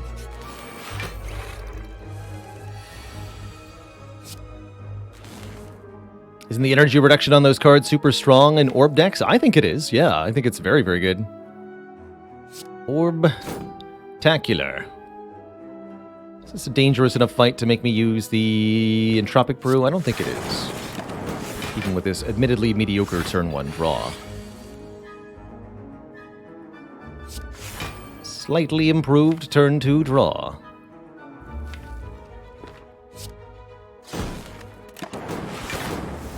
Might not be able to dual cast a Frost Orb like I want to, though.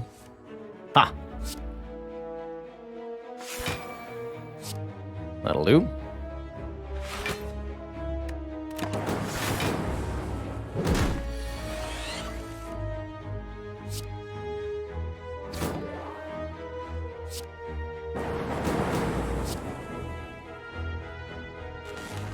Advance.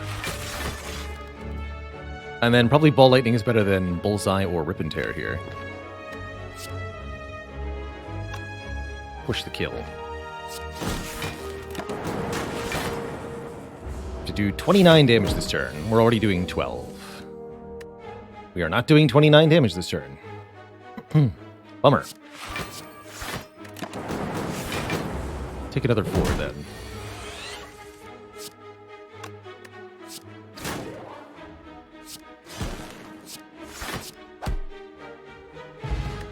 Hello and welcome to Lotus Latora. Finally catching us live. Good job. Steam Barrier, Beam, or Leap. None of those are good enough. We have enough block cards. I don't really want Steam Barrier here. Beam Cell would be great, though. Ooh, transform a card. Let's get rid of the last strike. Turn it into something new. Rossbacher87, thanks for the Prime sub. Welcome to the Cozy Sub Club. Bullseye Mastery incoming. Ooh. Not so bad, Andy says, if you have an Evolve Plus in your deck, is there any real negative to taking Mark of Pain? There's the risk that you draw the wounds before you draw the Evolve. And if that happens, you can be in serious trouble. I've got potions, though. We're good, we're good.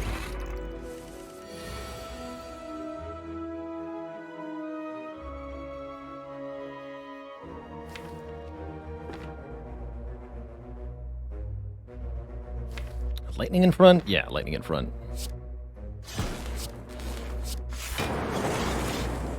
Good. Thankfully, we have a lot of attacks in this deck.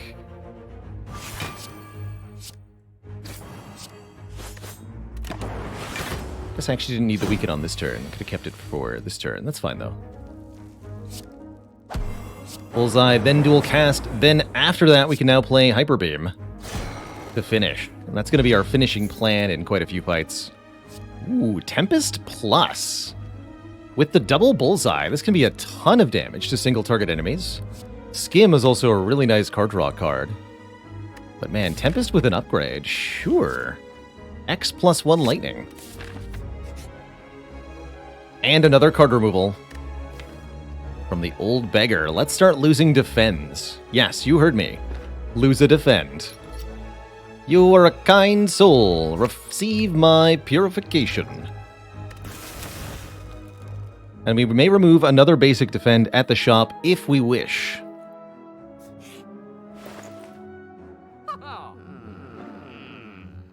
Could take Doom and Gloom, though. Third Bullseye. Or Static Discharge, or another potion.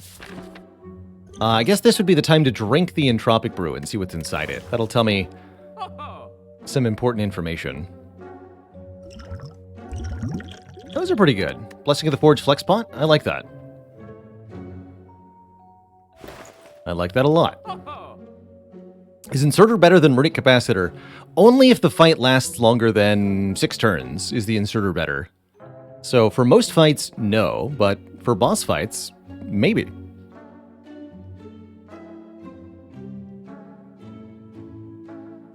Rossbacher says, what's the difference between an A18 and an A20 deck? I feel like I always either have enough damage or defense, but never both. That's kind of the trick with A20, is that you're rarely allowed to get both. in play. And you kind of have to figure out how to be really efficient with your cards. Ascension 17 and 18, I consider some of the hardest difficulty jumps in the game. And usually a deck that worked on Ascension 15 has to be 1 turn faster to win on Ascension 20. You have to beat each combat 1 turn sooner. So doing a lot of damage and winning fights in 3 or 4 turns is definitely one of the best ways to make the higher difficulties easier. The enemies do nastier things, but they're not any tougher on A20, notably, other than the fact that there's 2 Act 3 bosses.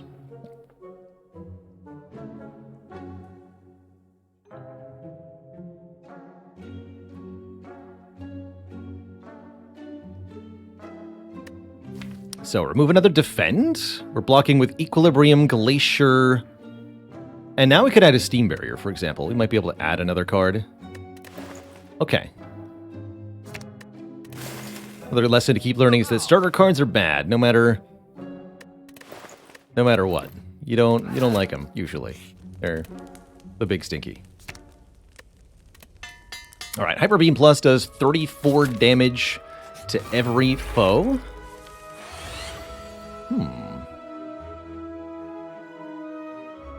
Why, hello there. 15 health, you say? Interesting.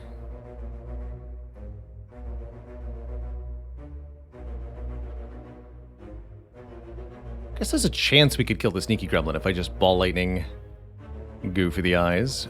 But we might be better off with the Flex Potion. Kill the Sneaky Gremlin with our attacks. Play the Glacier to mostly block Gremlin Leader. Overall, I'm usually pretty happy with any Gremlin Leader fight where they're attacking you on turn 1. Usually means the fight will go quite well on average. I'm hoping we just get a whole bunch of Lightning Orbs with this Tempest, and the fight will be pretty simple.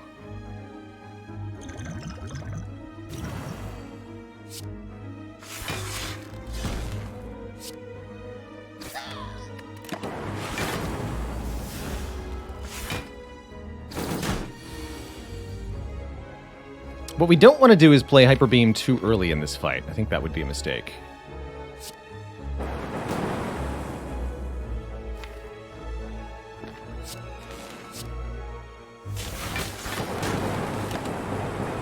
We want to rely on our Lightning Orb damage plus the Tempest. Plus the Bullseye, excuse me, to be the bulk of our power here. Each of these are going to do 6 damage to Grim Leader here. The power. Look at that, 50 health left. We're almost in Hyper Beam range.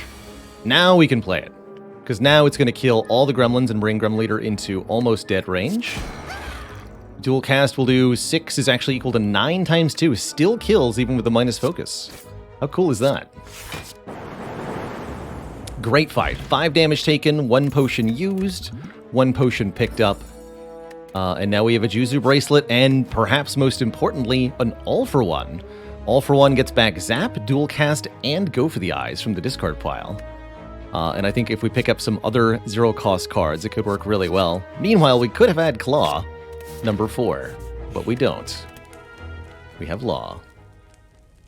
Now I'm actually willing to consider upgrading the Equilibrium, the Glacier, or maybe Recalling, so that we have more options in the future. Upgrade whatever we get from here or here. I'd like to get a zero-cost card that I can upgrade, like Steam Barrier. Let's recall early here and leave our options open later. The Boot augments the damage of Go for the Eyes, but not very much. Let's take a blue key and say we didn't. We've got all 3 keys in Act 2. Kind of unusual here. Serplant. True All-for-One. Tempting to Glacier, but this might just be Bullseye into Tempest and start the damage here. If we can win quickly enough, then nothing bad will happen to us. We could even go Glacier Tempest, actually. There's no more orb cards in the draw pile. There's one more orb card in the draw pile.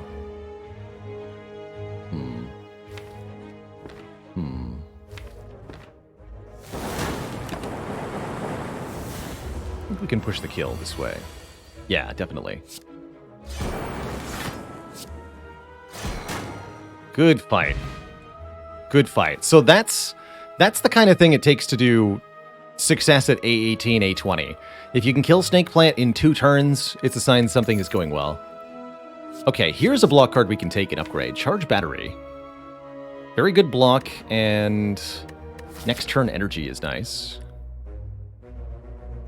Could also go for another elite rather than an upgrade here. If we're saying the upgrades are unnecessary and the elite fights are okay, why don't we do this?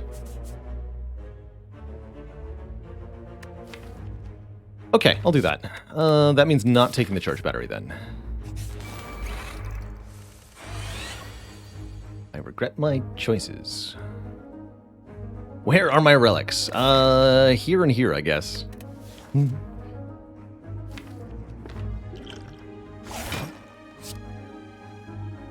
Ruh-roh, Reggie. We're getting stabbed. Ow. Glacier good. We'll cast then zap.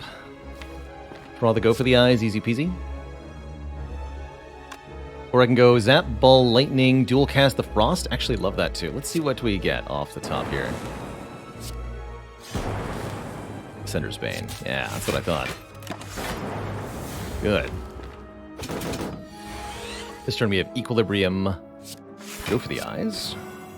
Which is actually a full block, lets me keep the bullseye up. And then this turn looks a little tricky. No dual cast on the Frost Orb. Glacier, full blocks. We can either Rip and Tear or Bullseye. Can't quite all for one. This deck would like a little bit more energy. Since we don't need the extra debuff turns, we'll play Rip and Tear.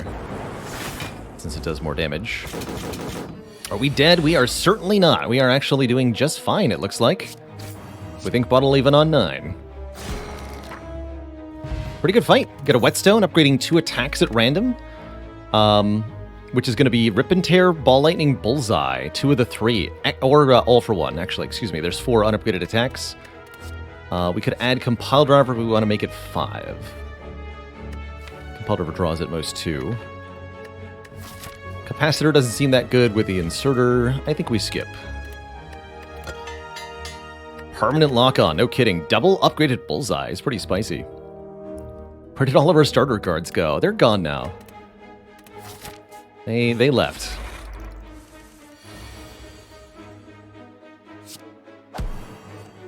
Oh, nice. Zoop. I actually really liked the Tempest so far.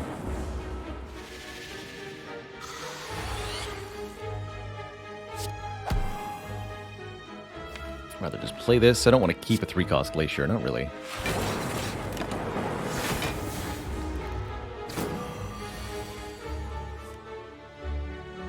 Tell me this kills.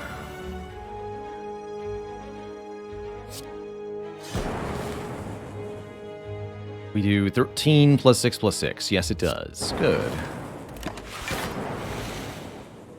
Just really good damage output. What we're seeing is a particular feature of, I think, the rounding advantage we get from Bullseye and Lightning Orbs with the Data Disc. The fact that the Lightning Orbs can hit for 6 without any setup required really is pretty incredible. Second upgraded, go for the eyes, or we can take that Steam Barrier. I did want a 0-cost block. Steam Barrier Plus alongside All for One is pretty good. Okay, I like Steam Barrier more than I like Charge Battery. That I am willing to take an upgrade, or even just use a Blessing of the Four Jaw. Oof. We do draw 1 card. Oh, man. Ouch. Probably going to be Hyper Beam, too. Might be sleeping, actually. So it looks like we're set up to take 20-some damage this turn. Spooky. Could Forge Pot for 3 damage and 3 block, but that's all it does. 3 damage, 3 block. Doesn't seem particularly worth it here. A pretty high chance to get a potion, though. We should use it this fight. Guess it doesn't do much if we're not using it here. All right, and we got 2 of them. Fine, I'll do it.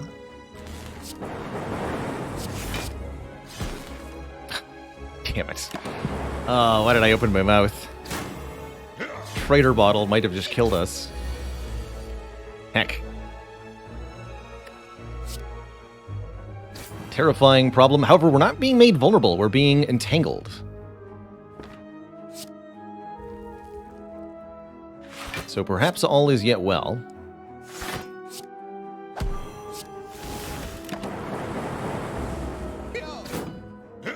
Especially if the lightning orbs finish the red slaver this turn.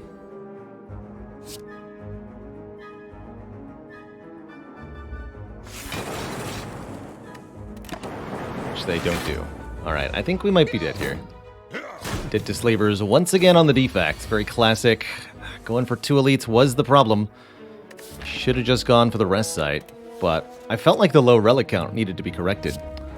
For shame. That dang trader bottle. GG. Alright, I am, however, not satisfied with this run. So, we will be running it back on defect here. We will be. The dang trader bottle.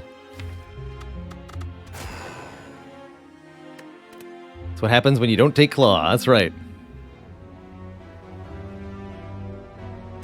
Move all the starter cards Mark II.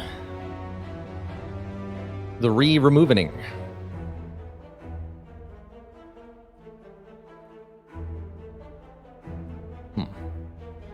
Force double shop this way seems awkward.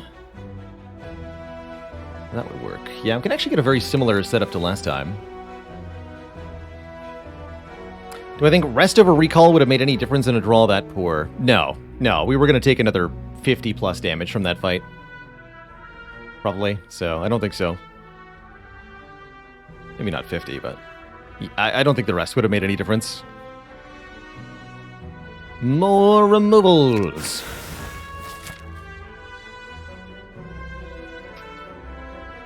We actually have to go to a shop. That's kind of interesting. Start here then, and I can choose. Choose.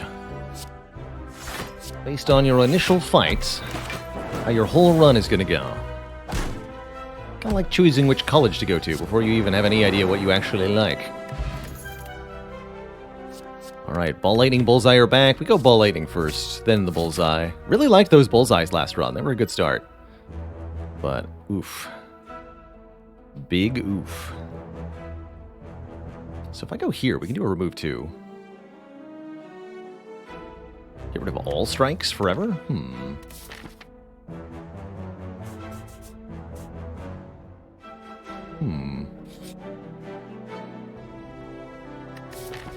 Yes, actually. Although if I plan on buying a lot of removes, this will cost me in the long run. What I like is that it gets me more stuff now. And it assures that I have enough money for 2 removes at 2 shops, so we definitely keep going this way now. The Doubt Masterer. How is Ball Lightning not mastered? Bear in mind, we've actually not won very much with the defect this year. That's the short answer. We've got like 4 or 5 winning runs, maybe.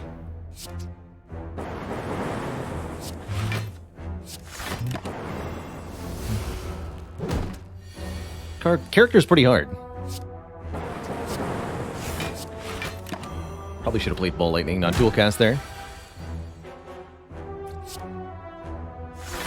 Probably.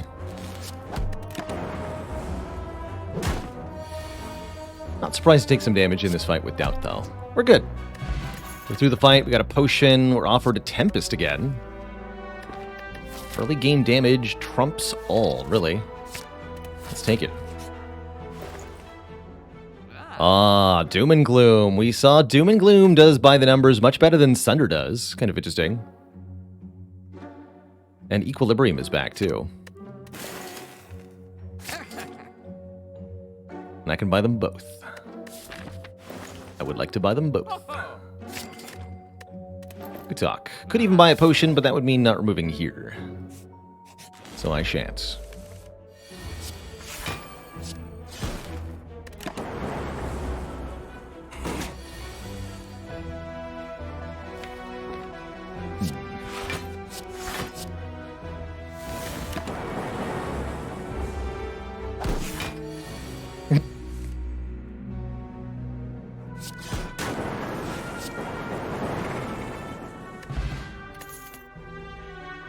Darkness is a really nice compatriot to Doom and Gloom. We also saw very high success with Darkness first upgrade, and this is a great time to take Darkness and upgrade it. We'll then have a very comprehensive orb damage plan. Lots of lightning, lots of dark. Definitely incentivizing us to pick up a bullseye. With so much damage from the orb slots, we're going to have to rely on non-orb block sources. So taking frost orbs is not a good idea because it would overload the orb slots, essentially. This is a good fight for Dex Potion, right? Yes, it is.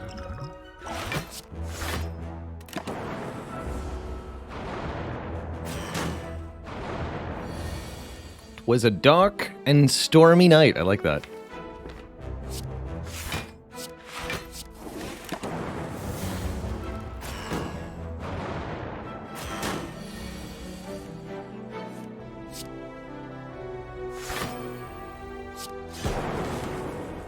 Dual cast is currently going to kill the middle two next turn.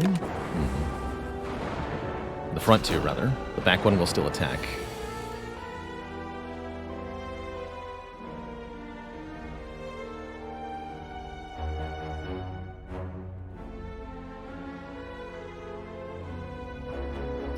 I could go dual cast, zap, darkness. Or even zap, then dual cast. Although that would cause the front one to... No, that wouldn't work. If I play zap, darkness, we'll do 6 plus 18. That's not enough to kill.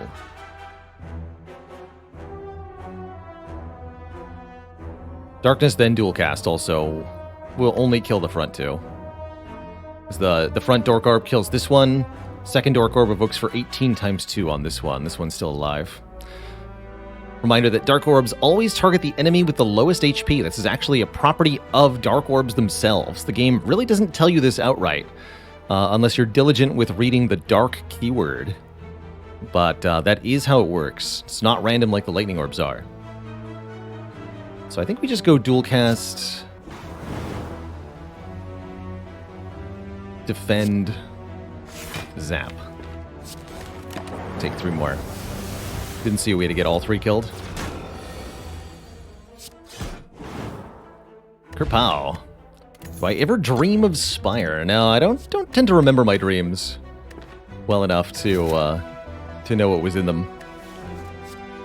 Seek is pretty sweet. Birdface Turn on Defect has some serious potential. Very sad to see Membership card go. But with Seek already here, I'm very happy to pick up a Core Surge as a decent attack / artifact source. We don't necessarily need to remove a 3rd strike, although I wouldn't oppose the idea. And we're currently set up to fight that Burning Elite just fine. Yeah, where's Creative AI? This is definitely a time to take Creative AI. But as far as unlimited healing goes, if we really want to just heal infinitely in a fight, we don't need to look any further than Discovery here, right? Technically, I'm allowed to, if I upgrade it, play Discovery multiple times. Each time we play it, it can generate a power. Eventually, it could even generate Creative AI for us.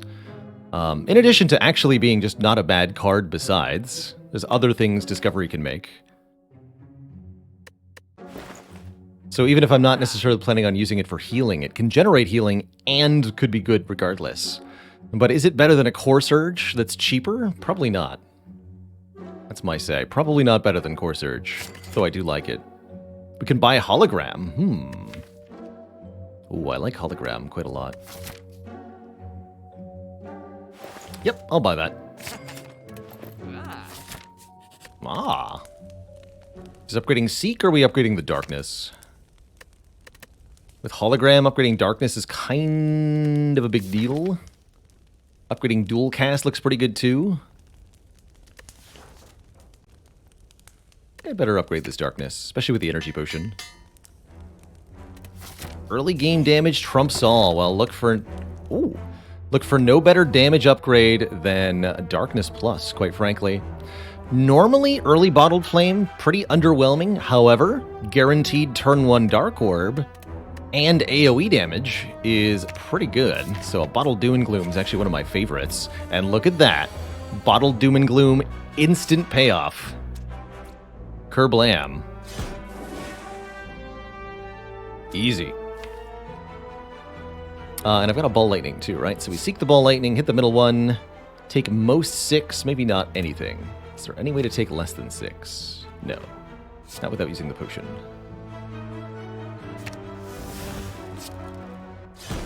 Get them both, please. Dang it. Close enough.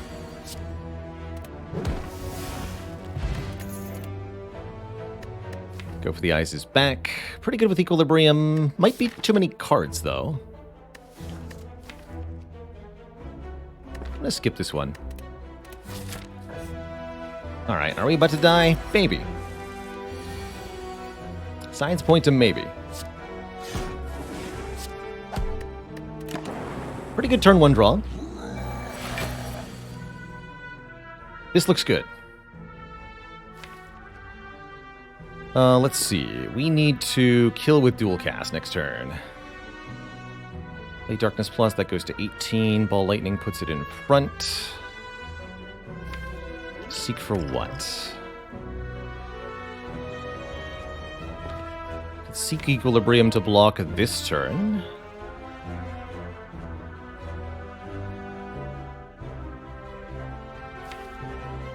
Next turn, what's the ideal line? We would have to play Darkness Plus, Seek Equilibrium. That'll give Gremlin Knob 9 strength to 17. We block for 13, take 4. Next turn, one of the cards gets bottom drawn. But we have the Energy Potion. And I will have a Dark Orb that says 24 and a Dark Orb that says 18. 24 times 2 is 48 damage. That alone is pretty close to enough. Seems pretty likely here. There's no kill this turn. No, because I can't seek anything relevant. No, I can't kill this turn. Okay, we'll do that. We'll seek for the Equilibrium. Play Equilibrium Darkness. Take 4. And as long as we don't bottom draw the Dual Cast, we should be okay here. As we can go Ball Lightning, Dual Cast, and I actually don't even need to use the Energy Potion to kill with Core Surge. 4 damage Gremlin Knob fight. That's pretty good. Get Bottled Lightning. Bottled Seek, Bottled Doom and Gloom. Oh my. Where's the third bottle? And here's a Beam Cell. Do I want a Beam Cell? I want a Turbo, is what I want. Give me that. Alright, now we upgrade the Seek, obviously. There's absolutely no reason not to upgrade that.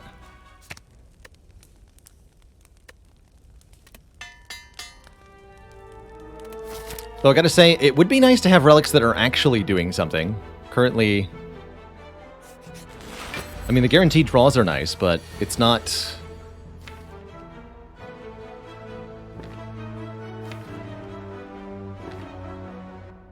It's not actually making block or doing damage, you know?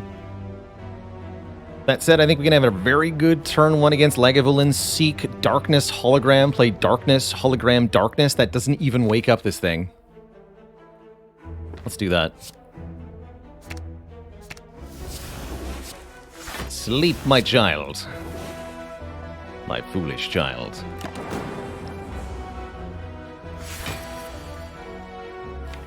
Then EQ lets me do some silly nonsense next turn. Turbo Tempest, for example. Or Ball Lightning Dual Cast Turbo Tempest.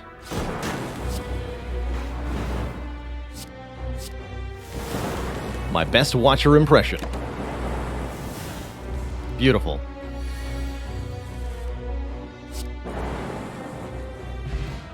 We get Meat on the Bone. If we're at or below half after a combat ends, heal 12. There's a relic that does something. Capacitor with Dark Orbs? I don't think so. That's not what I like. Could take a Leap or Courser or a Cold Snap. Again, I don't think this deck wants to block with Frost Orbs. For the most part. We skip it all. Please heal 12. Please and thank you.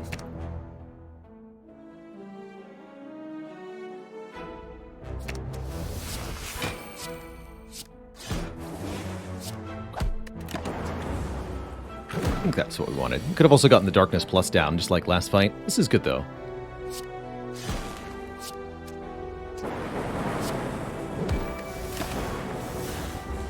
Hollow dual cast kills.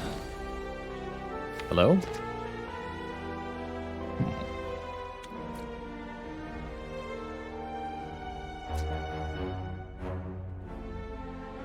Tempest for 3 should also just kill, right? Yeah, it does.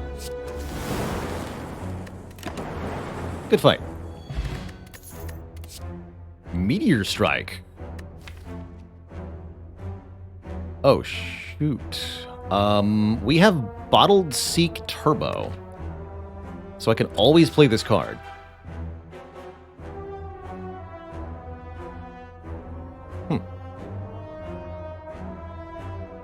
That seems pretty good.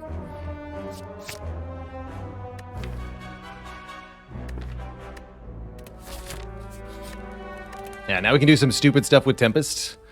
Good reason to upgrade the Turbo, although I think for the Guardian fight, we probably want to upgrade this Hologram.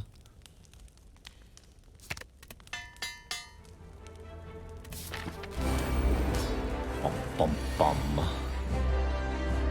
So, is that what I do here on turn 1? Seek, Meteor Strike, Turbo. Probably. Could even then play Equilibrium, do the Meteor Strike Turbo thing next turn.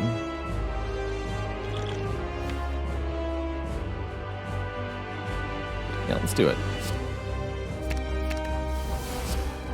It's not enough damage to transform the Guardian, but it does do quite a bit and sets us up with tons of energy for next turn. And we could even hologram the Meteor Strike and play it again, if we want to.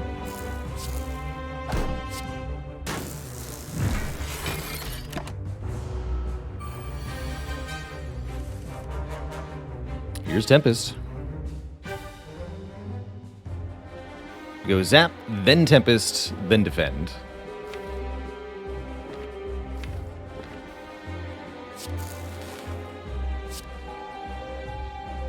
Take 5, that's fine. Could also play Ball Lightning, but I don't want to take the damage. Next turn could be a little scary. We do have Swift Potion in case it is.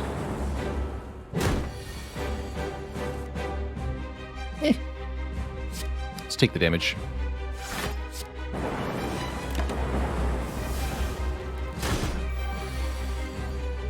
This is fine. Yeah, this looks fine. With this Dark Orb cooking, we shouldn't have too much trouble here. Guaranteed dual cast next turn. So let's just go Doom and Gloom, Ball Lightning. Could also go Hologram Darkness to get a bigger, better Dark Orb. Let's do that over Doom and Gloom, actually. Hello, Darkness.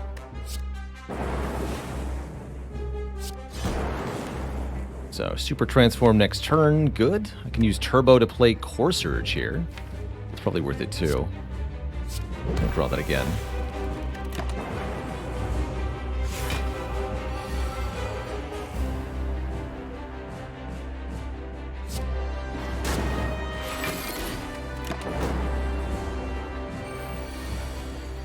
GG.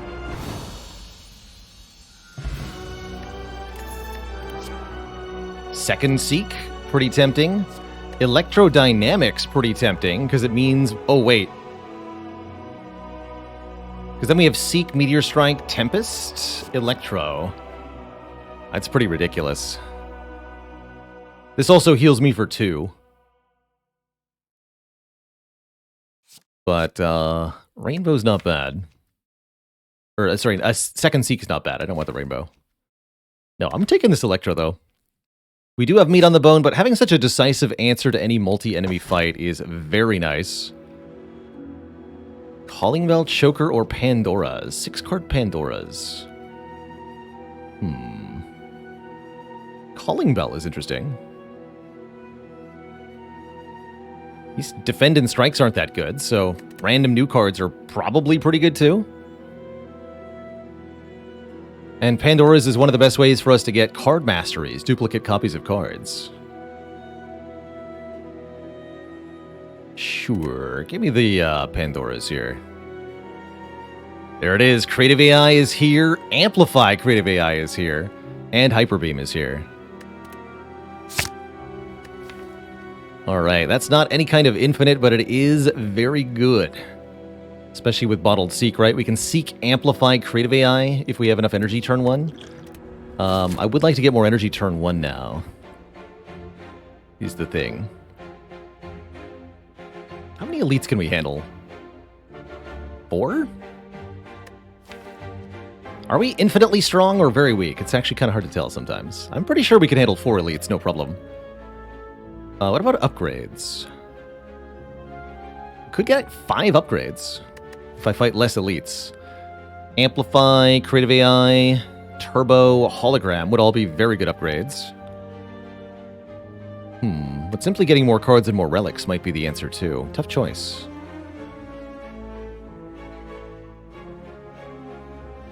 Elite Hunger got us last time. This deck has a Bottled Seek though. This is very different than last run. We are not going to get killed by Slavers, because we can kill Slavers turn 1 every time.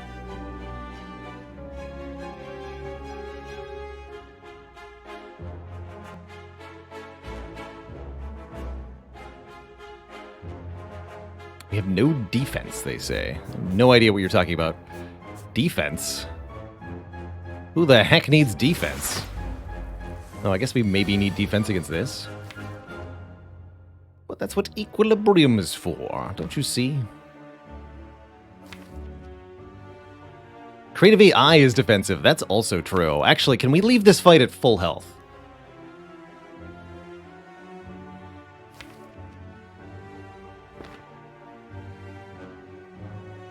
That's my question. Maybe. Gonna be hard without any frosts? Well, actually...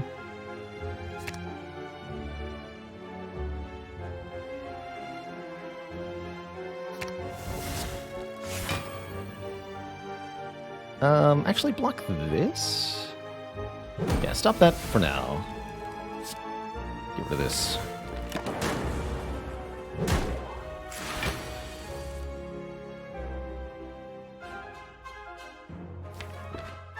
Use the unupgraded holo to get the EQ. Yes.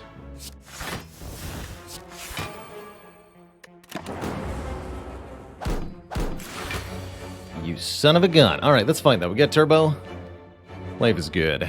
We can amplify creative AI here. Build the amid. Can also hologram turbo meteor strike. I don't think I want to do that. It's turbo minus, right? So we have 6 energy. That wouldn't work then. Oof, next turn looks ugly.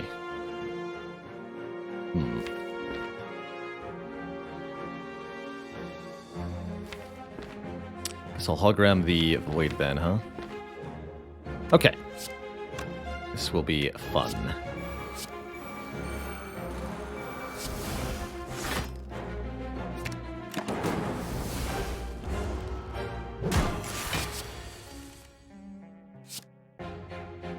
Good start.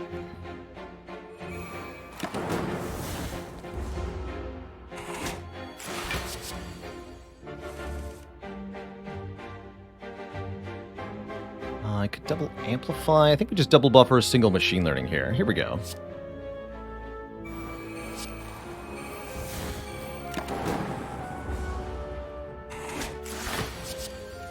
Good.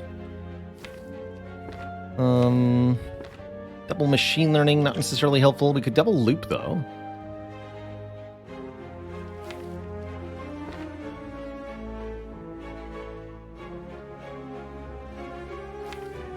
Double loop seems fine.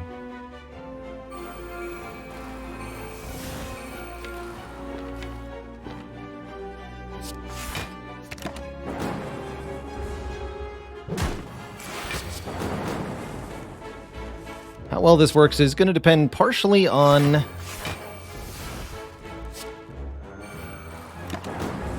our draws. This looks adequate, though. It did take static discharge, huh? That's fine. don't want to play Storm, that's for sure. We'll Turbo Electro. Yeah, deck wants a Mummy Hand? No kidding, huh? We got the retain.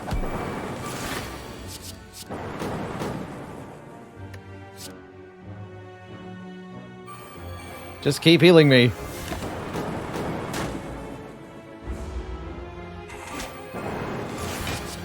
It's healing itself, too. Glorious.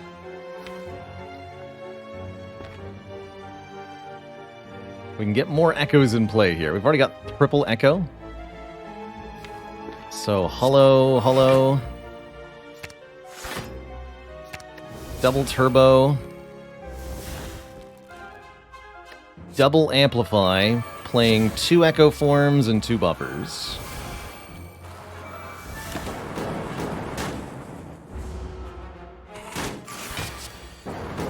Here we go. Hello World. Multi-Hello Worlds.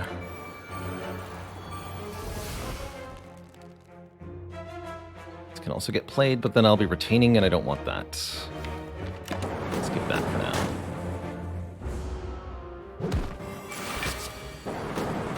More creative AIs, and more block cards. Creative AIs that I cannot play, it seems.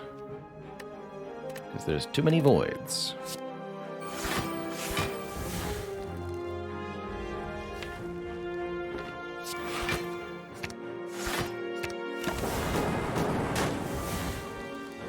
Self-repair can't be generated, that's right. We won't see any of those. However,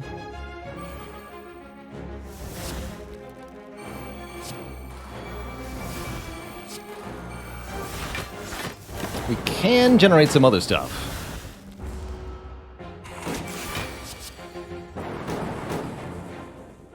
Like block cards and buffer cards.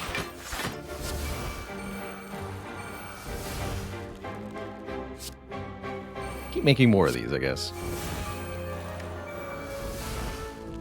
Is it storm time? Not quite yet. Soon.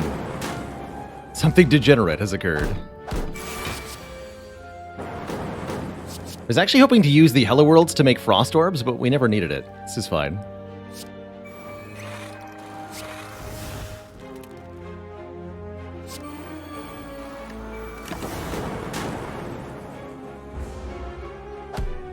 What a beautiful 16-turn fight. Alright, let's murder this avocado properly. There we go, full health. Despite everything. White noise? Sign me up. Give me your random powers, please. Red Mask Gang? I'll fight you fools. You think you have any power over me? I'll show you power. I'll show you all.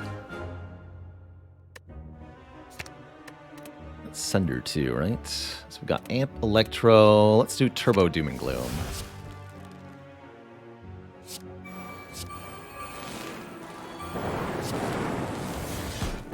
Turbo Tempest was also pretty good. So yeah, that's our turn 1 for most fights. We kill the thing. Our enemies are now weak on turn 1, and there is now an aggregate in the deck, allowing us to generate energy based on the draw pile size. With Bottled Seek, aggregate is one of the best, if not the best, energy generator there is. I guess I'll go Distilled Chaos over Swiftpot. Mummy Hand when? Calipers when? Oh, Recycle is also an option, letting us exhaust a card and gaining energy equal to its cost. Very good with the Meteor Strike in particular. I'll be taking that. Recycle. Thunderstrike could do surprisingly good damage, but only after some other shenanigans occurs. What would I like to remove, if anything, from this deck? I didn't even notice we had a bullseye. When did we get that? I guess Zap could go. Zap is definitely an acceptable loss. Dual Cast would be a nice upgrade, actually. Zap's a good removal. Wake of Insanity, thanks for 25 months of support. Probably want to upgrade Recycle first, though. So many good upgrades, so little time.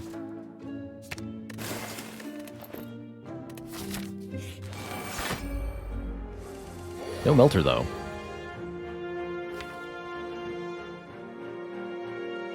So what's the play here for an enemy like this? Try to do Meteor Strike Turbo turn 1? Meteor Strike Recycle? How much does Aggregate make? Plenty. There'll be 15 cards in the draw pile, so +3. It's the same Recycle will be. Give me Recycle Meteor Strike. Recycle this!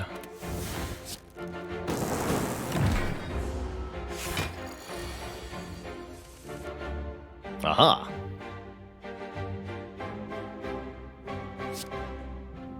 Zip Zap time. Beaming time. Nitro Sage, thanks for the 5 months of support, closing in on that half year. Very cool. Take another hologram. But not this. No, not this. Ooh, finally we get Aggregate. Turn 1 here. Here we go. 6 energy. Tempest is already in my hand, and I can Seek. So I can get Electrodynamics. And...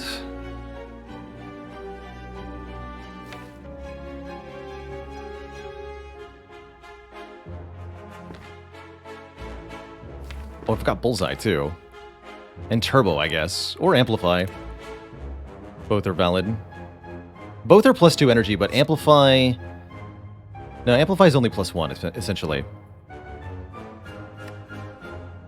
So yeah, let's go Turbo, Electro. Play Turbo, Bullseye, Electrodynamics, Tempest.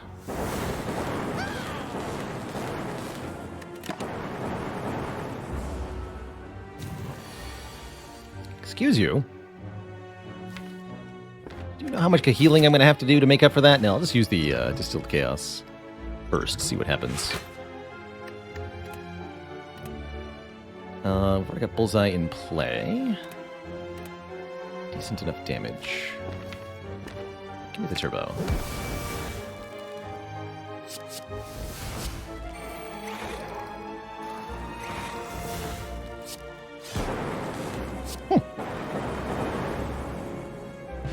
Good job, White Noise. Gremlin Leader drops the Gremlin Horn. And we're offered Loop Plus, which does seem pretty good. With a free upgrade on it. A blessed run. So many good upgrades. The Creative AI is good, the Turbo is good, the Aggregate is good, the Hologram is good, the Recycle is good. Let's start with the Recycle. Want that to be 0 cost. Alright, Book of Stabbing doing a big attack turn 1. Interesting.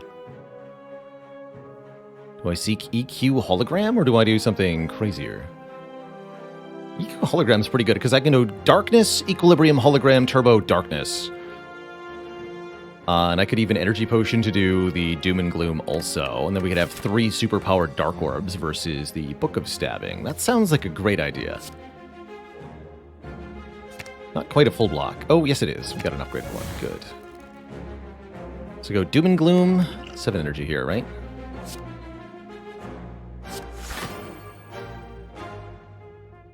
One, two, three, four, five. Yes, this. Doom and Gloom, Darkness, Hologram, Darkness. We have 3 Dark Orbs at 18, 18, 12.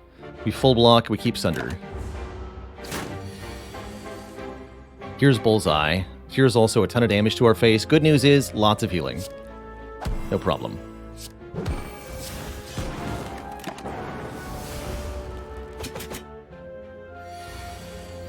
Dual cast kills.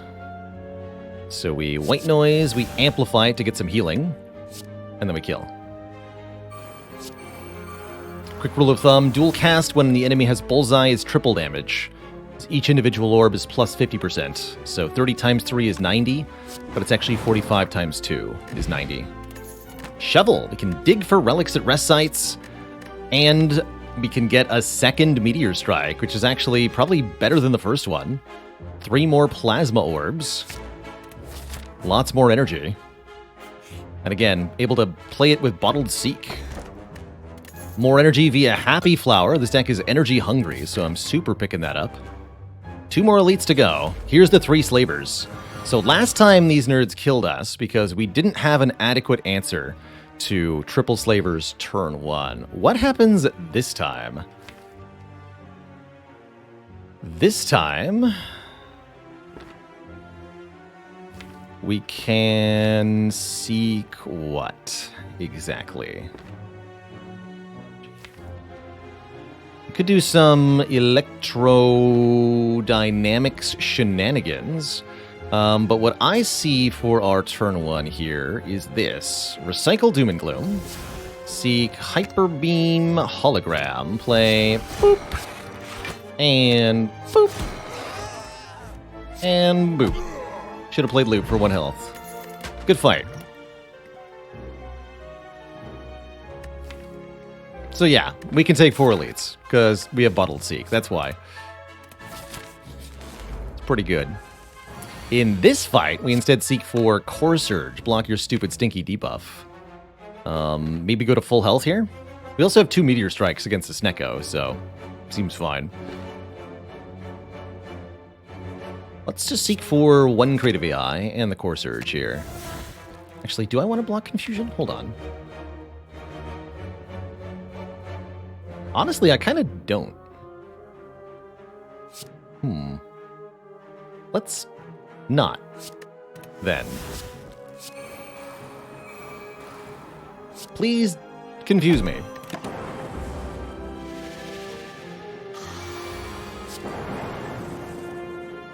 Thank you.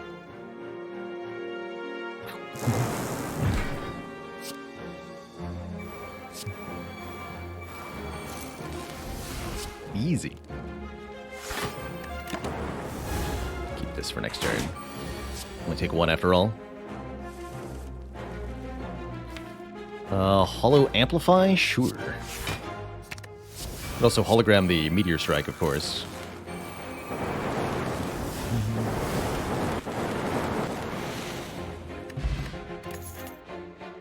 An Echo Form. Yes. And the Book of Stabbing rematch. This time, Meteor Strike is here on turn 1. Which means I can do some serious shenanigans if I want to. Could seek Recycle in the other Meteor Strike, for example. Or I can seek Amplify Echo Form. No, I'd need Recycle for that.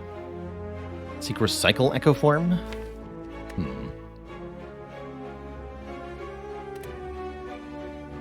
What is the best turn 1 I can have here? Probably Aggregate. Let's see, 20 cards in the draw pile. Aggregate is every 4 cards, right? So Aggregate is going to be +3. So it brings me to 6 energy. So I can go Meteor Strike, Ball Lightning, Doom and Gloom. And Equilibrium at the end. That's it. Aggregate, Equilibrium.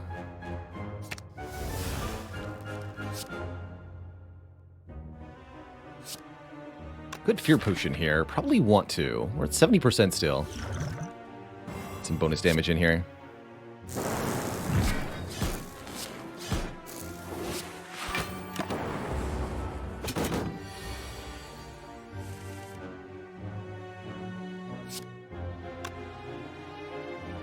Meteor Strike leaves me with 2 energy.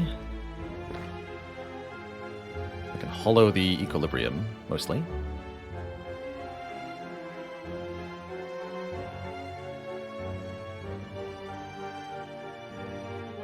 So that should allow me to do Bullseye Turbo Meteor Strike, right?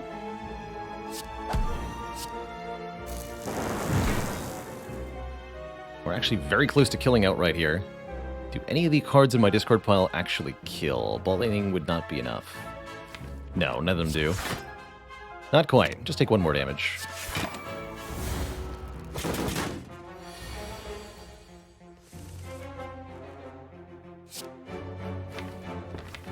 Amplifies in the draw pile. Just play what powers we can here. No other powers in the discard pile? No. Good fight. Capacitor offered again. Still mediocre. Could get our second Bullseye here, but we're trying to get double Meteor Strike done. I don't want to get too many junk cards into this deck. Heat sinks would be appreciated. Where are the heat sinks at?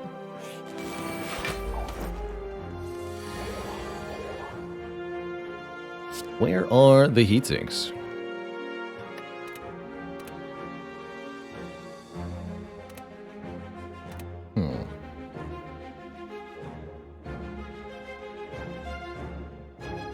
Do aggregate Meteor Strike again, get lots of energy next turn? Sure, let's try that. With the loop. Bonk this one. Go dual cast. Doom and Gloom loop.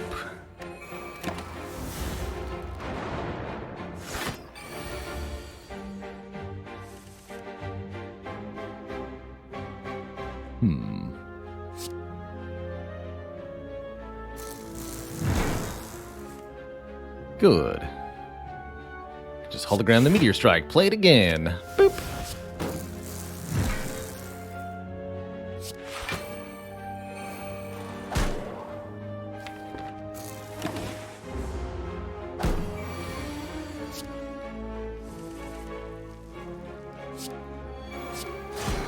GG. Reinforced Body looks like a pretty good block card, considering our ability to make immense amounts of energy with the Meteor Strikes and the loops. This could be a very good block, particularly with Oddly Smooth Stone. I'll take it. Choose one of 20 cards to add to your deck. Don't need the heal, so we might as well look. Card draw of any kind would be very welcome, Skim in particular. But Heatsinks is here, and that's probably even better. Whenever you play a power card, draw one card. If we upgrade it, it'll be draw 2. That body is absurd, says Enrique K. Thank you. I have been working out. Oh, you mean the card? Oh, well, yeah, that too.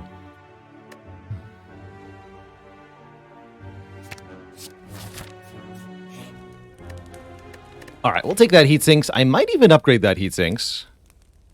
Especially now that we have Recycle upgraded. Amplify is also now increasingly a very good upgrade. Although I think that'll be next act.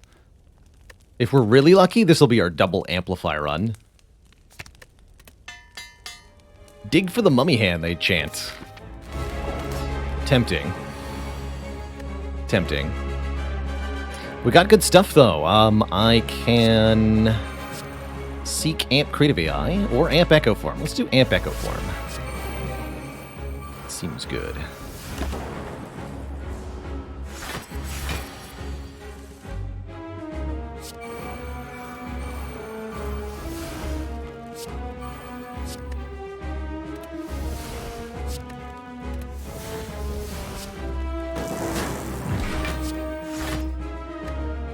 Please play this twice. Yeah, GG, champ. You are about to have a bad time. Sorry, but also absolutely not sorry.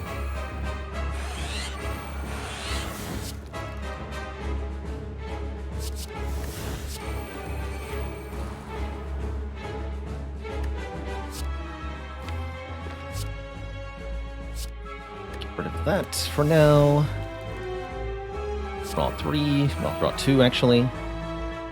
Amp Electro. Let's get rid of some more stuff. Get rid of this. Draw more cards. Obtain my cards. Bullseye.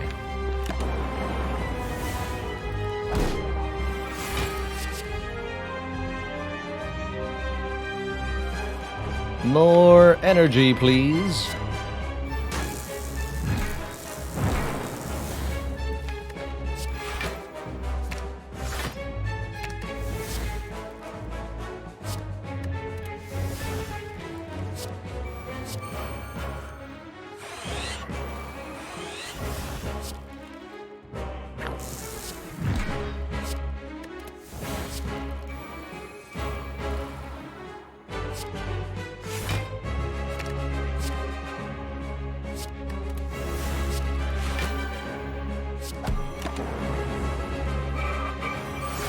Casual neon achievement, by the way. Yeah. Why not? patiently wait for my energy to fill up at the start of the turn. I'm going to go ahead and triple buffer. And then double the next power.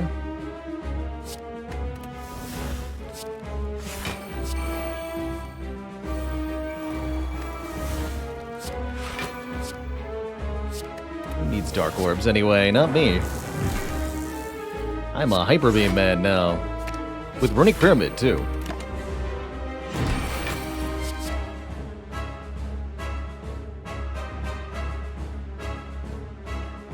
But how do we actually kill the champ? Patience, young Padawan. We'll be there soon.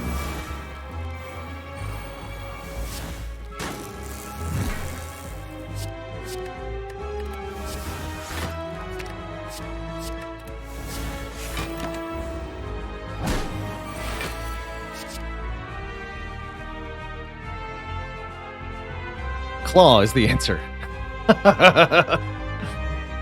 We're going to claw him to death, obviously.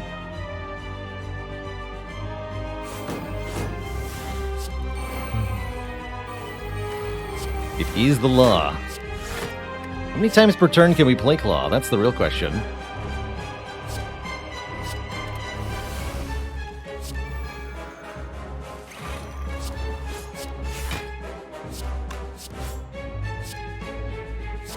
I don't need that turbo anymore.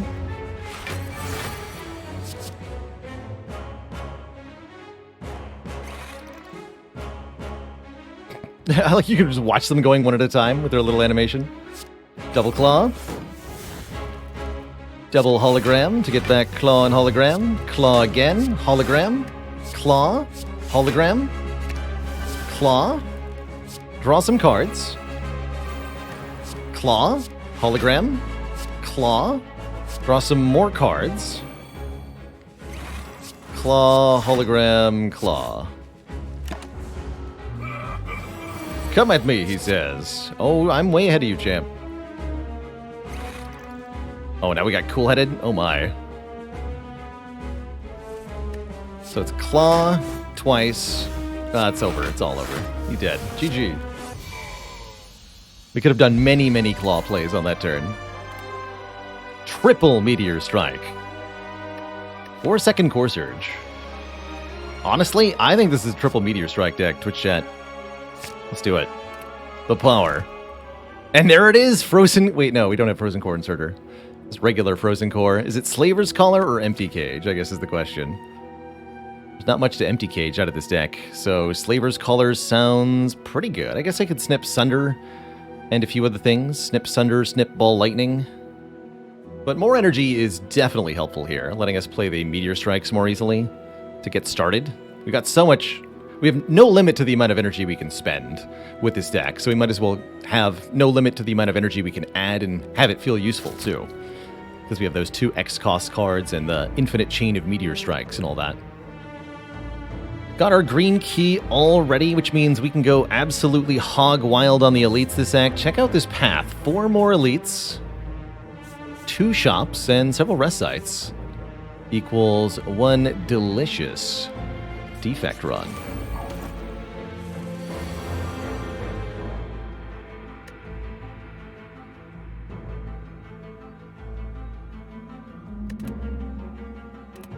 Just make it aggregate.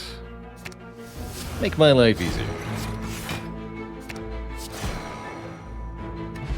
1 fight down, another copy of Heat Sinks Plus. You better believe I'm taking that. Does deck want to consume? No. I don't even think I have Frost Orbs. Lose Hologram, Loop, or Core Surge? Insulting. I guess I'll lose the unupgraded Hologram, but I'm not going to like it. I'll also lose the Loop.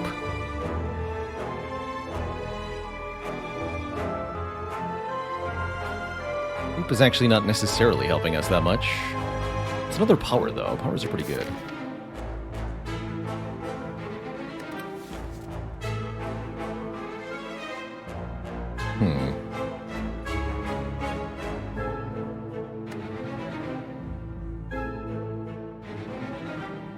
We already got Claw done? I actually don't remember doing that. Yeah, the Awakened ones here, we'll lose the loop. We'll lose the loop. Can add another hologram here. Souvenir can block a debuff. Already got the Core Surge, but still broadly useful. Good against Heart, too. And card remove's a thing. Or we can save money for the next shop. I'm not going to buy the Peace Pipe, that's for sure. Lock-On's also a card we could allow ourselves to get rid of. Don't see us upgrading this hologram. I'm just going to take the Souvenir here. For the artifact on turn 1 of each fight. And we're going to keep going. Ooh, now you offer me 999 gold? Can't do it now. It's going to have to be the boss fight or maybe an upgrade all. Actually, wait a minute. Upgrade all cards? The bird-faced urn really speaks against upgrading all cards. However, this deck with full upgrades is enormously powerful. Upgrading the other hologram, the white noise, the amplify, the turbo, just to name a few things. Having everything in this deck upgraded is enormously strong. And we haven't won a run with Mark of the Bloom. Okay, let's do it. Let's upgrade every card we have. It's pretty bad with bird-faced urn, but it means we can now dig for relics with a shovel at rest sites. And we get a ton of free upgrades. Look at this beautiful, beautiful set of cards, Twitch chat. Is it not almighty? Now there are very few things that can stand in our way.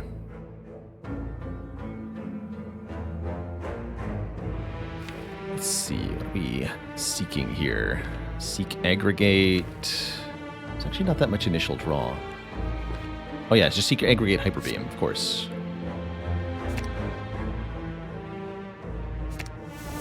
Energy.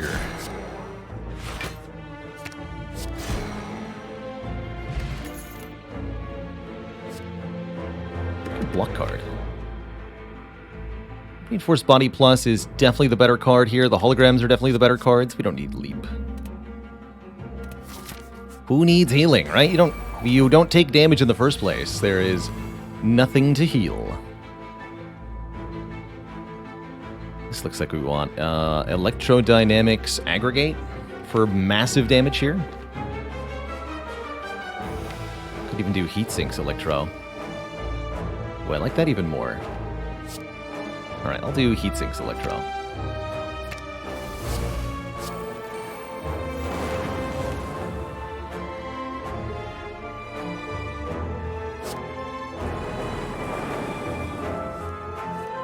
Gremlin Horn.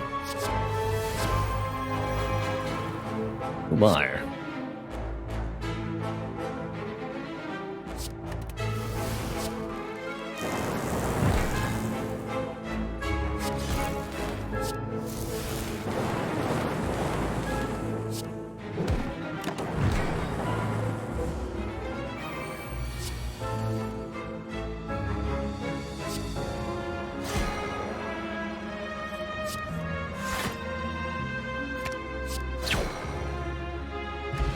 Pantograph doesn't do a dang thing. Force Field does, though. This is 0 cost block for a ton because of all the powers we have. Definitely want that. And I think I'm going to want Speed Potion with Souvenir here. Lasers go Noom. So no reason not to recall here. We could upgrade the Force Field, but I'm just going to dig for a relic here. The Boot. What a bootiful find. Excellent. The Boot. This is Amp Heat Sinks Echo Form. Let's go Amp White Noise Echo Form. Or wait, no, I can just Amp Echo Form, right? Nothing fancy. Or Amp Heat Sinks is also an option. Let's try that. Only draws 2 more, though, yeah?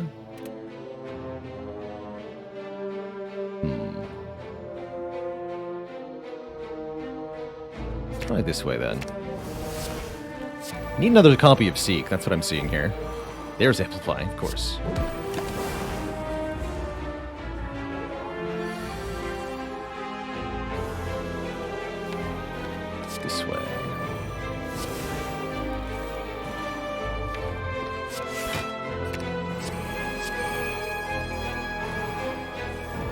Card draw. You love to see it.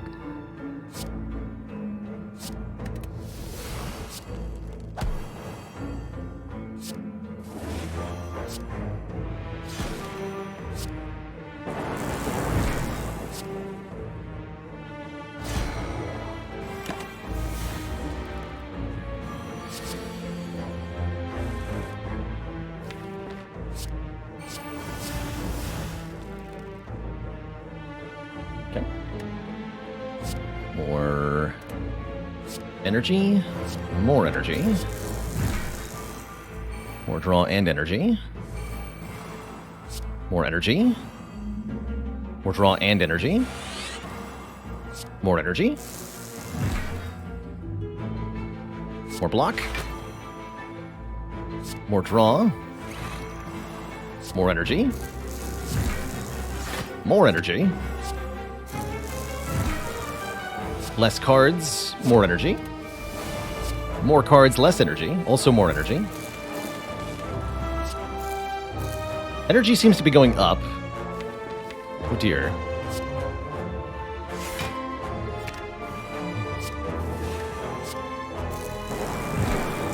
Oh my. Oh no.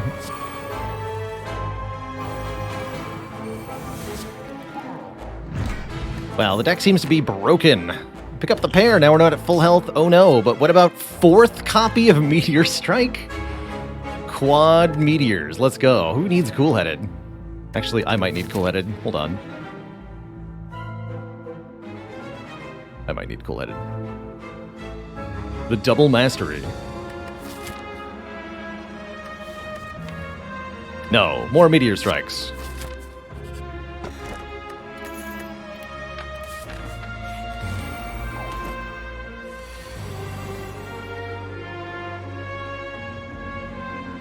Give me aggregate and heat sinks, please. All the energy, all the card draw, all the card draw.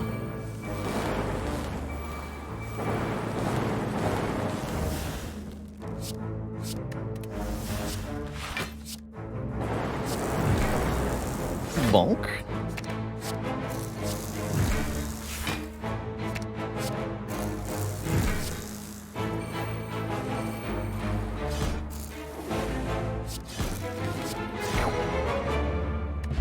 Toy Ornithopter, healing. Oof. So many relics we haven't been able to get any use out of. Second EQ looks really nice now that we know that we are not getting a runic pyramid or anything. This also achieves mastery of equilibrium. Let's take it. Although equilibrium was apparently already covered. That's fine. Kunai is interesting. Kunai with meteor strikes? It's more likely than you think. Gold-plated cables could give us more energy by activating an orb additional time, or we can just start removing cards. I don't think I need the kunai with the speed potion. Panacea, Remove looks good. And I think it's going to be that bullseye, huh?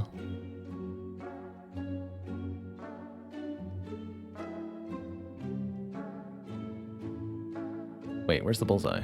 Oh, there it is.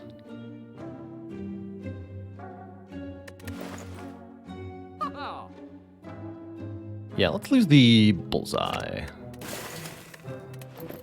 I don't want that prismatic shard. I think we would rather spend the money on a relic or something. Fun, though. Definitely fun. What is this? Amp heatsinks?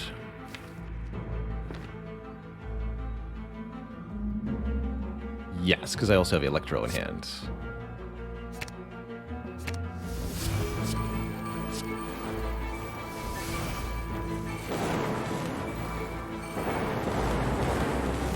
The power.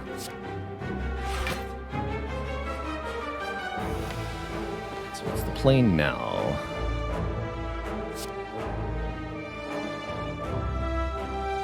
No more card drawing. Okay.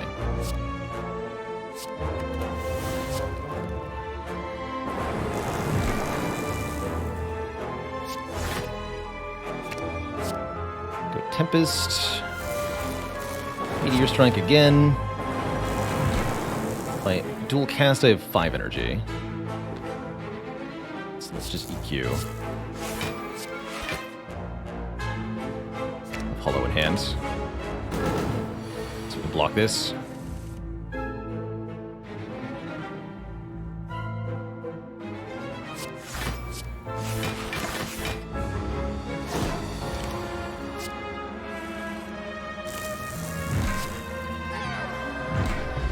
Preserved Insect from the Floor 46 Elite, of course. Of course. There's the second Bullseye. Just got rid of Bullseye, though. Steam Barrier. No thanks. Scrape, no thanks. Take one event here. Winding Halls. Lose 4 max health. There's no penalty there. Couldn't use that max health anyway. Transients here, though. Looks like we want to play Meteor Strike turn 1. Aggro Strike. And then just keep the cards. Unlimited energy. Unlimited power.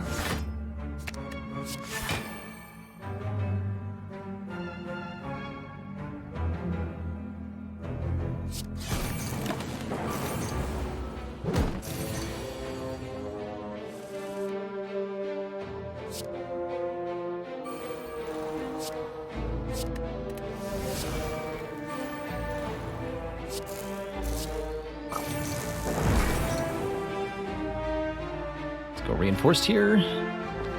Yes. One bad draw could be really tough in this fight. But I think with the Echo Form, it's pretty hard. Yeah, now we're fine. Oh, double creative AI here.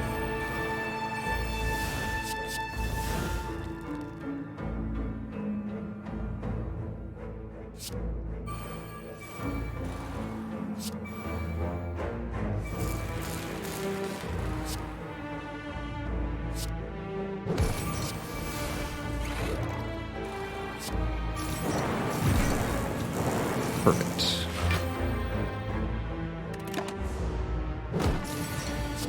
Two turns left.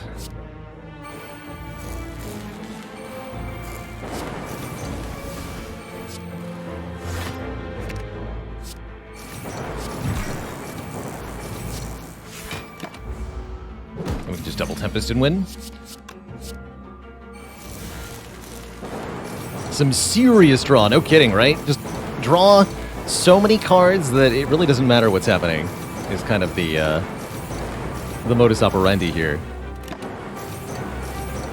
My only complaint is that we don't have a card we can play to draw cards. That's where Cool-Headed would have been really nice. But alas, maybe we'll get something in Act 4. Alright, our first real test is here, the Awakened one. Gains 2 strength for every power card we play. So we must be quite diligent about what we do here. And my plan is not to play too many powers. We'll play Echo Form for sure. We'll probably play Heat Sinks to get started, but I don't know that I'll be using Creative AI in this fight.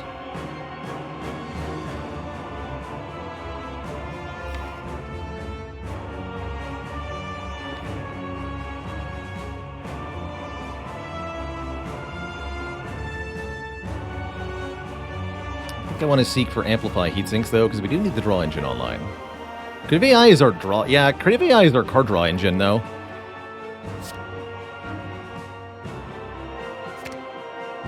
Seems important, actually.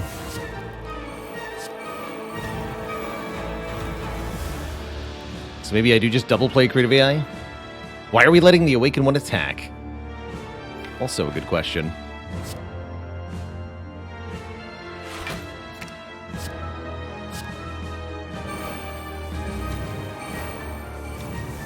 Here we go.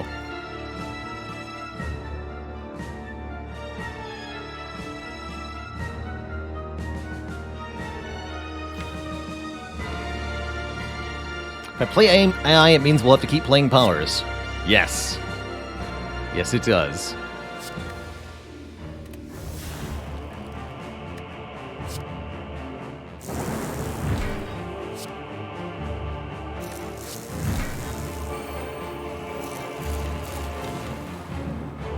Yes, it does.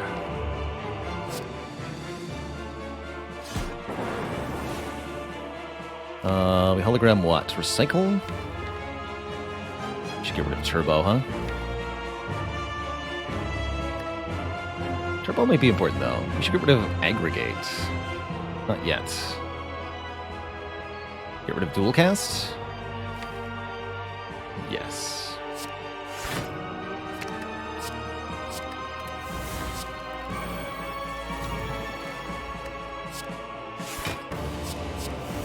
Storm's fine.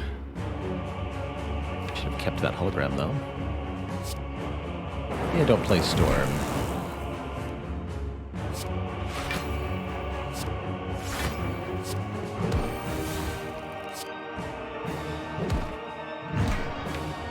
Not yet. 20 times 4. Neat.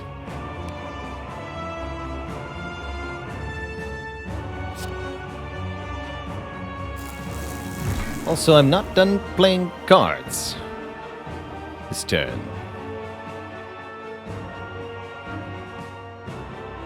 That's all he's got? That's all. Like, I can just block that easily, right? Reinforced body, we're done. Easy. That would let me some more turns of setup, actually. But I do want to play this, right? So, we'll play it.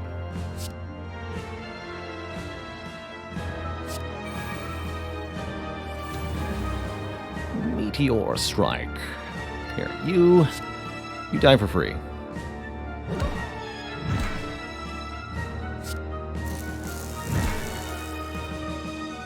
A 100 block.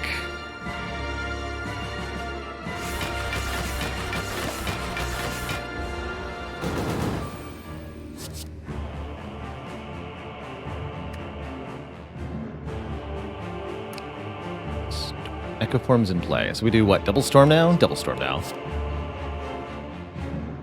Now the nonsense begins.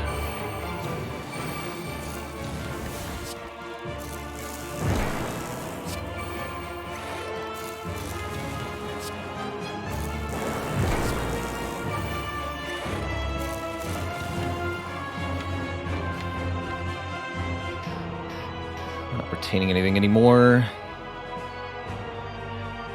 This would lose focus. We can just kill with Meteor Strike, though. Perfection. Do I want to retain these cards? Yes, because Reinforced Body is in my hand. Strength is just a number, that's right. And so is Bias Cognition. Wait, what? And so is Hello Worlds.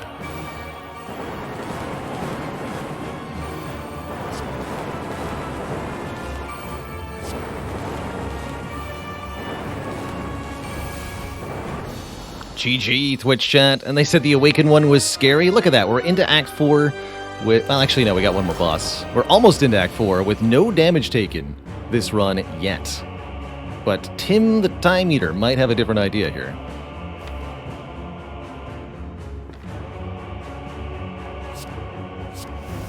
Buffer. Okay. Seek, Amplify, Echo Form, Buffer. That looks good.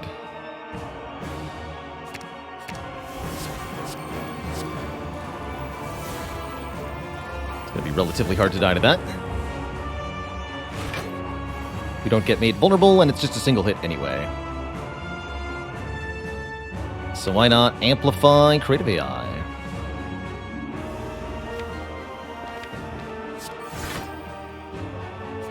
I guess I could have just Echo Formed it, huh? I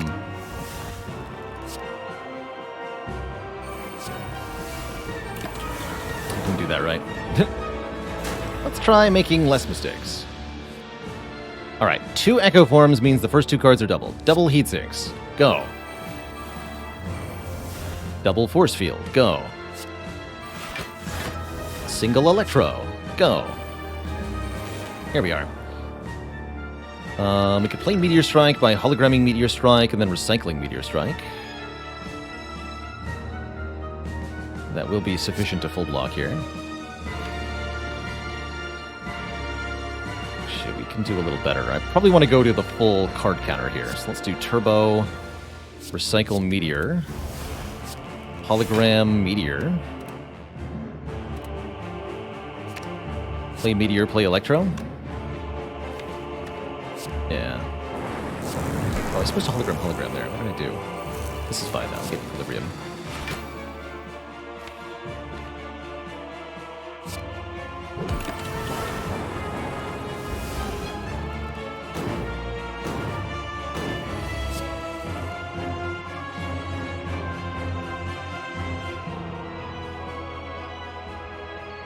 Build your own Rink Pyramid.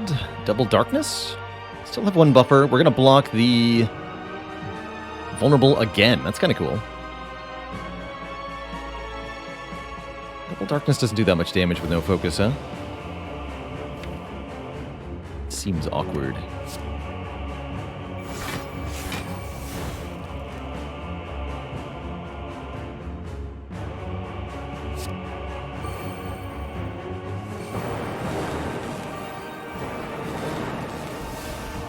Okay.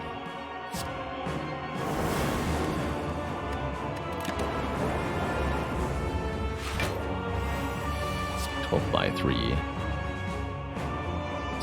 36. This blocks for 35.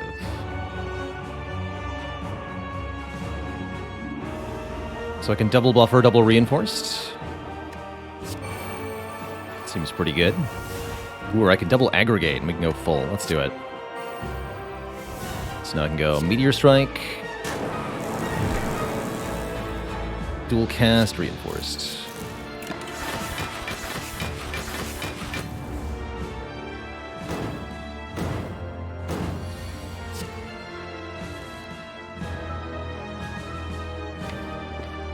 Double Hollow.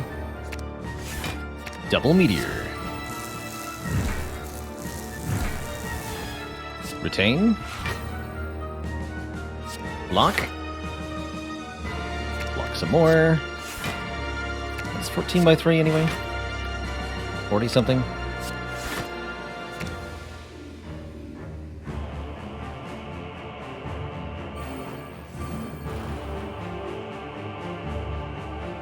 This goes to 16 by 3, which is 48, right?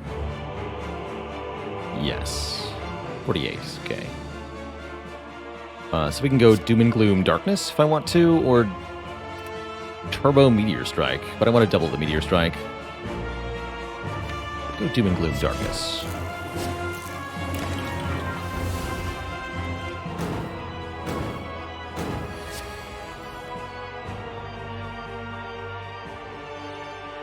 Still not retaining.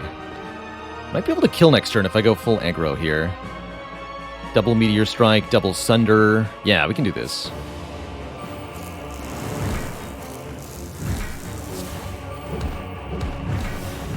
I can even amp the Electro if I want to. Let's do it.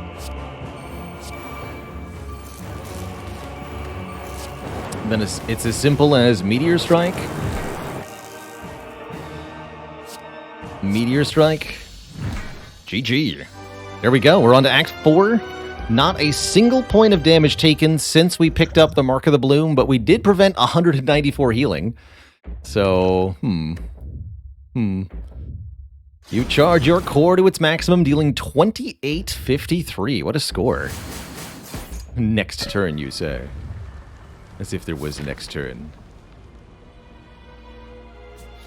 And we get to either rest or upgrade the last Meteor Strike, so it's 4 Meteor Strike plus. That seems relatively unimportant, but very satisfying. Or we can dig. Yeah, the post-Mark of the Bloom relics have, did not pay off, eh?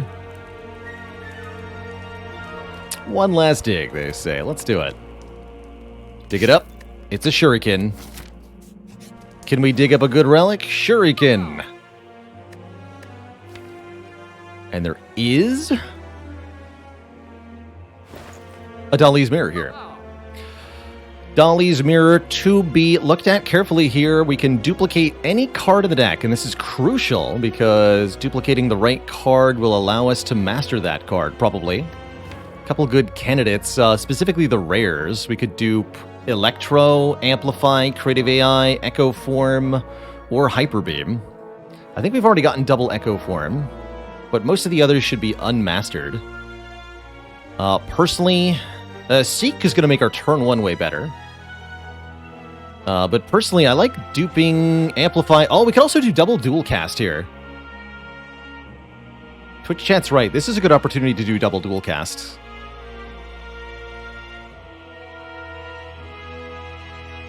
Seek would be the best card in terms of winning the heart fight.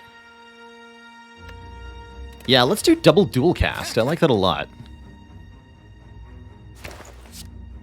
Let's do double amplify another run. And I could take a focus pot over a block pot. That's not good. Good instincts. Is tech got good in the name, but is it good? No. Heat sinks, unnecessary. Should be anyway. 31 cards in this deck. We are fine, that's my understanding. Sunder is not mastered, and there is a second copy of Sunder here.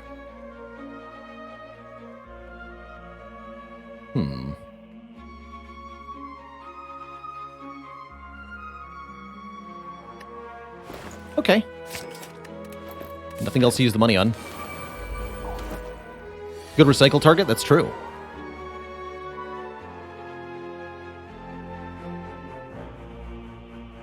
$25 cards for 3, so +7. Oh, energy. 12 times 8. Not quite, huh? But I can do...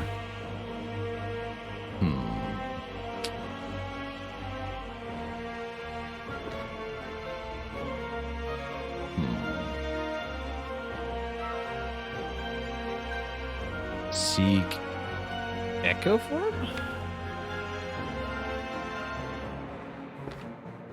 I could do a really big Tempest this turn, but I don't think it's actually enough to kill the Spear. Unfortunately. Although it might let me set up a kill next turn.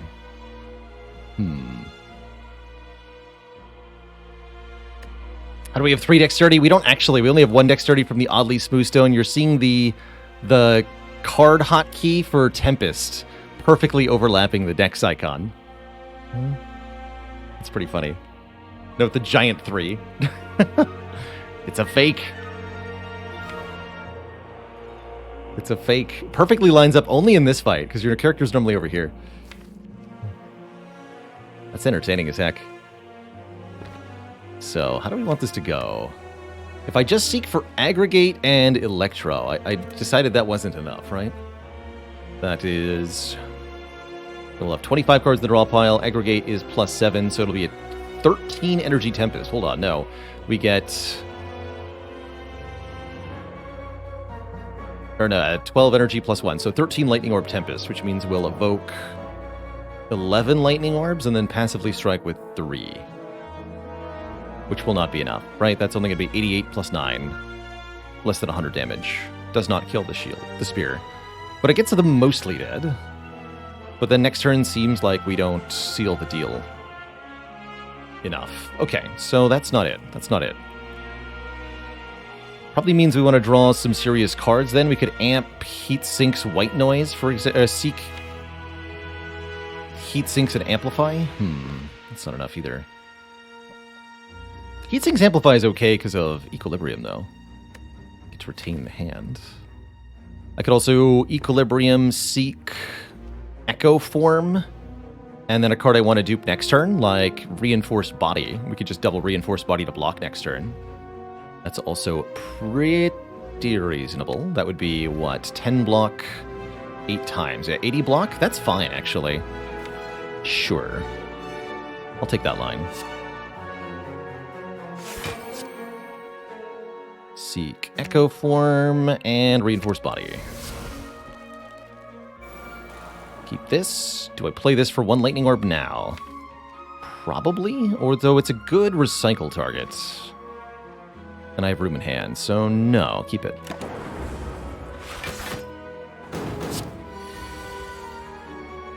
Alright, this turn all we have to do is double reinforced. We could play some other cards if we wanted to, but I think anything we play will take away from our block this turn. Guess that does mean we play Tempest now then, huh? Those dang burns. Doubling EQ seems like a bad idea. We won't be able to full block.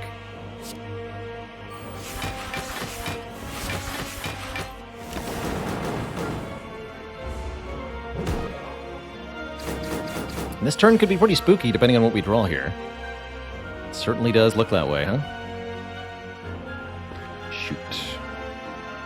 Echo form in play. So it's double hologram. Double sunder. Or what? Double hologram seems reasonable. We can fetch reinforced body core surge turnaround.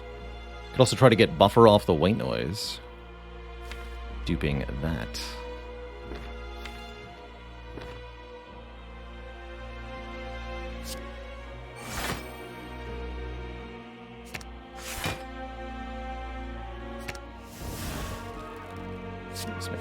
Electro, nice, okay.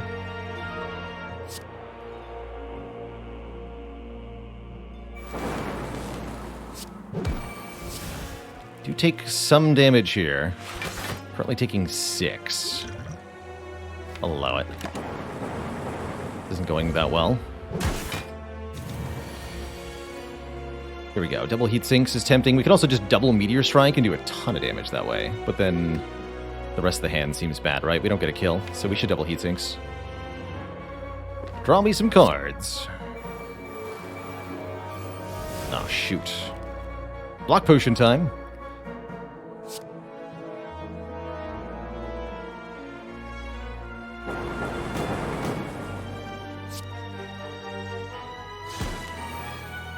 Take one more. It's not bad, actually. Problem is, we have 2 more burns put on top. Next turn could be really bad. Double hologram. That's good. That's good.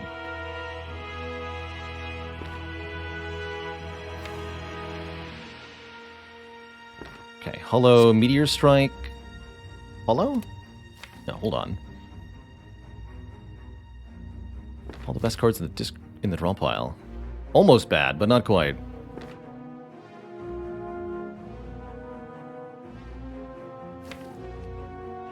Meteor strike plus thunder, not enough. We need to do 65 damage. We can just block by looping hollows forever. And then win next turn. Very reasonable, actually. Just block this turn? Yeah.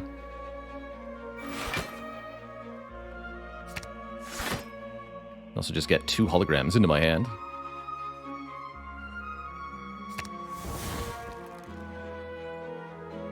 $48 plus 24 plus 4, 76.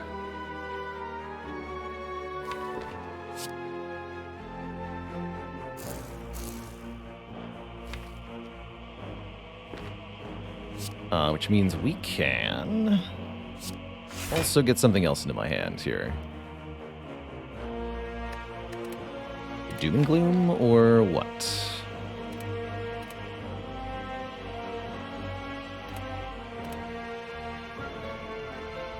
I guess the Doom and Gloom doesn't really matter, huh?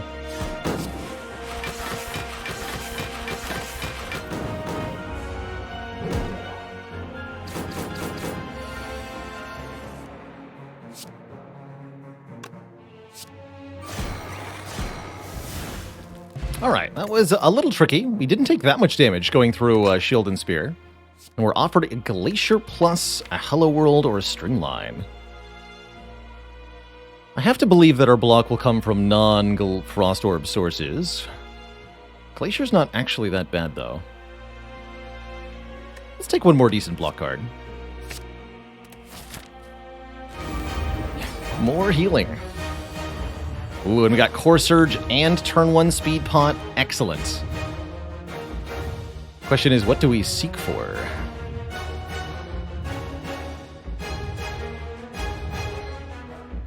I think Heatsink's Echo form is what I want here on turn 1. We'd really like to have Echo form in play immediately. Heat sinks, creative AI, also an option.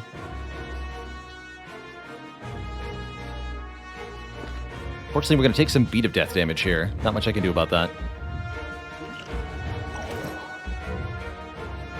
Zyram, thanks for the 9 months of support and the Prime sub. Could amp creative AI, but then we don't have heat sinks in play. They do heat sinks echo for him. Only ever be 1 damage? No, Tori unfortunately will not reduce beat of death because it is not attack damage. There's creative AI. Okay, we'll just play that as well.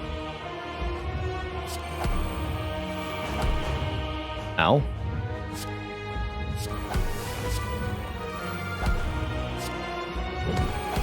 Okay, we should probably stop taking damage now. That really hurt. Maybe play the Tempest as the last card. Can heal after the fight, it's fine. Stop there. Alright, no vulnerable, that's going to be important. 6 dexterity, and this is not a concern.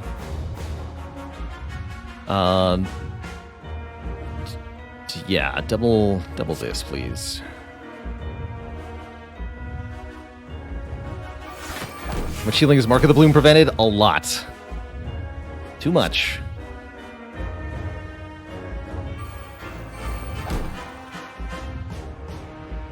Okay. These get retained. Should be alive next turn. Get a couple free lightning orbs here. Thanks to Tori. Nice, I even made another hologram. Perfect. So this is Echo Form Force Field.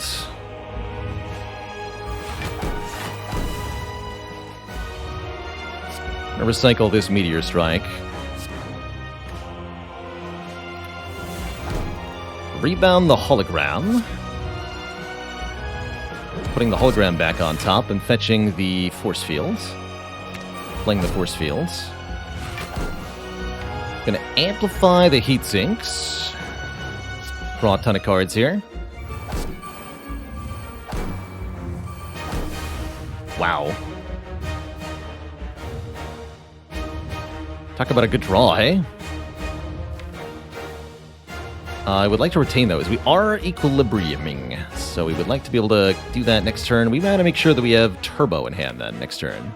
Or Recycle. Let's hologram the Recycle. Twice, actually. Get rid of the wound.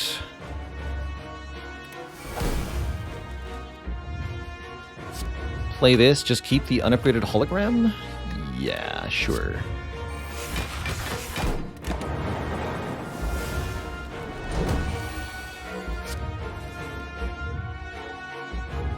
Build your own runic pyramid again.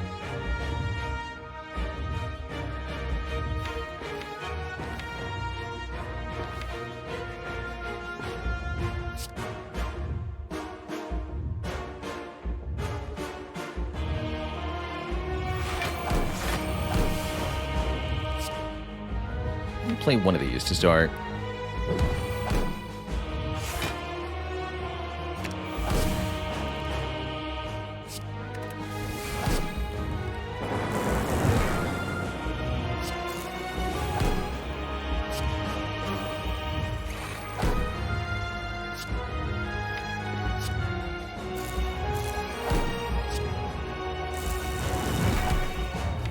We are retaining.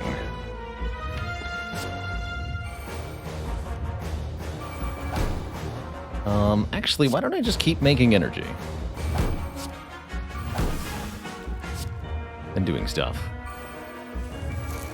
Do I have a good reason not to do that? I don't think I do.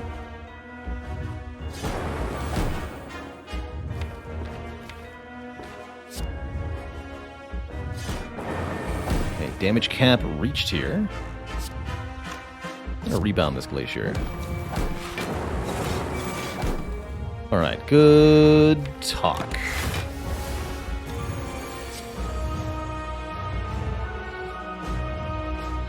Double Glacier. Energy, difficult to get our hands on here.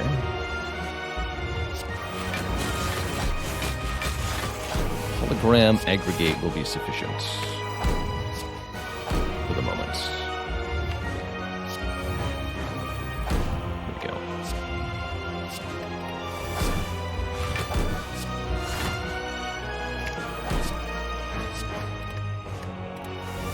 Both dual casts, by the way.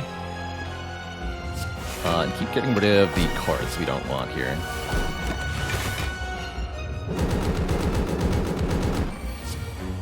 What character, in my opinion, is the hardest to play? Hardest to play at a basic level is the Watcher, and I think hardest to play at a high level is probably the Defect, the one you're watching right now. So many ways for Defect to make a winning endgame build that are just completely out of left field.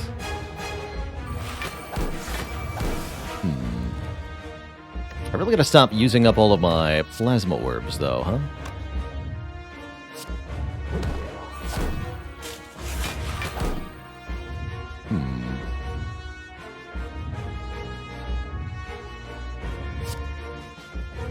Still retaining.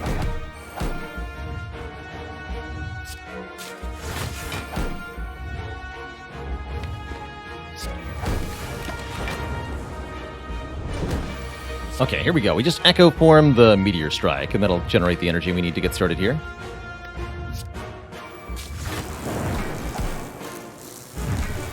There we go.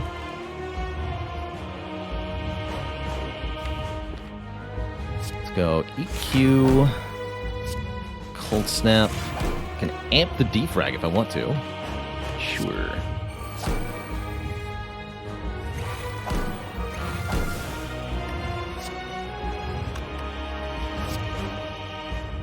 Rebound the dual casts. Turbo. Play Meteor Strike. Play Equilibrium. Double the creative AI. Here we go. Get rid of some bad cards.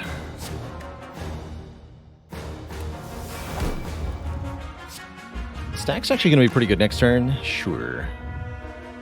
Maybe not that good, actually.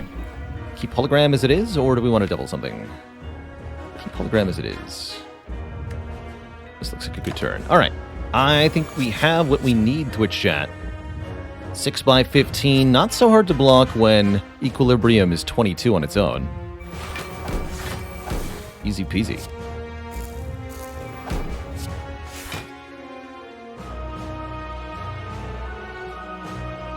Take Recycle? Take Recycle.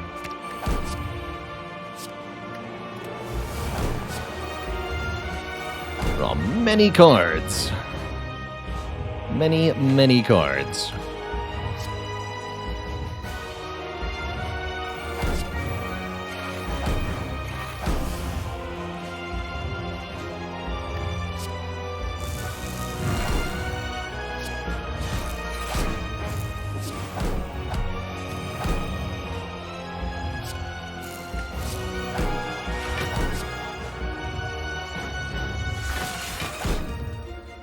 Amplify is still in effect, so bias will get doubled here. Might as well. Good stuff.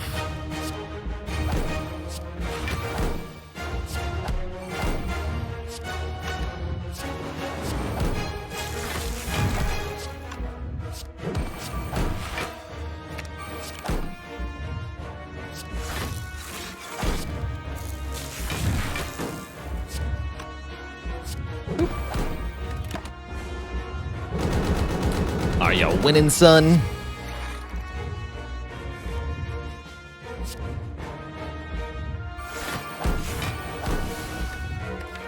Well, are you?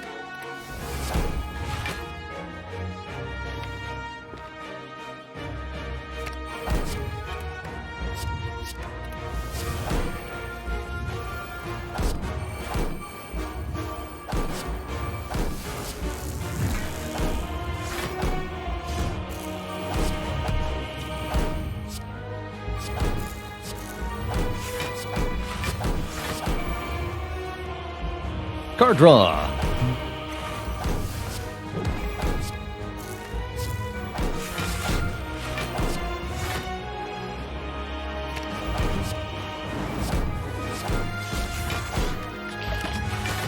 GG, Mr. Hart. What an absolutely absurd defect run. 15 focus, 7 strength, 6 dex we have right now. Good lord. The power. GG, Twitch chat. GG. Total of 294 healing prevented, but we're only missing 32 health. GG. Unlimited powers. GG, everybody. GG.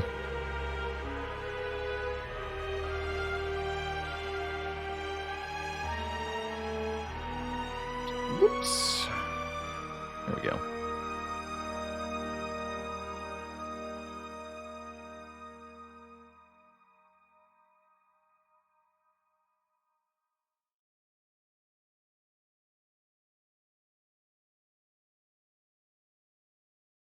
GG, everybody.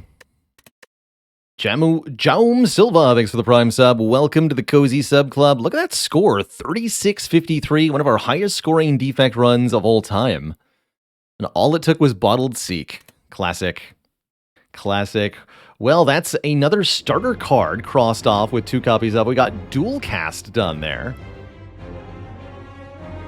The defect starter card that can't be found in the Match and Keep event. So now we have to do Zap, and of course all the other defect rares too. But we won't have to do Meteor Strike, because with 4 copies of Meteor Strike, we definitely met the bar on that run. GG, everybody. GG, look at that. 3 Meteor Strike plus. Very many upgraded cards. Also got double Sunder, double Dual Cast, double Hologram, double Heat Sinks, double Equilibrium. Nothing else here doubled. GG. GG, everybody. Fun times. All right, Twitch chat. That's all the time I've got for Spire today, but I do want to do one run of the Monster Train before we say farewell on this lovely Friday. Before we jump into Monster Train, I'm going to take a quick break, refill the legs, stretch the water. Upon my return, the gameplay continues, Twitch chat. I'll be back in just a few minutes. Please, don't go nowhere.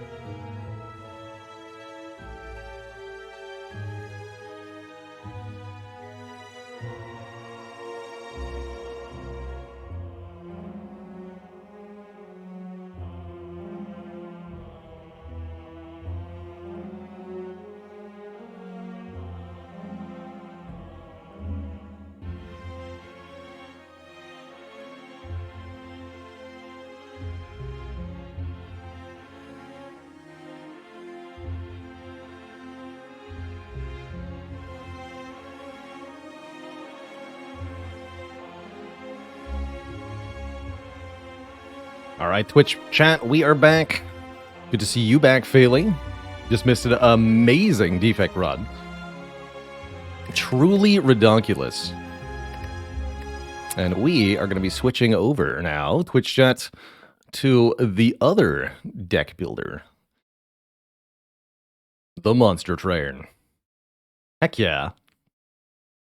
It has been a blast to revisit the Monster Train. Of course, we've been doing our Slay the Spire Mastery Challenge inspired by this game and its logbook, which keeps track of every card you have beaten the game with.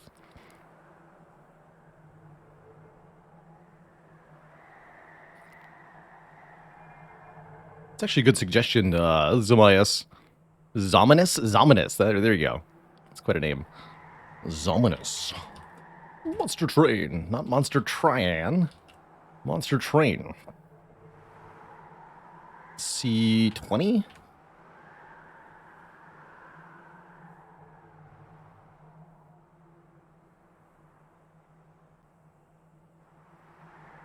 Let's update.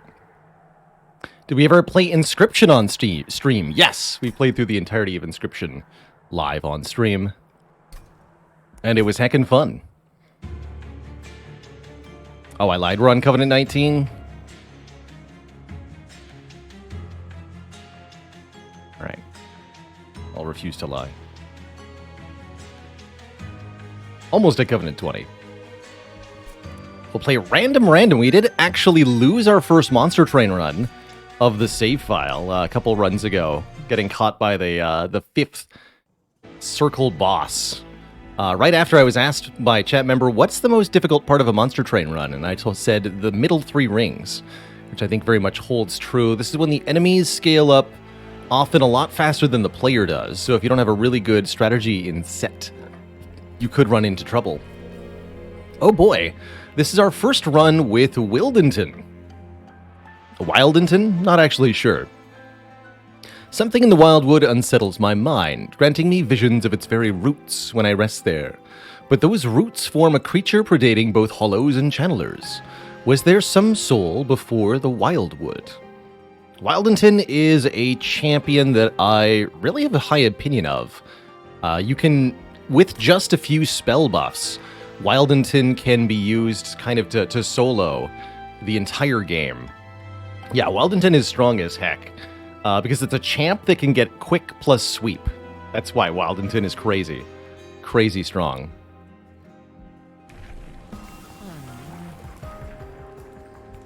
There are 3 variants of Wildington. One has sweep, one has quick, and one has an incant keyword. This one's actually quite nice if you're crossed with Stygian, as you create sting spells when summoned and it gets bonus damage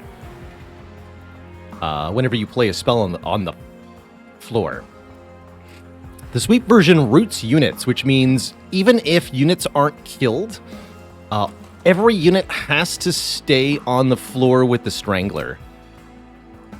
This can be good, generally speaking, because you don't want to let enemies ascend to the pyre, but it's bad if those enemies attack your champ and kill them. Wildington has actually pretty decent health, but not high enough health to survive for very long when under combined assault. So you do need to have a plan, but I am definitely taking the sweep version, because I'm hoping we can be sweep plus quick later on. No rage decay. Rage would be very good on Wildington. Currently we don't have any rage. Or draw one more card each turn, then return a card to the top. Kind of like retain, so to speak. Very, very useful for setting up for a next turn. It's not built-in Tools of the Trade, because it goes back on top. It's built-in Warcry, built-in well-laid plan, so to speak. Kind of like Retain, because you can always put a card on top to draw for next turn. You can also use the Cheater's Hand to cheat curse or status cards in Monster Train. Those cards that deal damage to you, if you have them in your hand at the end of the turn, well, just leave it for next turn. Every turn. Let's do it. I am more and more liking taking the initial money for shards. I'm going to keep doing that. And I definitely believe in unit draft. The extra 10 armor shouldn't matter because we sweep an attack for 10, plus whatever the root seeds give. So this 10 armor should be completely free.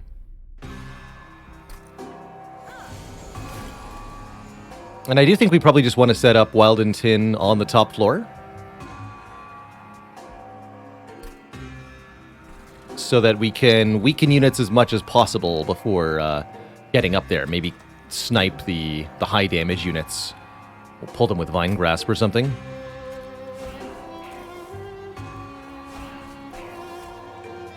And we'll probably want to put a Steward in front just to absorb damage.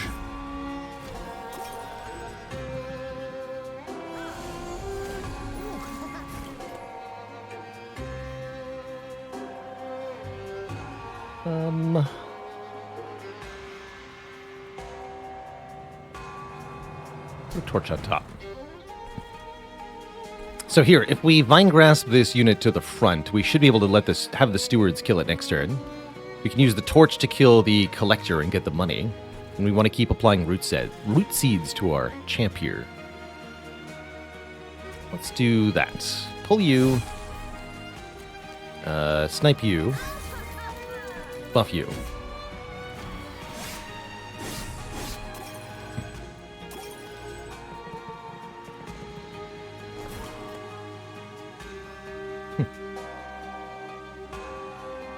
Unfortunately, Vent doesn't kill the floor because of the armor we give these enemies. Otherwise, this would have been a really good solve to the situation. But still, Torch does... simply venting for 4 will be enough. This is fine because this Disciple can't go up to the pyre. They'll just get stuck fighting Wildington. So I think we do this. Buff you. Vent here. That way this Discipled Foot Soldier gets killed and won't hurt our champion.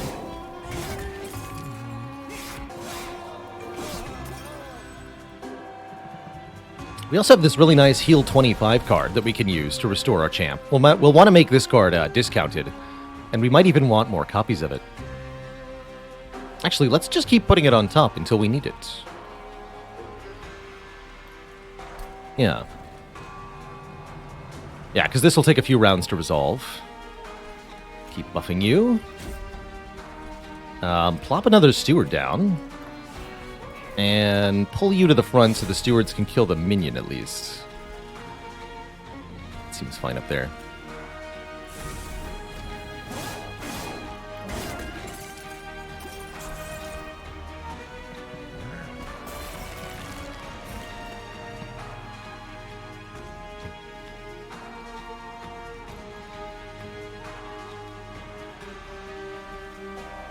I think it was Covenant 10, Carissa, but I'm not actually sure.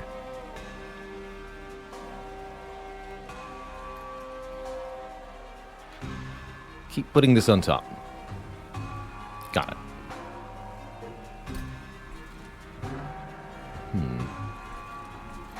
Keep buffing you.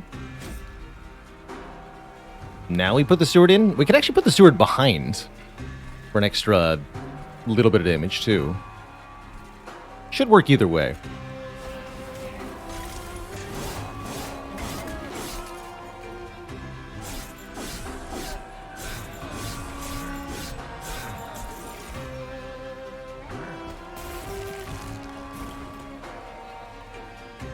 So here, I'll just cheat this. Never deal with it. Oh, we're actually not winning here, huh?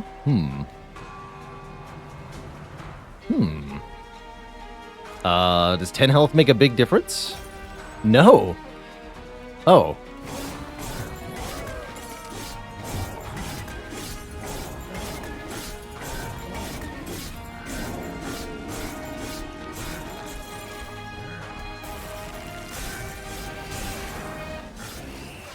Not ideal, but acceptable. I think that actually was caused by the shards we took, the damage. Because the boss wouldn't have had lifesteal, I don't believe, without the shards, is my understanding. Razor Sharp Edge is going to be a really good way to buff Wildington. Plus 10 attack power. But we're going to need a way to keep Wildington alive. Invigorating Solution this early is also pretty good.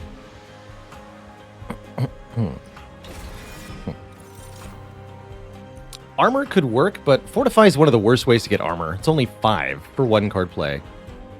I really find this often isn't enough, even if you double stack it to be 10 armor. Meanwhile, Hornbreak's hard to go wrong with. Take a Hornbreak.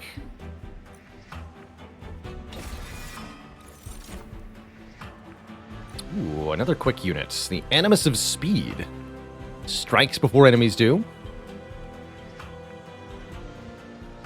The Rail Beater applies melee weakness. It has a lot of armor. Good to sit in front of Wildington. I really like that melee weakness combo with Wildington, actually. This game on Steam, it sure is.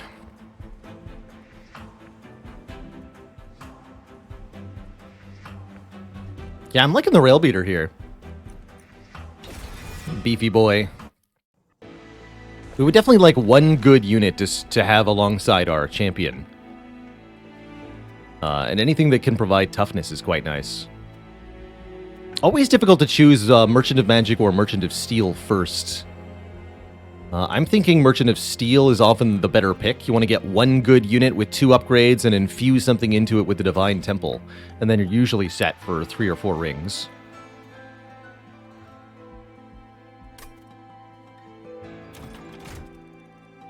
So, check the upgrades first. We see Multi-Strike. Ooh, that's exciting. And what do we have here? The Animus of Speed is back. Thorned Hollow. Gains spikes when healed. Interesting.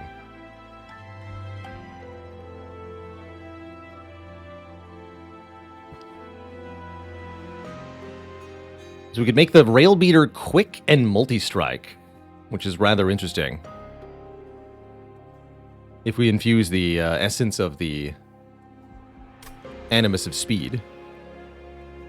Or we could go the other way, have Animus infused into Rail Beater infused into Animus, but then we don't get the whole melee weakness thing, so I don't think we want that. I also don't think we want to put extra capacity and spikes on Rail Beater, because then it can't fit alongside our champ here. And that's a no-no. So let's do quick multi-strike. That sounds great.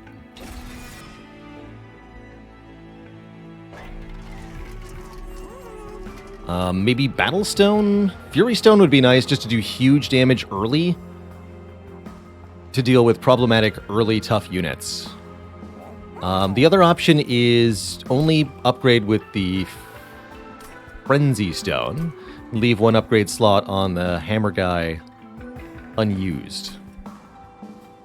Do I like Tethys? Only really the Conduit version.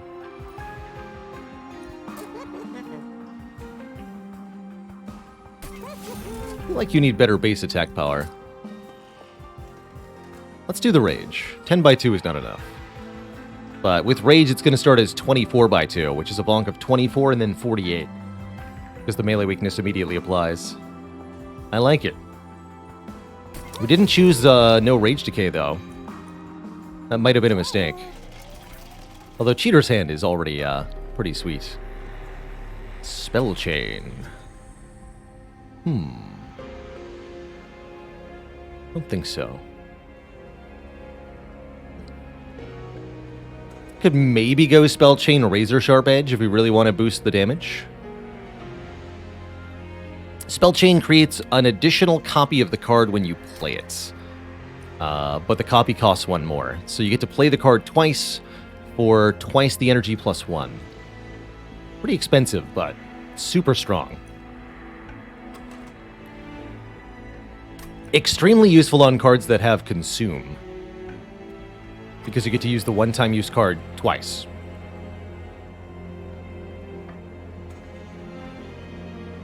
What about just pay for a Purge? Getting rid of these torches seems like a pretty good idea, actually. Let's do that. Let's be basic here. And we are going to make you quick. Mr. Rail Beater. This is also going to be working in a really nice combo if we get the quick version of our champ. Then the champ gets to benefit from the melee weakness with the quick attack. Pretty cool.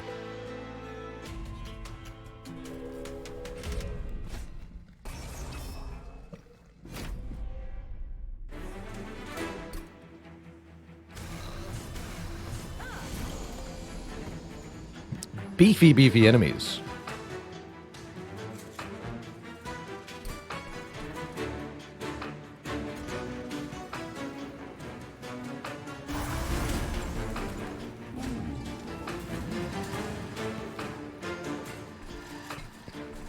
Buff the quick one for now.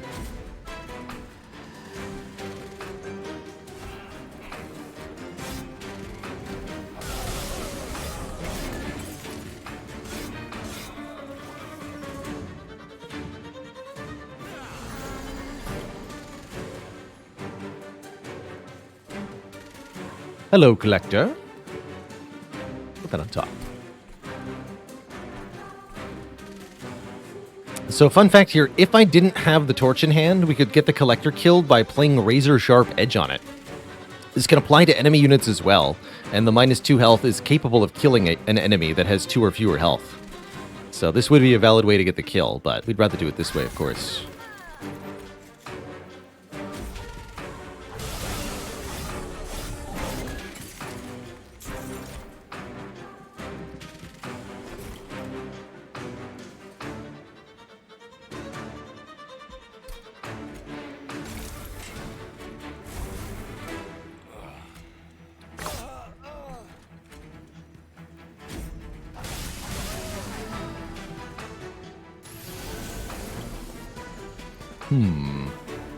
Sweeper boss.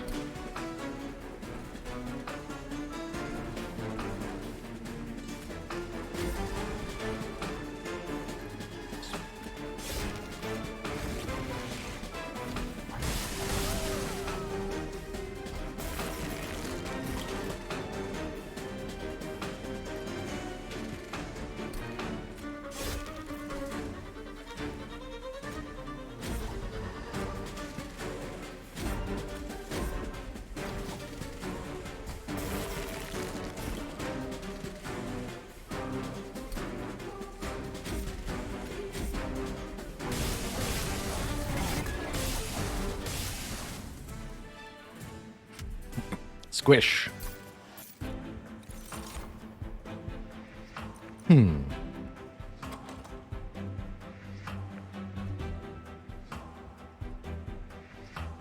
The rail beater sure slaps, don't he? Which champs and covenants were my favorite when I first played, and what are they now? My favorite, you mean champs and clans? I really liked the...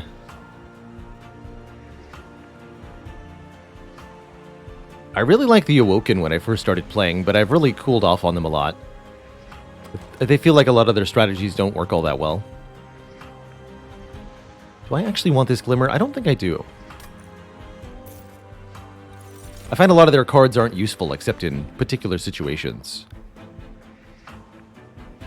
But nowadays, my favorite is the Wormkin clan, for sure. They seem like the strongest, and they have so many fun ways to break the game.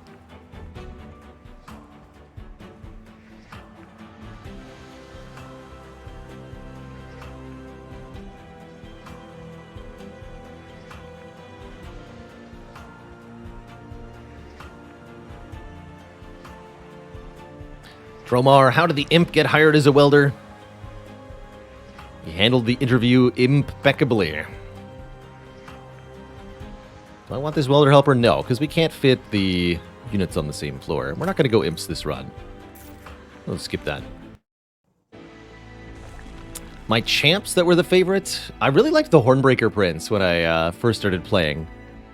Didn't perform well, but I liked what the Wrathful version does, conceptually.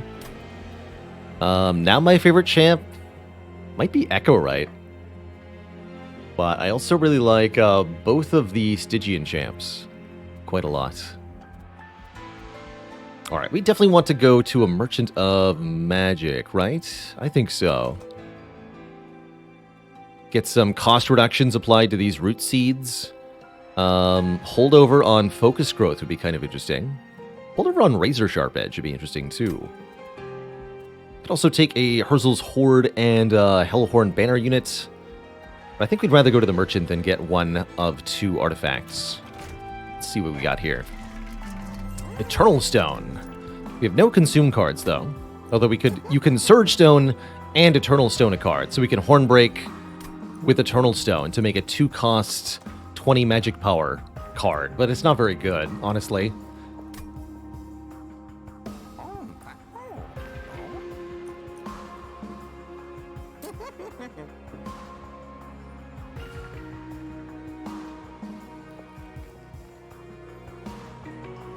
So we want to put discounts on the cards we want to play most often.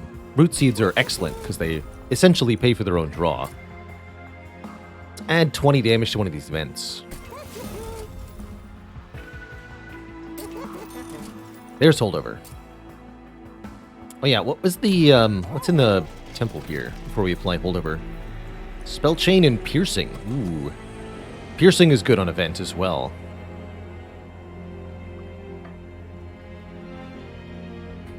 No -2 cost, though, sadly. Spell Chain. Spell Chain on the Consume vent's pretty good, actually. That would be another 20 damage to a whole floor. Every time we drew it. Or we could do Spell Chain Piercing vent as well. That is quite powerful.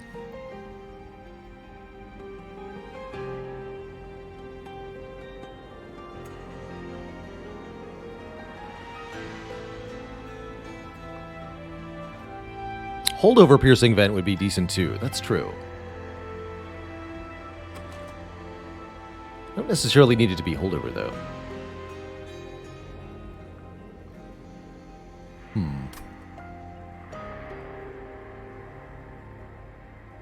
Hello and welcome to Sneaky Emily.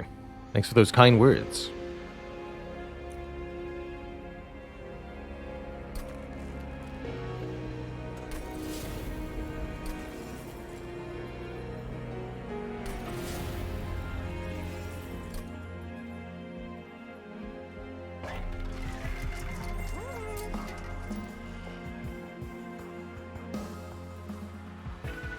Not even sure I want this.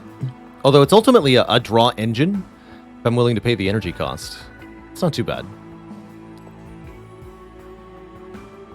Could also hold over this one, but I'd rather hold over the +2 draw for sure. Let's do that. Hold over Focus Growth, and I'll just make it 1 cost. The healing is simply the cherry on top.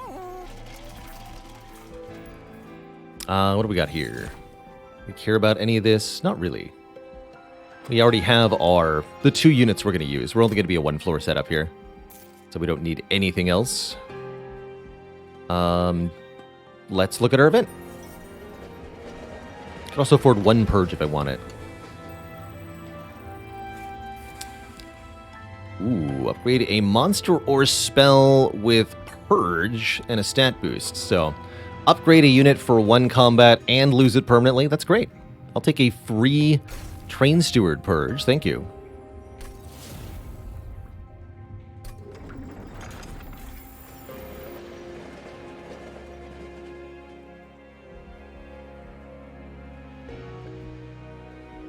More merchants coming up, so let's keep the cash for now. Played our first boss. 70 shards is a lot to go into the Daedalus fight with, but these vent spells are just going to absolutely destroy his bombs. This boss is going to get very wrecked here. Pretty much guaranteed.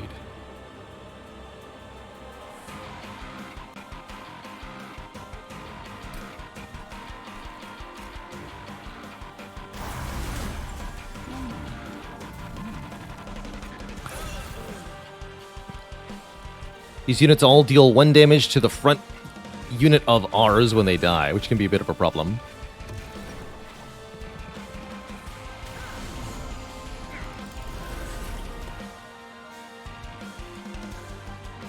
Oof. Bad day to be Daedalus.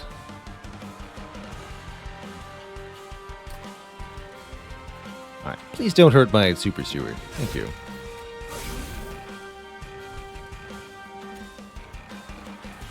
And we can actually heal the Super Steward if we so desire.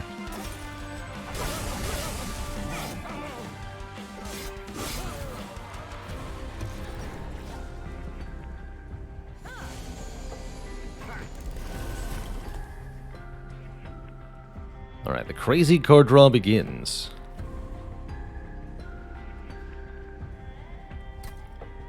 Being quick means we actually destroy the bomb before it goes off, too.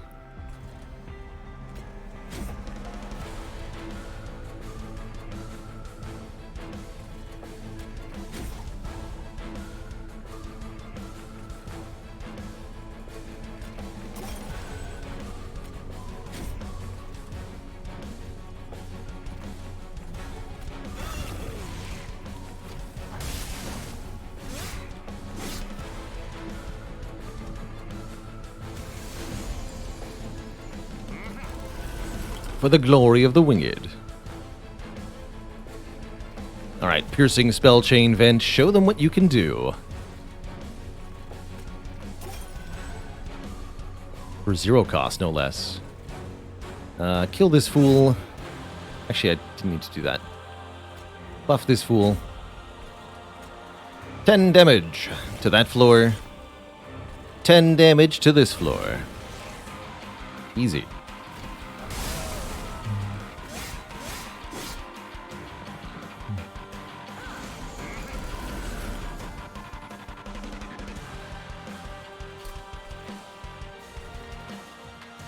Wow, you're actually not dying. Fascinating. How about if I do this? That's more like it.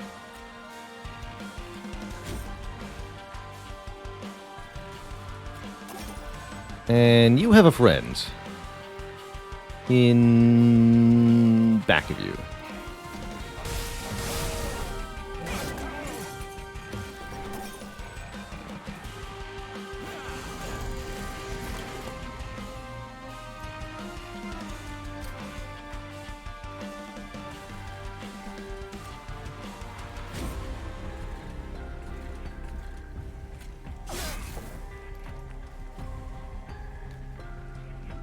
Might as well use Vent down here. Focus Growth here. Razor Sharp Edge here. So let's Hornbreak this to kill it. Play this.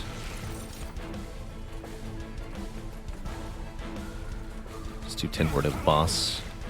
That's pretty good.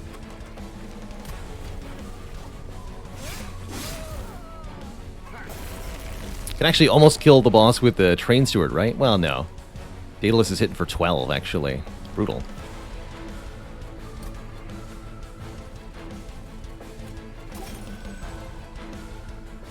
Not bad damage, though.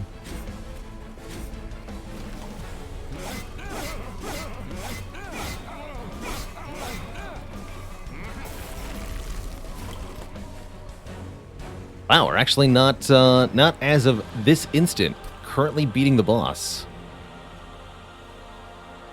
Let's see, looks like the Rail Beater only gets 2 attack rounds in.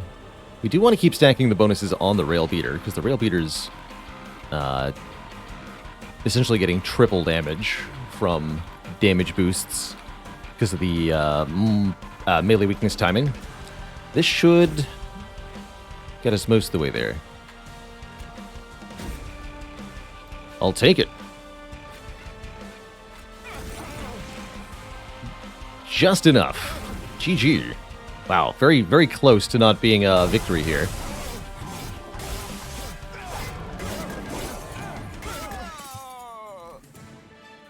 But that's what happens when your first boss has 70 shards behind them. None of these really do much for us. That's what I was talking about with Wildwood, not always... with the Awoken Clan, not always being all that good with their cards. We don't have enough units for Channel Song to do much. Because we'll always draw the Rail Beater on turn 1. So Channel Song can never get Rail Beater here. We're not actually taking damage because of the armor. Worries. I don't feel like getting units on a second floor is really going to help this. We really have to make the spells carry us the rest of the way here.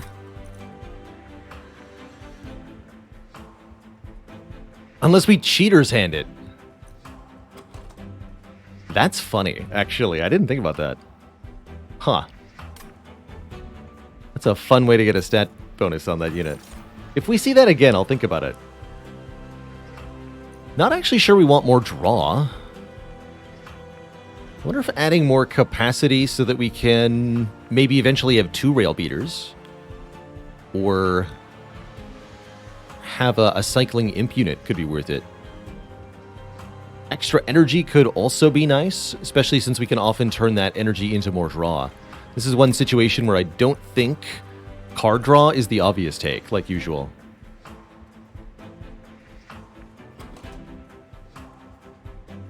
And I think especially with the holdover focus growth, the energy is really nice.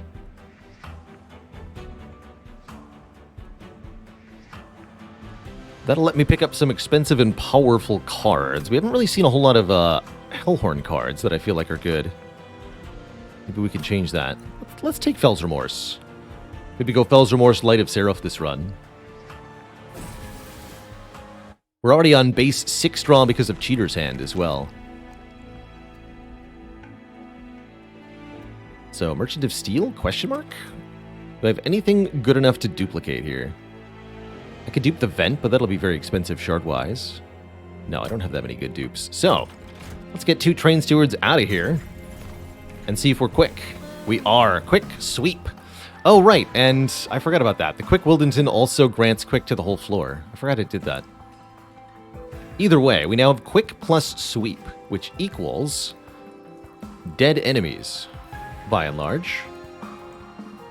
The whole floor dead. Instantly, with no really chance to hurt us ourselves. And I think we can even add multi-strike to that with the next upgrade.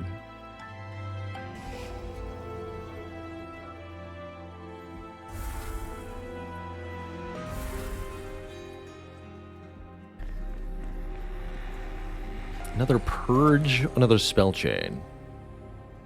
I'm down to purge another Torch here. For shards. Definitely down to do that. I think the quick sweep is going to make these middle rings, which are normally challenging, very easy. Unless we don't have enough raw stats for the boss, which is concerning. Definitely concerning. What's Forgotten Moon, Boons, Vortex, Magic Merchant? Probably. Definitely need to keep going to the Merchant of Magic. Okay.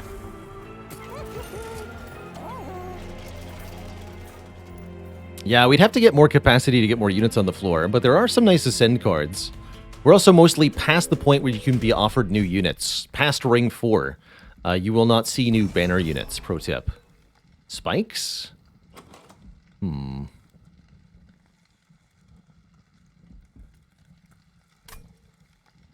This is the Firelight Master. Okay, so we want to go bottom floor setup here. Trying to figure out if we can handle spikes. I think I have to put Wildington in front of Railbeater for this to work. But that should be fine, actually. Alright, let's do it.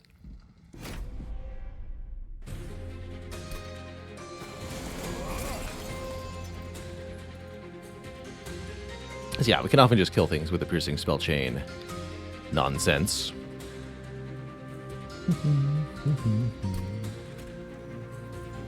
So Wildington in front, setting up on bottom because we got these units that are going to add curses, and because the boss of this wave gains strength with every floor they climb. So we actually want to fight them on the bottom, not on the top.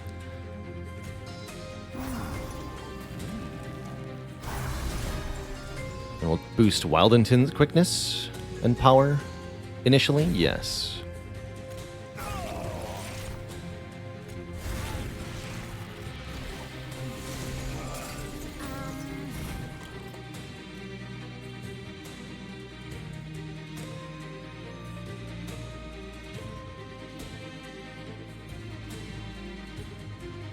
Do I actually need all of that? I think so, right?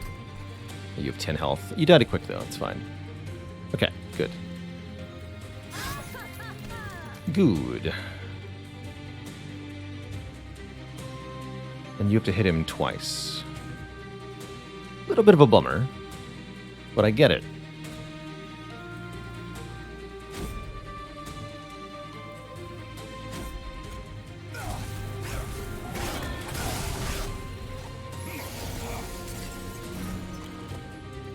Okay, here's our heal. That's good.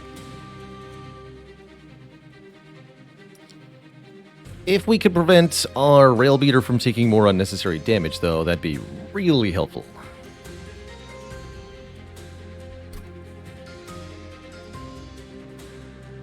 Let's see. This clipped shaman has 20 health and spell shield, but we could kill with Hornbreak. Vent will kill the Absolver. This happens here. So yeah, let's kill you. Could have also used Vine Grasp on that, I suppose, and then killed with Vent as an option. Let's just boost, boost, Lamb. Okay, 4 and 8, that's not too bad.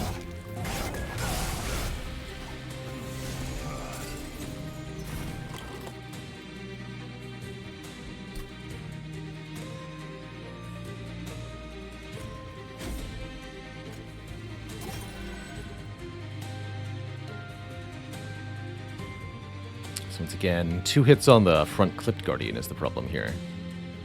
I don't see an easy way to make it less hits than that. Just not quite enough damage-wise. I'm going to spread the stats around a little bit here.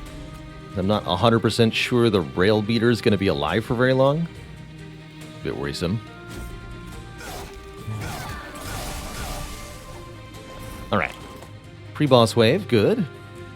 Let's put the Piercing Spell Chain Vent on top so that I can nuke whatever minions the boss shows up with.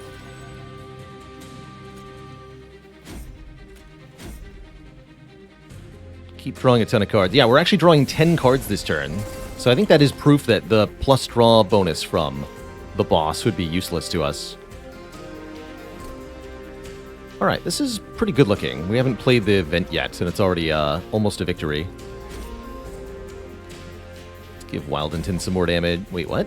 It dramatically reduced the damage the boss took just from the -2 max health, huh? Funny. But I think the spell chain will change that again. Regen 24. Oh yeah, because this is less than 27, which is 9 by 3.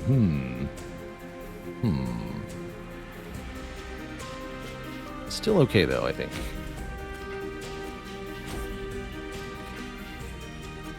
I do want to keep drawing next turn, yes? Yes. There we go, -496. Actually not enough. Oh, shoot. Oh, I think we're dead then. I really messed up by... Oh, no. Actually, that extra hit didn't matter. But yeah, I don't think I can do this much damage to the boss. Unfortunately.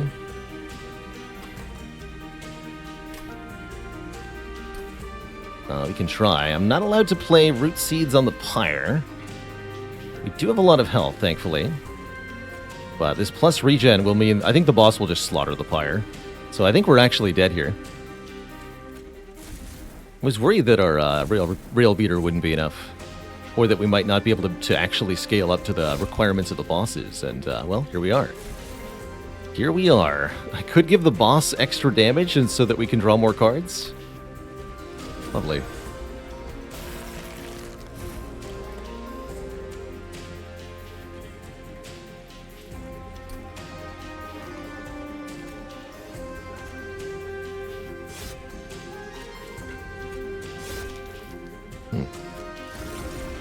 R.I.P.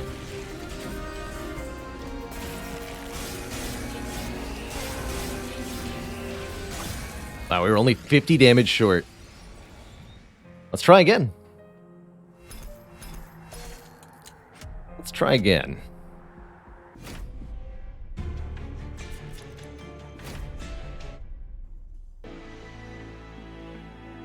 Umbra Awoken. This is also a weird clan combo. Huh. Yeah, I definitely don't know what to do with Awoken sometimes.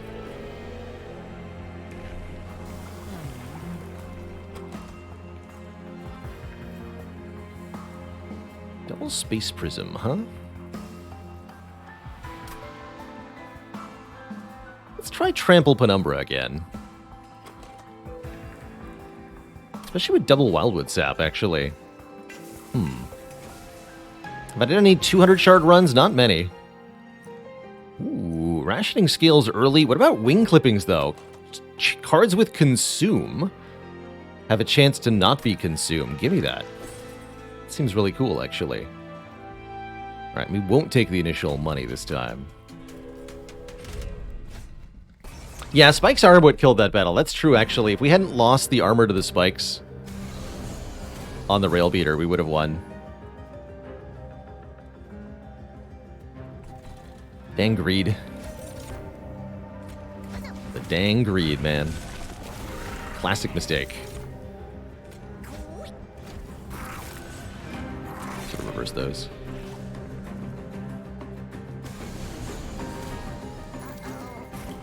Oh.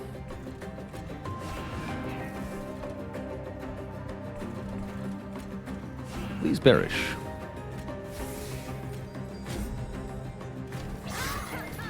It's the strange spoon of Monster Train, that's right.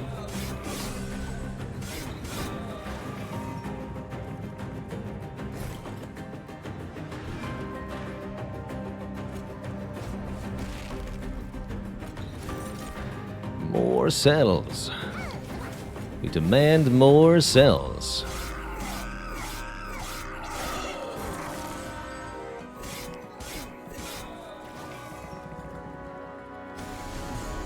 This champ has trample, which means any excess damage they deal is applied to the next unit in line, so on and so forth. So all of these units can be killed by one sufficiently powerful attack. Which is not what we have, apparently.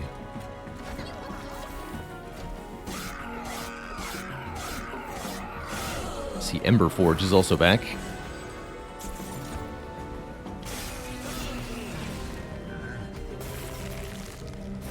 Yeah, 200 shards is quite tough. I haven't had a lot of high shard run experience, but I've seen a few others play it, and it is pretty merciless looking. Alright, playing regen on the Ember Forge or damage on the Ember Forge is not going to get much done, right? You can just die. Die miserably. El Cretan.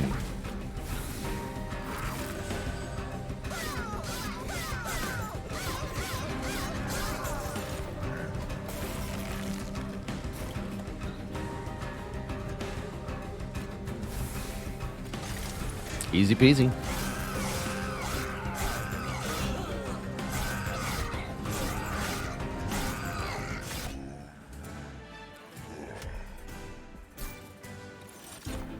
Ooh, more morsels. Also a consume card. Prismal Dust, a consume card, which is X cost and applies damage shield. Kind of nice with the Ember Forge, actually. Or Space Prism. The more I look at it, the more that Prismal Dust looks like a big deal. Give me that. And I'll take a third Wildwood Sap, actually. If we've got two of them with wing clippings, then surely a third one's also good.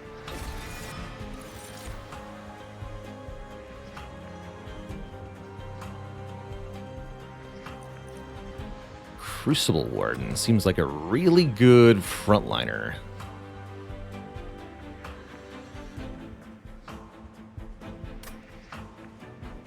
Also thinking maybe about Husk Hermit here. Get a unit with sweep so we can kill little backline units. Ostensibly, that's what Penumbra is for. We are fighting Seraph the Patient. Even the more reason for damage shield. Let's go Crucible Warden.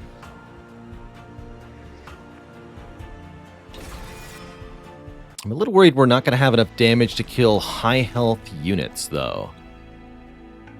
Like those 95 health things we encounter on floor 4.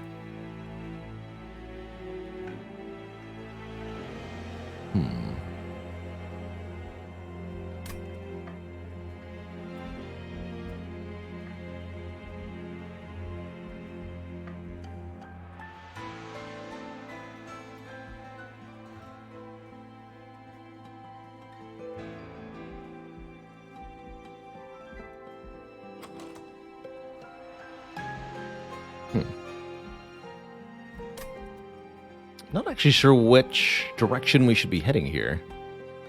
Almost makes me wonder if I should go double Umbra banner, looking for better Umbra units here. We want a decent infusion. A unit that we could dupe is good, or a unit that we can infuse with itself is also good. Okay, keep those in mind. Let's go Merchant of Magic first, because I want to look at Umbra units. How's it going, Pomodrone? Yes, this will be the last run of the day for Shurzes. Nothing that magic power even applies to. That's kind of funny. What are you? Ah, the Alloyed Construct. That can be quite a damage dealer as long as you can keep it fed. Or it can be infused into something else to give it multi-strike. Again, requiring keeping it fed, though, with morsels.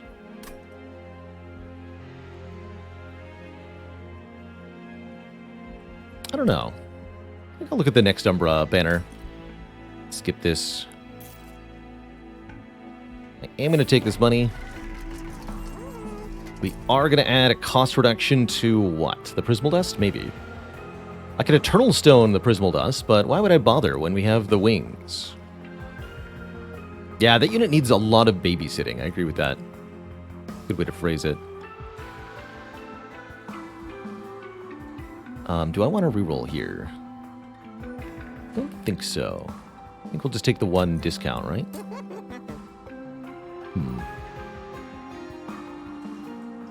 Let's make one of these cheaper.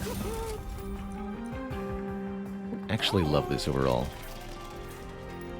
I'm planning on going here, and I want to be able to afford lots of stuff at the Merchant of Steel. Okay. That's the hope, anyway. Kevin is a trap. Kevin runs can be really effective, but they're tough to get online, that's for sure. I will say that Kevin infused with Morsel Maid, or vice versa, is incredible. Skipping the middle, huh? Wow, you guys hit hard. Crucible Warden simply dies. So I guess we'll put Penumbra on top. And the Warden in the middle, and please don't murder me. Did I really give enemies +4 damage? I did. That wasn't exactly wise of me, was it? Hopefully I don't die from that. But if I do, I would understand. Good luck. To me. I actually really have no answer to these things here. Let's see, 975 is less than 25, right? It is. Okay, so Prismal Dust saves us here. Good. I don't know where the name Kevin came from. It seems to be the name the community has rallied around for that unit. It's not what its actual name is, though, that's for sure.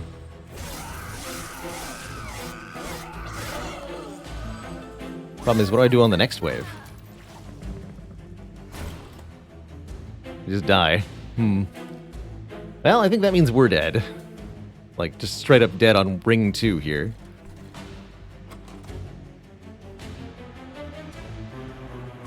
I think so. And that's also very classic for Umbra. If you can't actually use your Shade Splitters, you can lose very quickly. I have no way to deny the boss from bypassing the middle floor here is the real problem. So we can buff the Crucible Warden all we want, but the boss is just going to waltz right up to the top and kill us. So I think we're pretty dead here. I think we are pretty dead here, and getting reminded that Monster Train is actually a challenging game on the higher Covenant levels. Can't just mindlessly click the trials.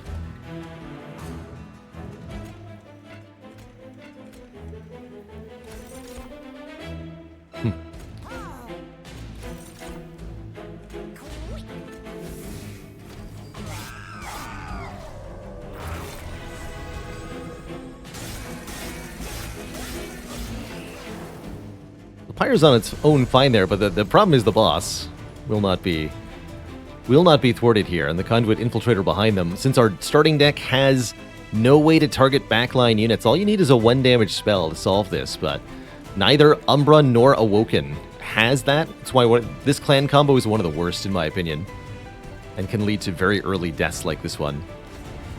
GG.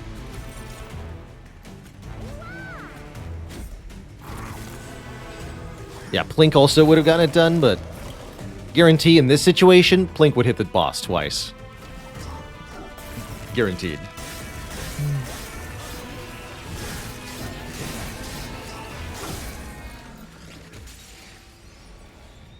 All right, Twitch chat. I'm afraid that's actually all the time I've got, since that run did not get there either.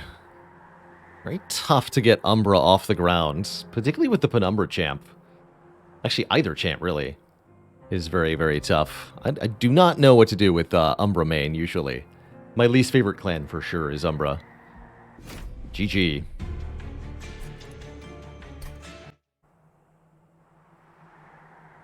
But that is where we're going to have to say farewell, Twitch chat. We have one more stream this week. Tomorrow we're going to be playing our community-voted game of the week, which is Slice and Dice, to start. And then later in the stream, continuing our playthrough of Disco Elysium. Disheveled alcoholic cop in future dystopian world meets mystery murder. It's quite a tale, and I'm really enjoying it so far. As a heads up, we will not have live streams next week, I'm afraid. A little bit of a break here. I originally had travel plans over the Christmas holiday, but I'm sure I wasn't alone in having those plans outright canceled by a gigantic weather pattern that came through right before Christmas and hit like the entire continental US. So I had flights canceled and tickets refunded and Anyway, the travel plans I originally had then are occurring at the end of this month, next week. So I'll be away.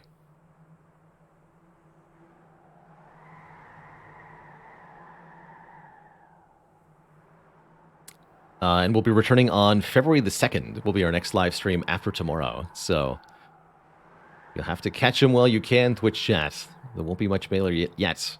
Won't be much Baylor the next couple of weeks. However, the YouTube channels, of course, will continue their regularly scheduled uploads. So those of you who are dying for the YouTube fix will be able to find it. All right, everybody. Have a wonderful, wonderful evening. Thank you so much for watching. Spicy Noodle Bucket, Phaley, Entendir, Arctic Mists, Matthias Faria, Jotunborn, Miskatonic Blue, Keats Keat, and everybody else. Thank you so much for watching. Ta-ta for now. Till next time, stay cozy, my friends. Be kind to one another, and have a good one. Toodaloo, folks. Good night.